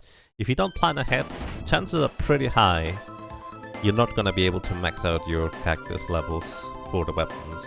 Like, it literally is impossible once you upgrade the weapons and level them up too high. Does magic then level the same way? No. Magic, you just gain the experience. The only time you gain half the magic experience is if you cast spells in safe areas, as in like towns, cities, where basically your weapons are not drawn. That is when you get half the magic experience and would not gain any experience. But everywhere else, you just get standard magic experience regardless of your target, the enemy, or how much MP it costs. So from level 8 to 8.99, it is 99 spell casts to reach basically the max level. So spell levels are kind of excluded from those shenanigans. Which, by the way, if you do in fact want to get the sword up to level 8.99 as well, on one hand it would not be glitchless because you would have to, well, glitch in the mana sword early, which is not too difficult to do.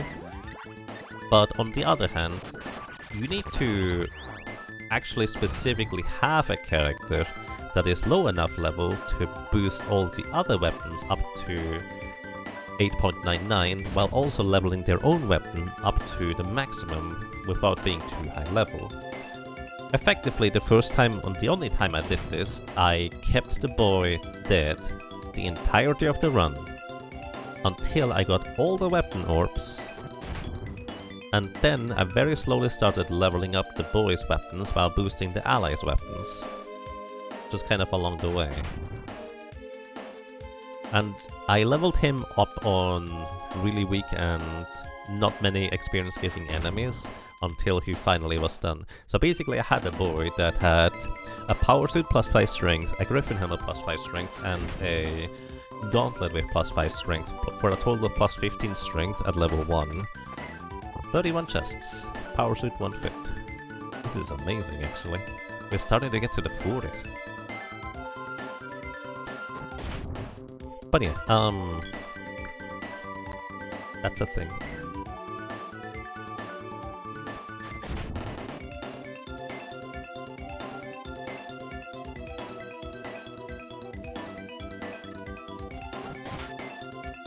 But yeah, one of the issues is that, according to the splits here, just leveling up the remainder of the magic and weapons, which I'm pretty sure I did some magic training in between, actually apparently took me about 6 hours.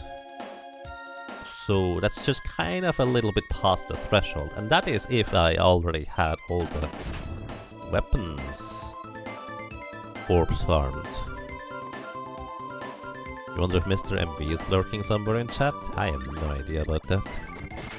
But I do know Mr. MV was just kind of a big name to watch and help out with RPG Limit Break with friends restreams. Although I kind of came in late-ish to that. Was it RPG Limit Break or was it HGQ? I don't know. Quite in the early days of speedrunning. So in the game, is there any difference between 8.01 and 8.99 power? No. That's the short version. There is a little asterisk there where technically yes, but under very specific circumstances. Specifically, the mana sword spell they use against the mana beast at the very end of the game gives you a power boost based on the weapon levels, the total weapon levels of all your other weapons. So technically 8.99 would make a difference there, but practically you max out the damage you deal with the mana sword spell in the end anyways, so it doesn't actually make a difference, because you max it out with just having a few weapons up to like 6.99 or 7.0 without having to worry about any of these things. 32!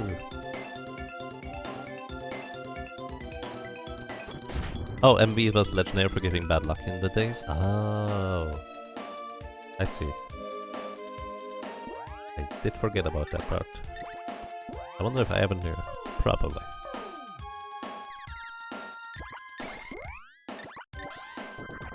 I do remember the term MV luck actually, now that I've mentioned it.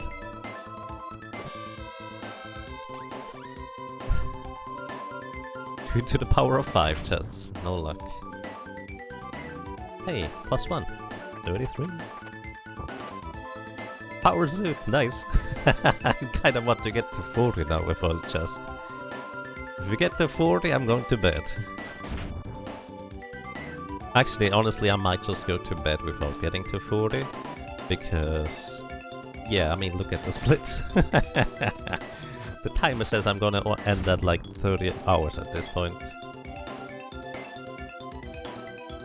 But I will want to finish this, so I will probably try to announce when that's going to be.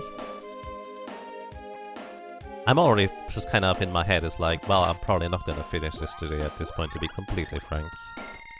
But I am really fascinated by this. How much would you guess you have mitigated weapon magic grinding? Magic grinding a fair bit, because I did do a fair bit just literally grinding for a lot of the chests to begin with, but it's almost like a break-even deal, because you wait until the spell fully resolves in order to actually get to check whether they drop an item or not.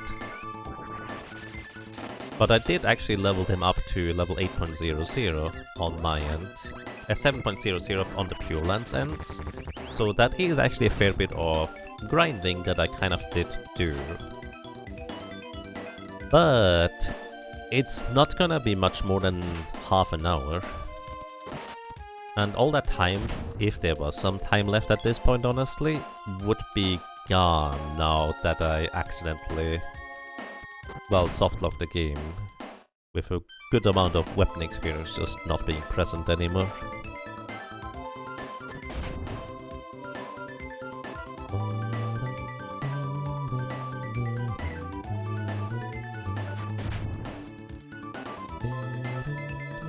So one thing I'm kind of wondering is whether this is like more normal / average luck, and I've just always gotten lucky in the previous years. Like, this is technically possible, although I feel like, just statistically speaking, this is a bit of an outlier in the other extreme. Literally the opposite of the run I had previously here, which ended like 15 minutes ago.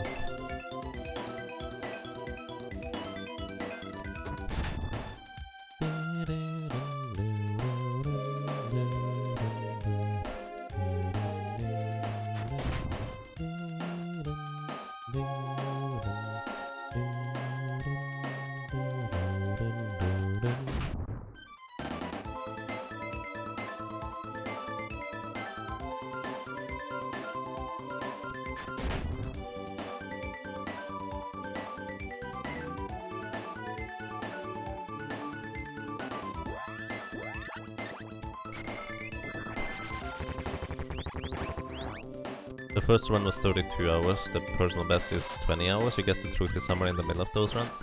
The thing is, the very first run did those shenanigans with getting the mana sword up to level 8.99. I estimate that costs about 5-ish hours additional. Just kind of the mana sword alone. Maybe more? I did get more experience and time efficient along the way with having done multiple runs. So there is that. Like, that's not entirely gone.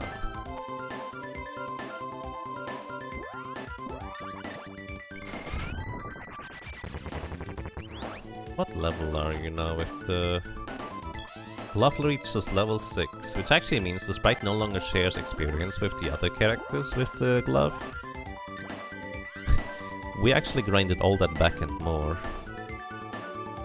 Can I give the glove to somebody else? I think I can. The lady still needs to level up the glove too, right? Yeah. I'm gonna give her the glove and just do the same thing now. But you're already aggressive. It's convenient.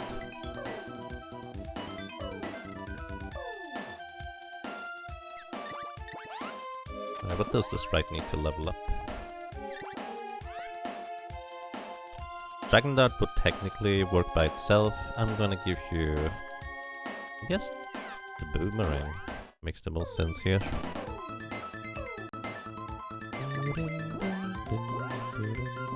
What about your bow? How far did you get that now? Quite a bit. Alright.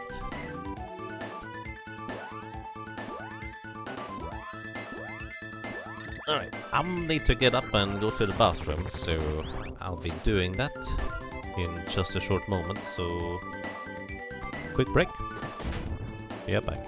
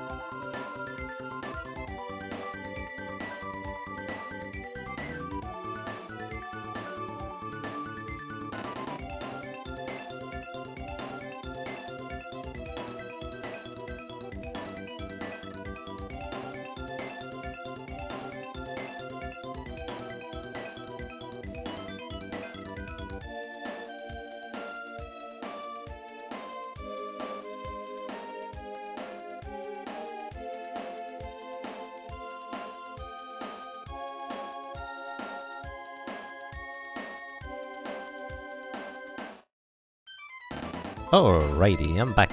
Right now I'm wide awake, so right now is probably the best time to plan ahead. Will I get this right now, or will I basically postpone? Honestly, at this point it is actually looking very likely that I'm just gonna say it's more reasonable for me to just do the rest of the run next weekend, to be completely frank.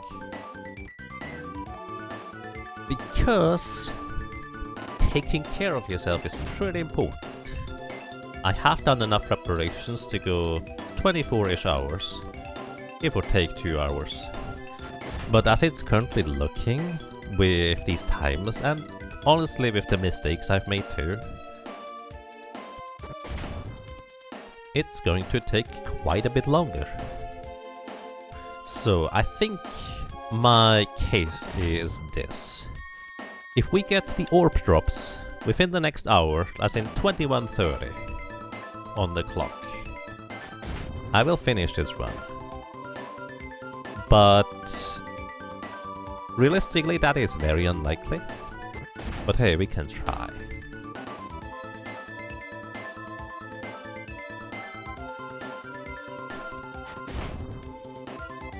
But yeah, honestly at this point I'm just fascinated to see how much longer this could go.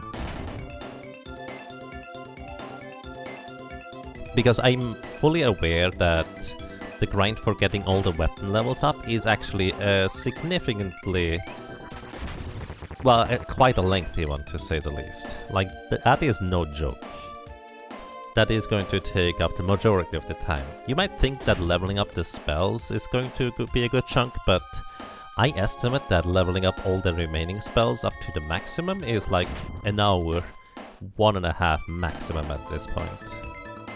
Which, in the grand scheme of things, isn't that much anymore anyways. But weapon leveling is going to take a really long time. Try for good luck anyways, exactly. Like, I kind of want to see if it could possibly get turned around. But if not, then I'm just saying, well,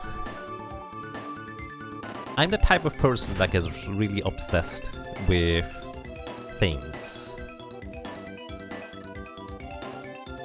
And I tend to go to unhealthy lengths to try and accomplish these things. So, in a sense, maybe this is kind of like a lesson for me to begin the year.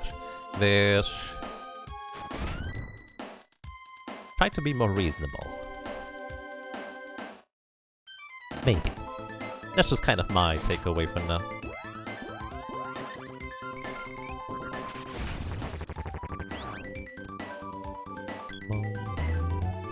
And honestly, it's been kind of nice and comfy with you all just coasting into the new year with this kind of ridiculousness.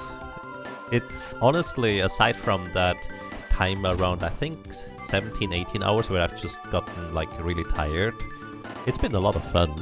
It's just fascinating to me at this point. Like when we just were grinding for the bow orb or the axe orb from these guys, just like, come on, I wanna finish this today. And now I'm just like, how much longer can the game make me do this?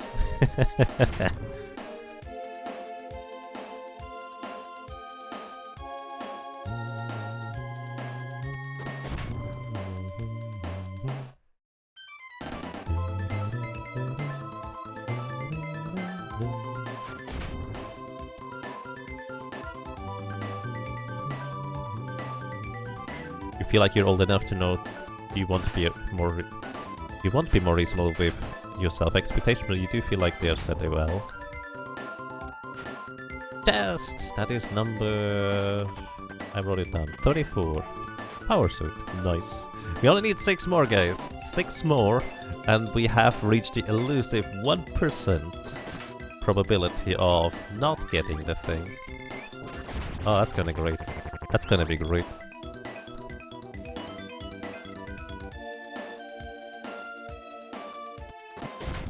Lesson. Sometimes things happen. Rather than fight them with everything you got, it might be easier to accept and find a way around it.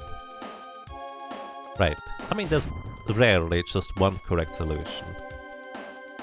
And in hindsight, you will just always think, yeah, maybe I could have done this differently / better. But we're all kind of working with the knowledge of what is happening now rather than what will have happened in the future. So what you gonna do about it? Just do your best. Not much more you can do. Power suit number 35. Reminds you of bad luck in Gacha. Oh, where you get 40 and pulls and then it's like a pity thing.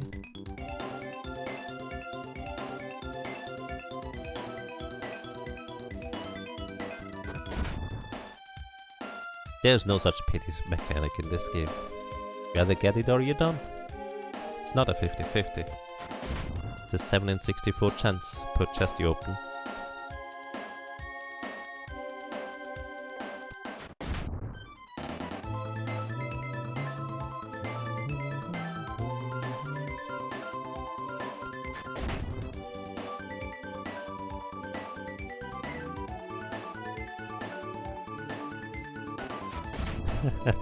Ragnarok Online taught you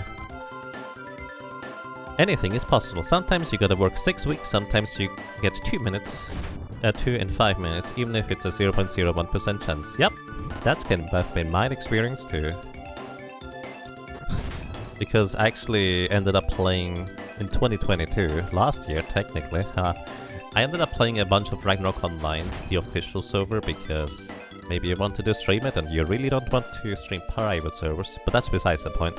But I ended up just kind of randomly getting all sorts of really good drops that were worth a lot. And it felt like it's just like, wow, I'm just getting everything it looks like right now. Oops. It was kind of fascinating to just get really lucky in that game. Realistically, on the opposite side, I did grind a sufficient amount for that to be not crazy insane luck, but it was still pretty good luck. Failing a 3% chance 200 times in a row is 0.2%. Right.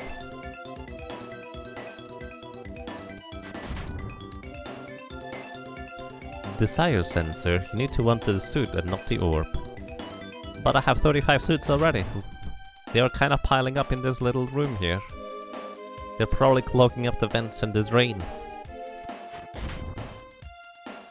Maybe I can build a bridge over to that doom sword over there, so if it drops a chest, I actually can get it. That would be fun.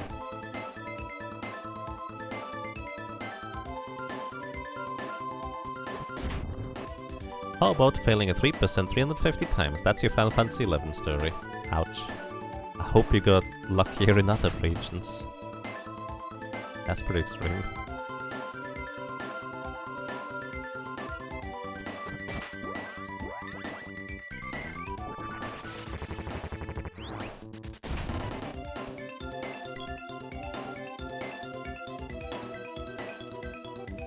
Notice when it's a daily lockout share between 4 things.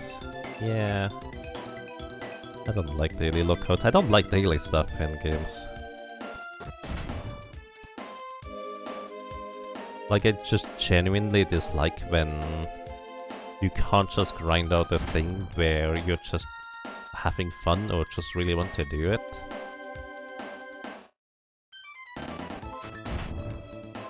But honestly, I mostly just kind of dislike the part where it's effectively manipulating the players into coming back for the daily thing, and if they don't come back, they're kind of missing out, they're falling behind. It's a trap. And that's the part I mostly dislike about it. 36! Yes, more power suits! We're filling up that void. I don't know how much void there is, but we haven't filled it up yet, clearly. Good morning. You're not Yagamoth. Oh no. Hi Blue Crabs, welcome. How are you doing today?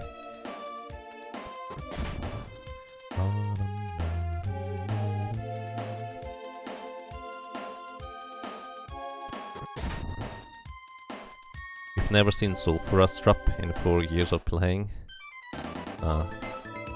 I'm one of these guys where I just kind of went into Molten Core for fun. That was at level 80 during Wrath of the Lich King. And I got on my Warlock, that lightning sword within like 10 lockouts or something. And along the way I got like 2 of these orbs you needed for making the Ragnaros hammer. It was kinda weird. But I'm also the guy that I decided to just randomly redo the Wrath of the Lich King raid in order to see whether I can get the mount and actually get that thing. So sometimes lucky. Sometimes not so lucky, as you can see, but...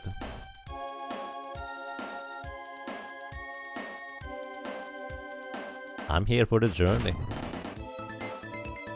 I think this is alright. Hey Neon there, Happy New Year! How are you doing today? Ah no! No! Ah, that's the 3rd chest I missed today. Hasn't happened in a while.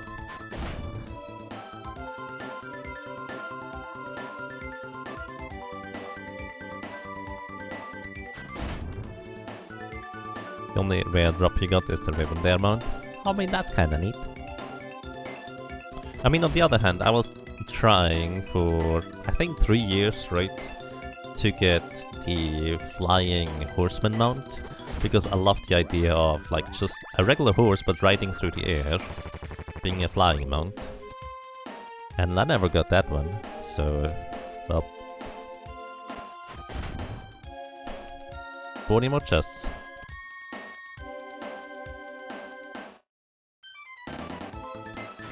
I mean, we are only at 36 so far. We need 4 more first before we get to 40.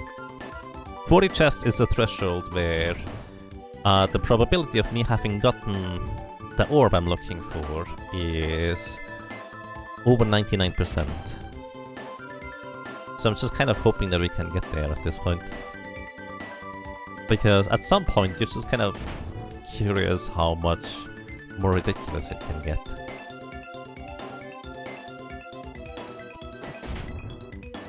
$40 more to the 36 we already have? Why? You never tried the Horseman? You were happy with the Timeless Proto-Drake from the rare spawn around Ulduar? I've never even seen that thing. Then again, I've never even hunted it either, so... I did have the rare finder thingy, so it would have alerted me if I ever flew across it.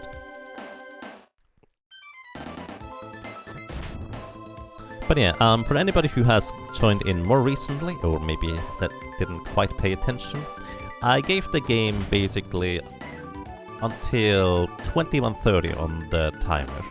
If I get all remaining weapon orbs by then, I'm gonna finish the run today. If I don't get it by then, I'm going to finish it next weekend. Because the grind for all the weapons and the grind for getting all the weapons to 8.99 and all the spells to 8.99 is going to take like 5, 6 or 7 hours. And I didn't plan to go quite for that long. That is after I get the orbs, that is.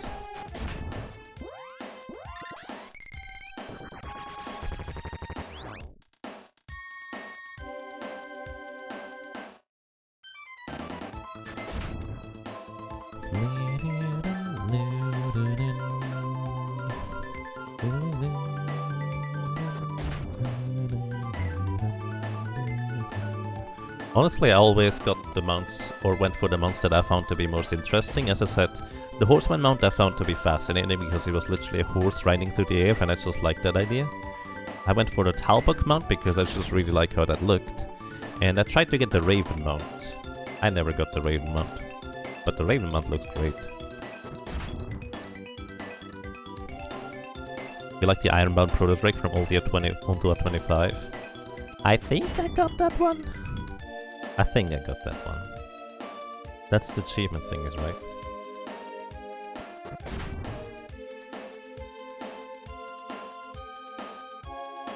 I definitely got the 10-man version.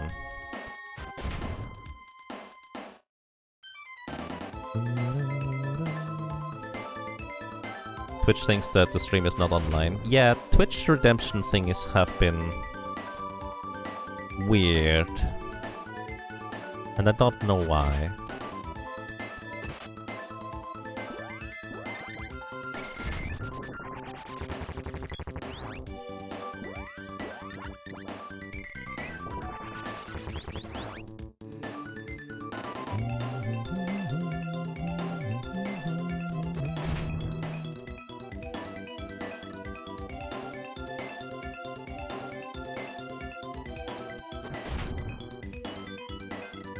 Ah, I almost missed that chest again. 37! Let's see. Power suit. Nice, just 3 more, guys.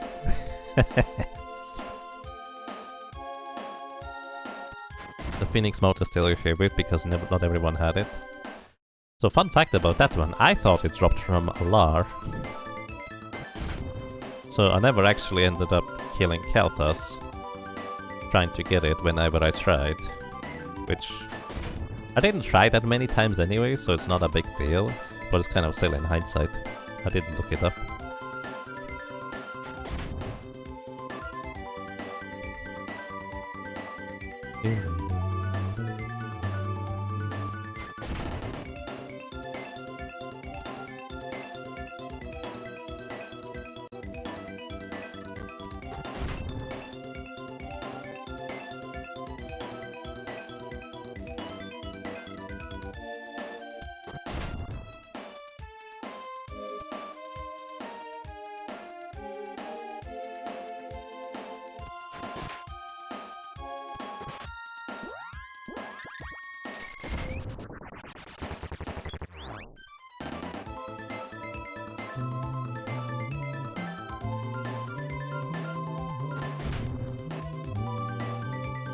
Oh, chest. Number 38. Power suit. Just 2 more. Oh! At least I didn't miss a chest, I just missed the whimper this time. Oops.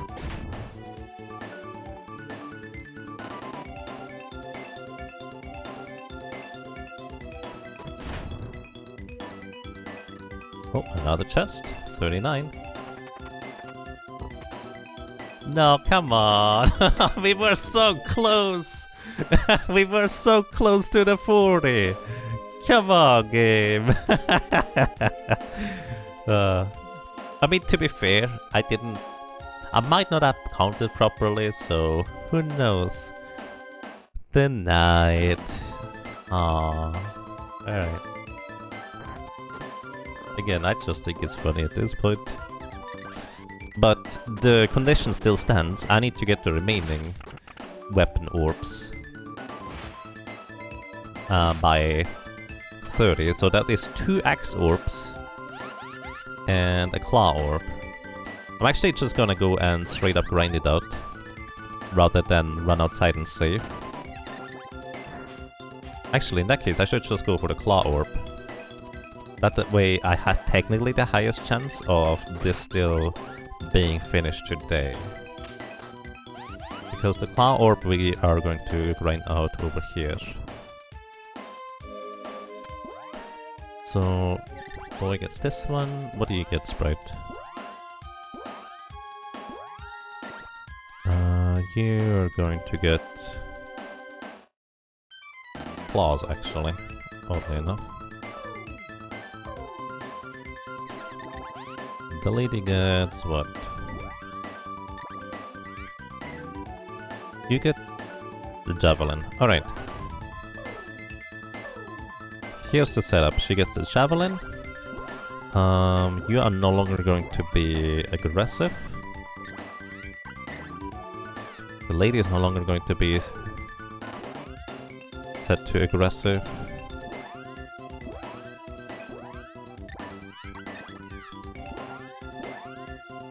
The boy is going to be the one equipping the whip. He already has it. You are going to buff the boy, so we do this. I do need to actually equip the armor piece here. Where is it? I want immunity to getting flame walled all the time, so I think the Watcher's Ring was that, if I'm not mistaken.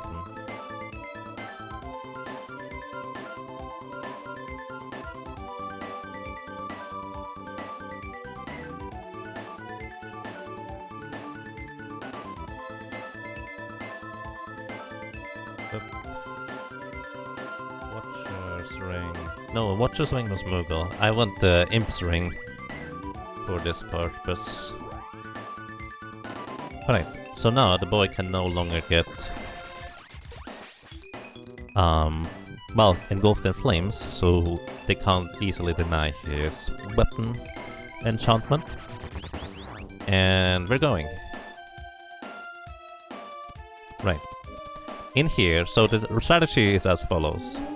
We're going to try and grind out these wolves here. 4 chests. 1, 2, and there we go.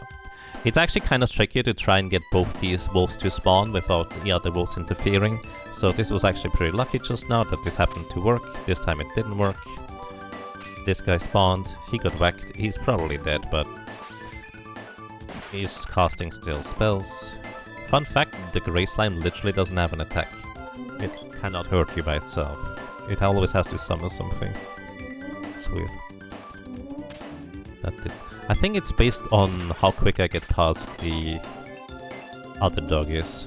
But yeah, this is, to my knowledge, the most efficient way to grind out the claw weapon orbs, which is exactly what I'm trying to do here.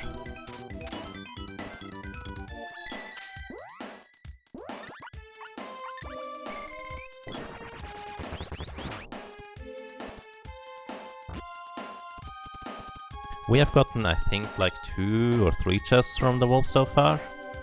And we have already gotten 1 claw orb, so we only need to grind out 1. But you have to grind out a total of 2.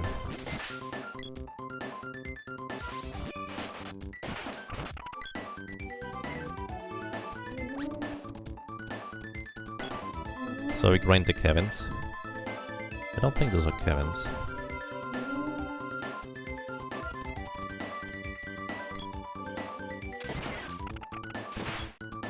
Trying to spawn the guy on the left, it did not spawn him.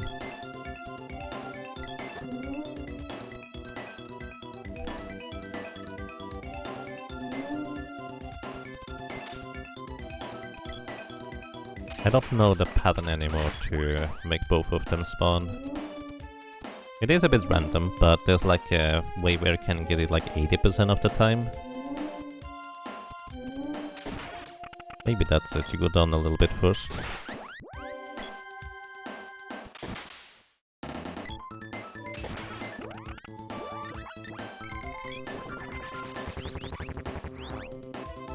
So I'm really trying my hardest to get the remaining weapon orbs, but again, that might just not happen. Also, there it is, the flame wall. This is why I gave the boy the appropriate ring that makes him immune to it.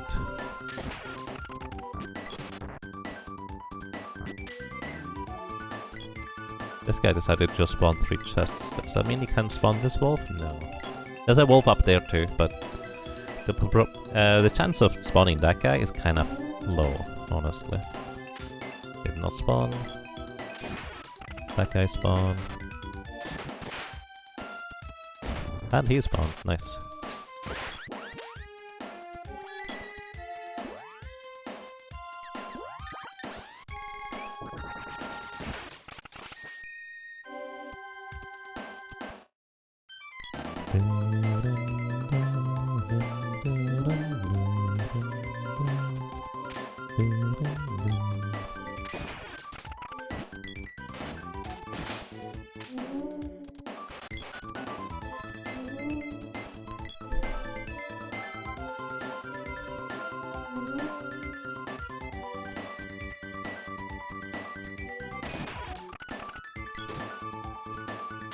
I think I need to be slightly faster so this guy doesn't spawn the wolves. Actually, what if I tried to hit the guy on the right just immediately so he doesn't spawn things? I think it's just going to result in the guy on the left spawning wolves. So that probably doesn't really do anything. Oh, this guy spawned now.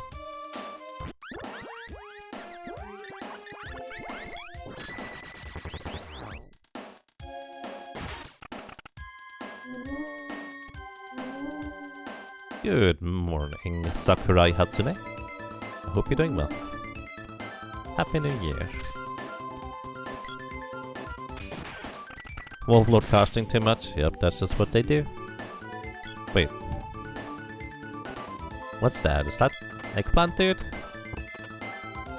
Cup of wishes. I think that was the eggplant dude.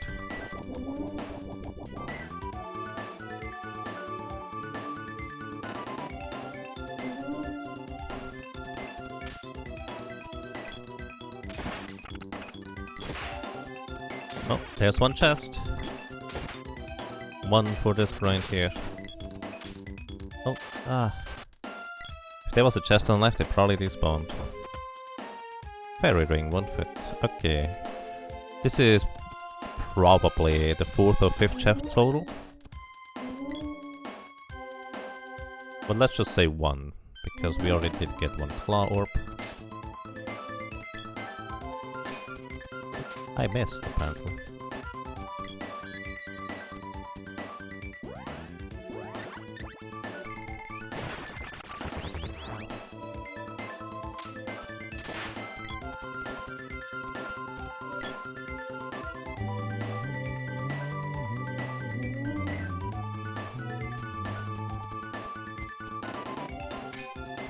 I need to wait until I hit this, or try to hit him. This is not working.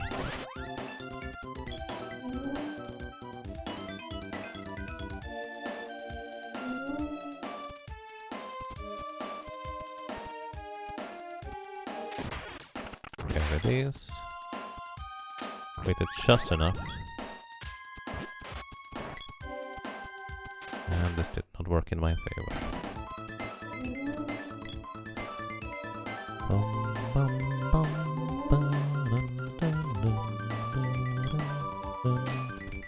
Every time. Just walk into this guy's defenses. Don't actually deal damage. Isn't down yet. He is down now. There he is.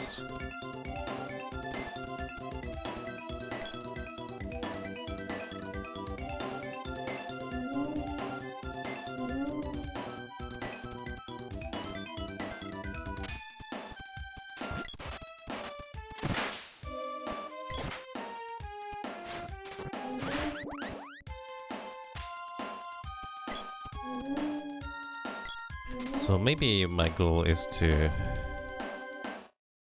walk up right into here. No, that's...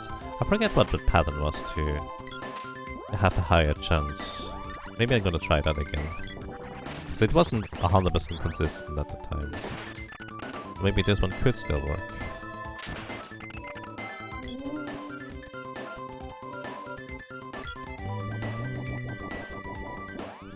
At least that didn't spawn the slime. True.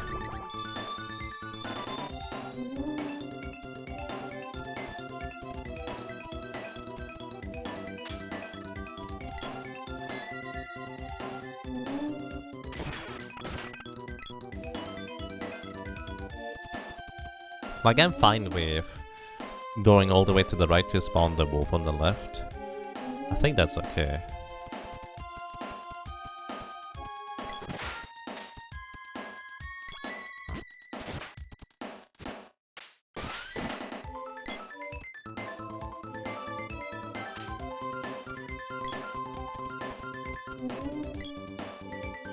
You wonder if we get full moon this year? Well, chances are pretty high at this point that we're gonna figure this out next weekend.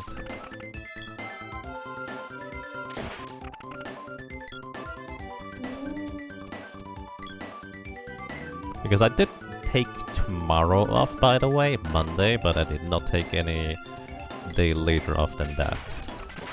So that's, I guess, an additional point.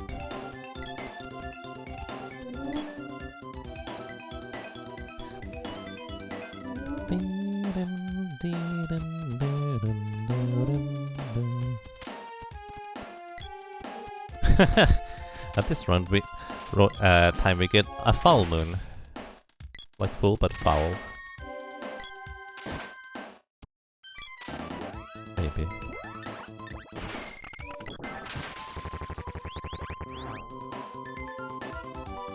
That is not the enemy that I wanted to have a chest from.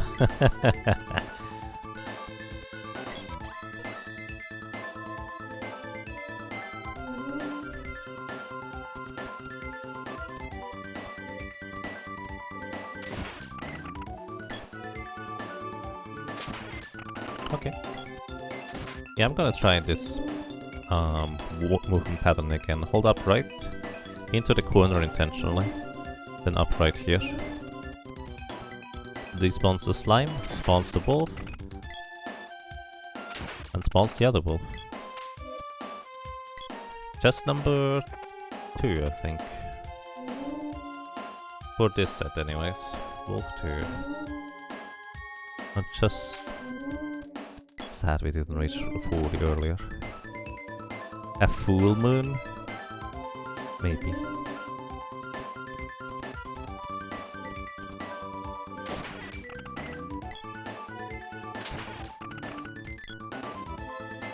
This is efficient. We can keep up that pattern for walking, but it's probably dependent on the RNG of the wolves and how they move and behave.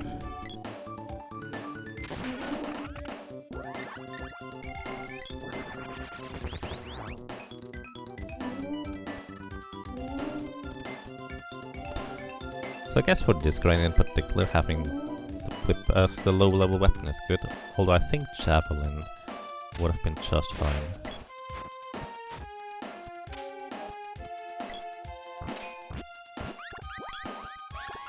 I like how these guys sometimes try to make more of themselves and then they just disappear instead. I do not understand shapeshifters. What about a foul moon? Too much chicken.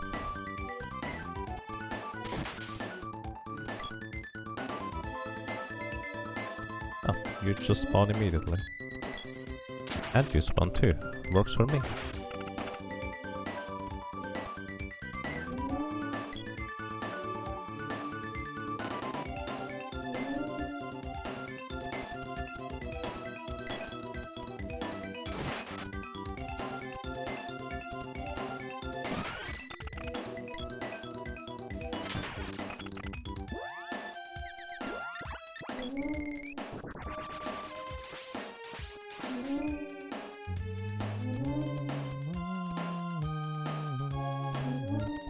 Actually, this one, I was wondering whether the wolf, chest, might spawn over here once. Come on, that is chest number 3 of this section anyways. Very wing won't fit. Surprise.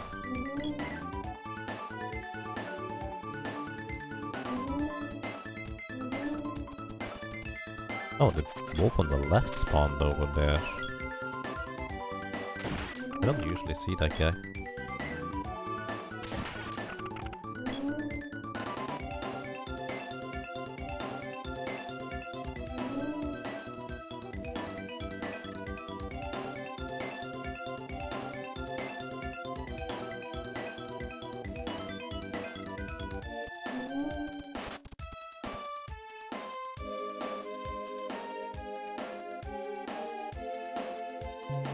Okay.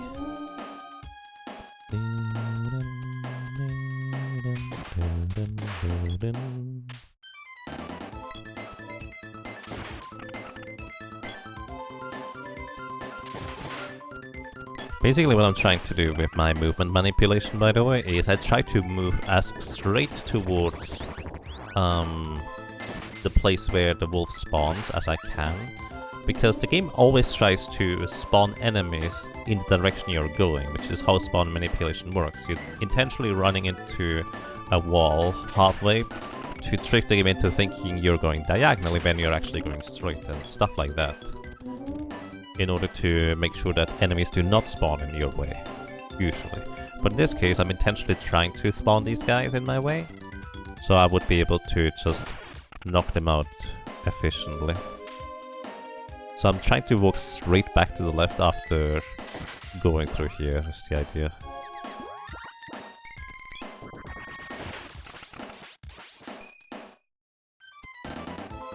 But that theory does not always work out, because enemies off-screen can do various things, like spawn more minions in this case, as well as just have random movement, so they might just be close enough to your screen or to your location where they might end up just still occupy safe slot and stuff like that. Alright, ring 150. Number 4 this was in this case.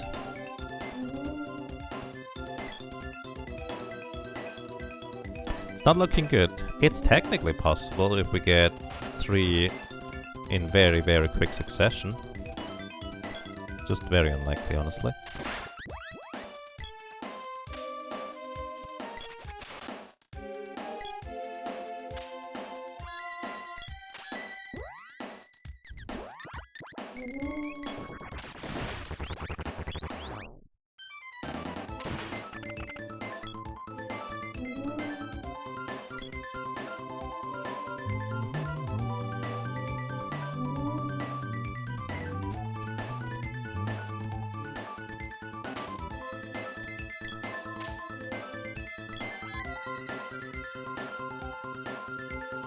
I wonder if intentionally gathering the party here... Oh, that actually might be another strategy to spawn that wolf on the left. If he doesn't otherwise want to spawn. I didn't buy anything.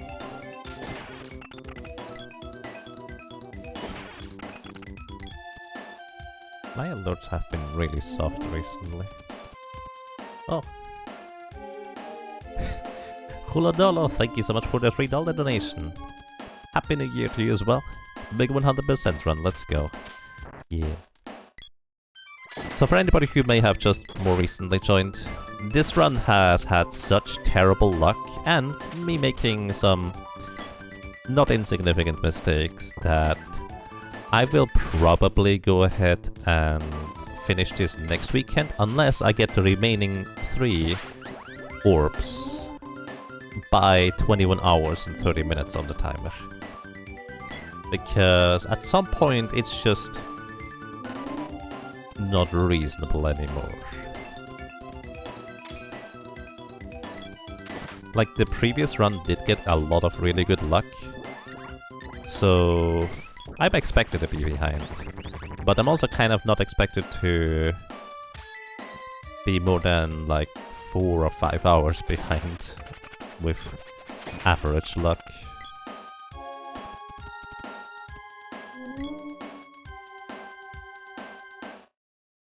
You wrote your BA thesis about this soundtrack. Oh, what is a BA thesis? And I'm very interested. If you actually wrote a thesis about the soundtrack, can you tell me what these little notes are, just kind of playing around at the bottom or in the background of the music the entire time? More fairy rings. Because one of my favorite pieces about this music is where the little notes, I don't know how to describe them, are just kind of playfully going up and down the ladder.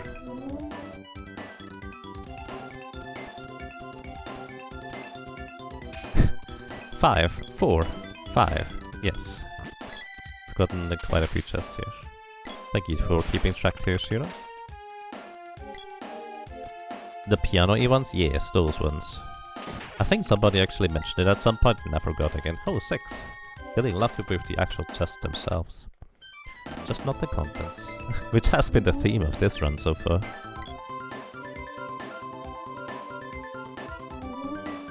Does maxing the sword in the category include glitching extra orb or just what you can get normally? In this case, because it's glitchless, just what you can get normally. Maxing out the sword would add approximately, I would guess, like 5 hours by itself. Because that is an ordeal. I've done it before, in my very first run.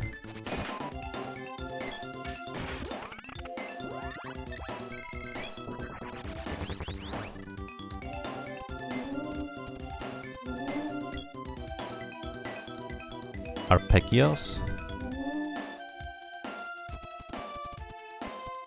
But yeah, basically maxing out the sword is what I personally call the 100.99% run. Because you cannot normally max out the sword to 8.99. But you technically can if you get the mana sword early. But you really have to keep one character dead for pretty much the entirety of the run until you get all the weapon orbs. Which means at this point I would still be running around with just the sprite and the lady, trying to get the weapon orbs the entire time. Which... that takes a while.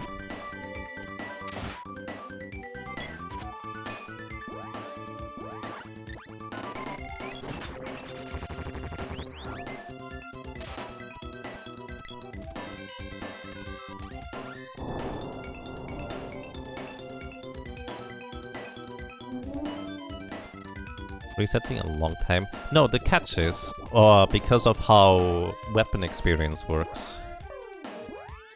Because you cannot get up to level 8.9 weapon experience unless you either boost that weapon experience with another weapon that is low enough level to still gain experience from low enough level enemies to share experience with your allies, or you need to be below the enemy's level or at least the exact same level. Right now, the highest level enemy is like 70 something. It's the Terminators. And I have passed that threshold a long time ago before ever finding all of the weapon orbs.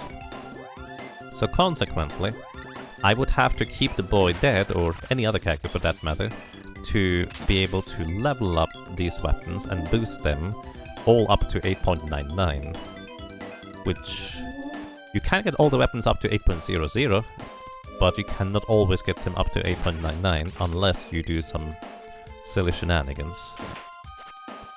And that's kind of the big catch about getting the mana sword early. If you do that, that would just kind of, in my book, be part of the 100% run. You don't have to do it, but if you get the mana sword you can, so for me it would just kind of be included.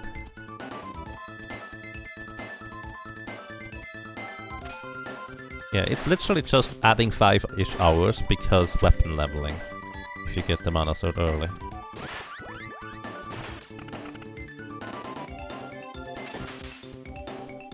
My first 100% run is still highlighted for about 32 hours and 50 minutes. And that was when I was prepared to go for that long. So... that was a silly run, but also kind of fun.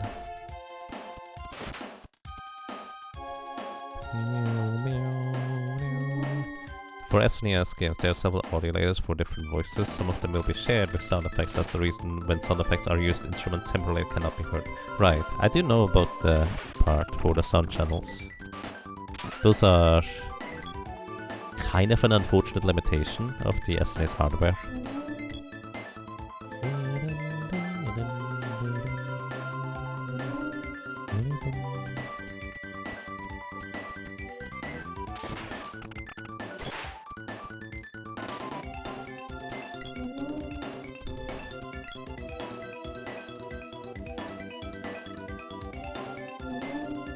One of these days you're gonna do a 100% casual Secret of More run. I don't even know what 100% in that game means, but I've only ever played through it like twice.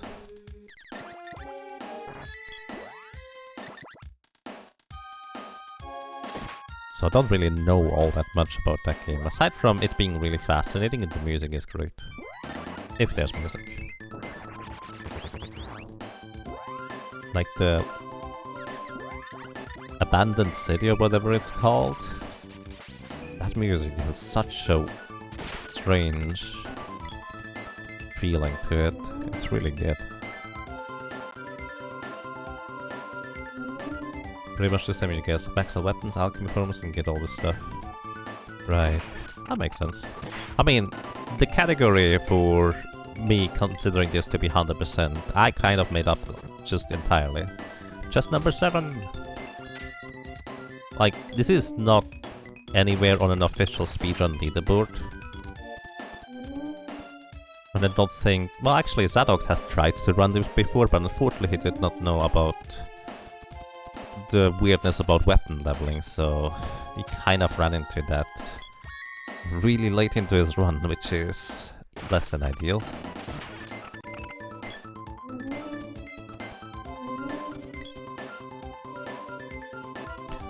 But yeah. All call beat spells, but you don't know if that's even possible though. Is there a finite amount of call beats in that game? They're like summons, right? Both games are 9%, right? But honestly, I really enjoy the concept of just grinding out rare drops. There's something soothing and relaxing about it. And even while I'm sitting here getting really unlucky, I'm still enjoying it. Because I get to talk to awesome people. I get to wish you a happy new year, and it's kinda neat. Of course, the downside here is that a variety of factors I have to consider to be able to wake up in time. And among other stuff.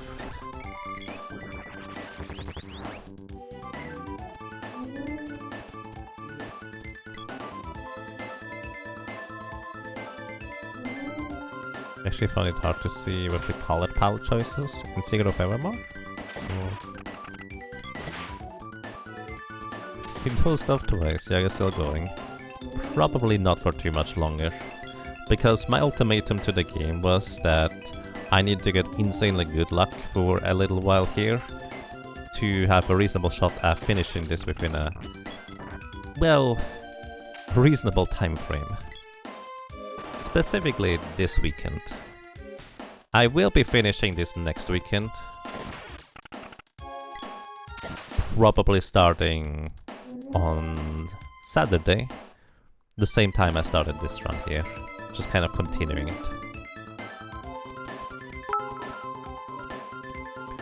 You're a huge fan of dystopian post-apocalyptic fiction, so it was great for you. I'm honestly mostly just fascinated by the different kinds of worlds in Secret of Evermore. Like, in a weird kind of way, it reminds me of Otherland, the book series, which I think is really... It is my favorite book series. Always highly recommend it. Bits be upon ye. Yeah. Thank you so much, Loxy Bunny. That's really nice of you. 100 happy rabbits. So yeah, it's not gonna be as glorious to finish this in 2 sittings. It's not gonna be as grand of an opening for the stream into the new year. But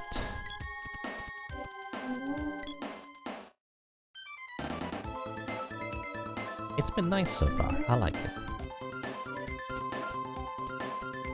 You still remember the chess theming of the medieval area?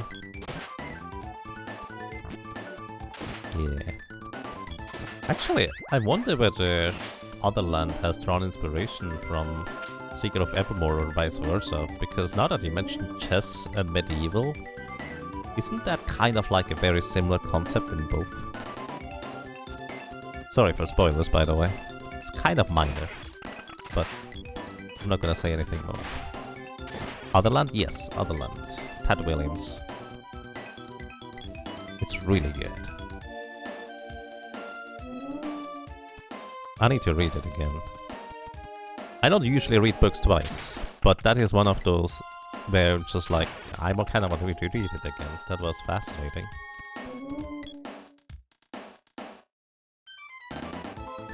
I think this here started out around after Evermore, or around the same time.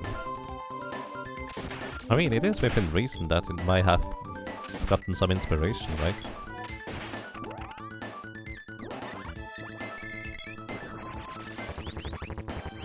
Looked it up. It is a series of 3 or 4 books. I forget which. One thing I will say is it starts a bit slow. It establishes the setting, the characters for a good while, but it is really, really, really worth it. Then again, I'm saying this because it just happens to be that precise kind of fascination that I'm intrigued by. So, I mean, to each their own, I suppose. That might just be me, but I just really like it that much. The first Otherland book is in 1996, Evermore is 1995. Interesting.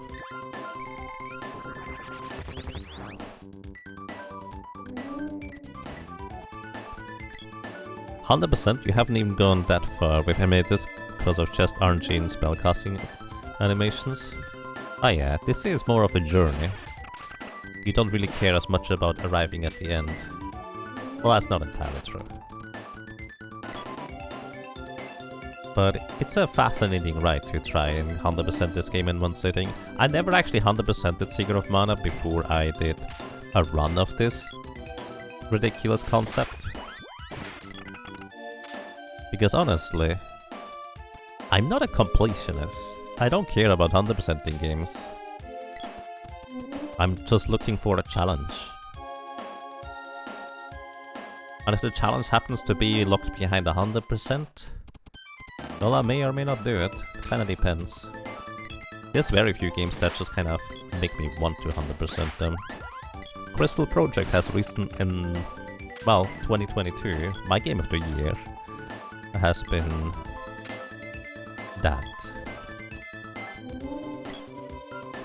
Alrighty, even if we just run straight outside and defeat 2 fiend heads, we're not gonna be able to get the remaining chests in time, so I think the game successfully decided that, you know what, you're not gonna get that lucky this year. So you are, but within reason. You consider this to be outside of your completionist goals. That is very reasonable.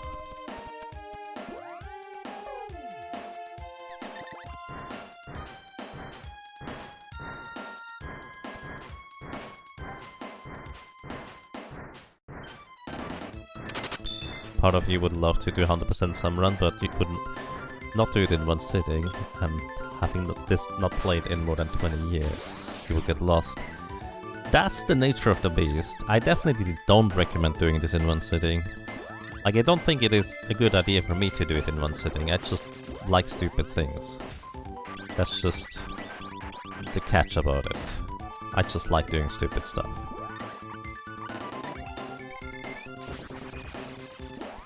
Actually, if you do 100% of Secret of Mana, what I personally recommend is don't worry about the level grinding. I have done one Secret of Mana 100%-ish run with no level grind. So it wasn't exactly everything, but I got all the rare drops and things, and just 100% of the game outside of level grinding, spell grinding, and weapon level grinding. Still took quite a while. I think it was like 13 hours, but that is a lot more reasonable.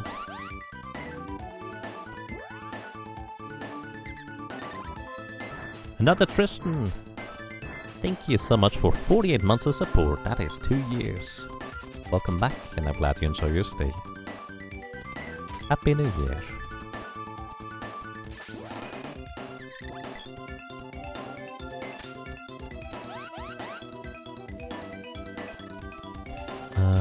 You want to do real hardware 128% of Earthbound to get all the 1 in 128 drops? That's a project. I wish you the best of luck with that. I've actually done an all rare drop run of Secret of Mana. I don't think I did that in one sitting, did I? Pretty sure I didn't. Either way, all rare drops in Secret of Mana is actually reasonable, unless you get really unlucky. But overall, it is surprisingly reasonable.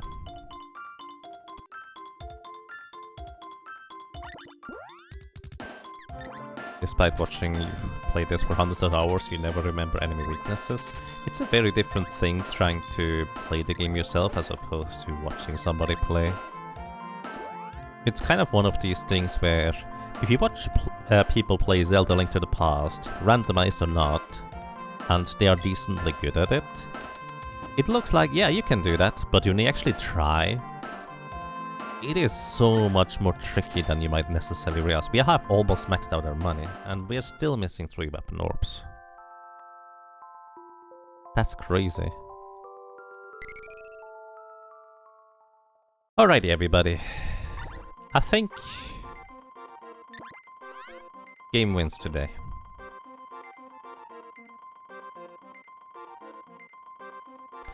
We're gonna be continuing this next weekend, Saturday. We're gonna be starting at 3 p.m.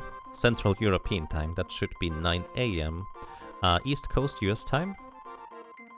And yeah, we woke up too late. I mean, I don't think waking up earlier would have helped much. Like, normally I would still be going for about 3 or 4 hours, but the way this run ended up shaping up,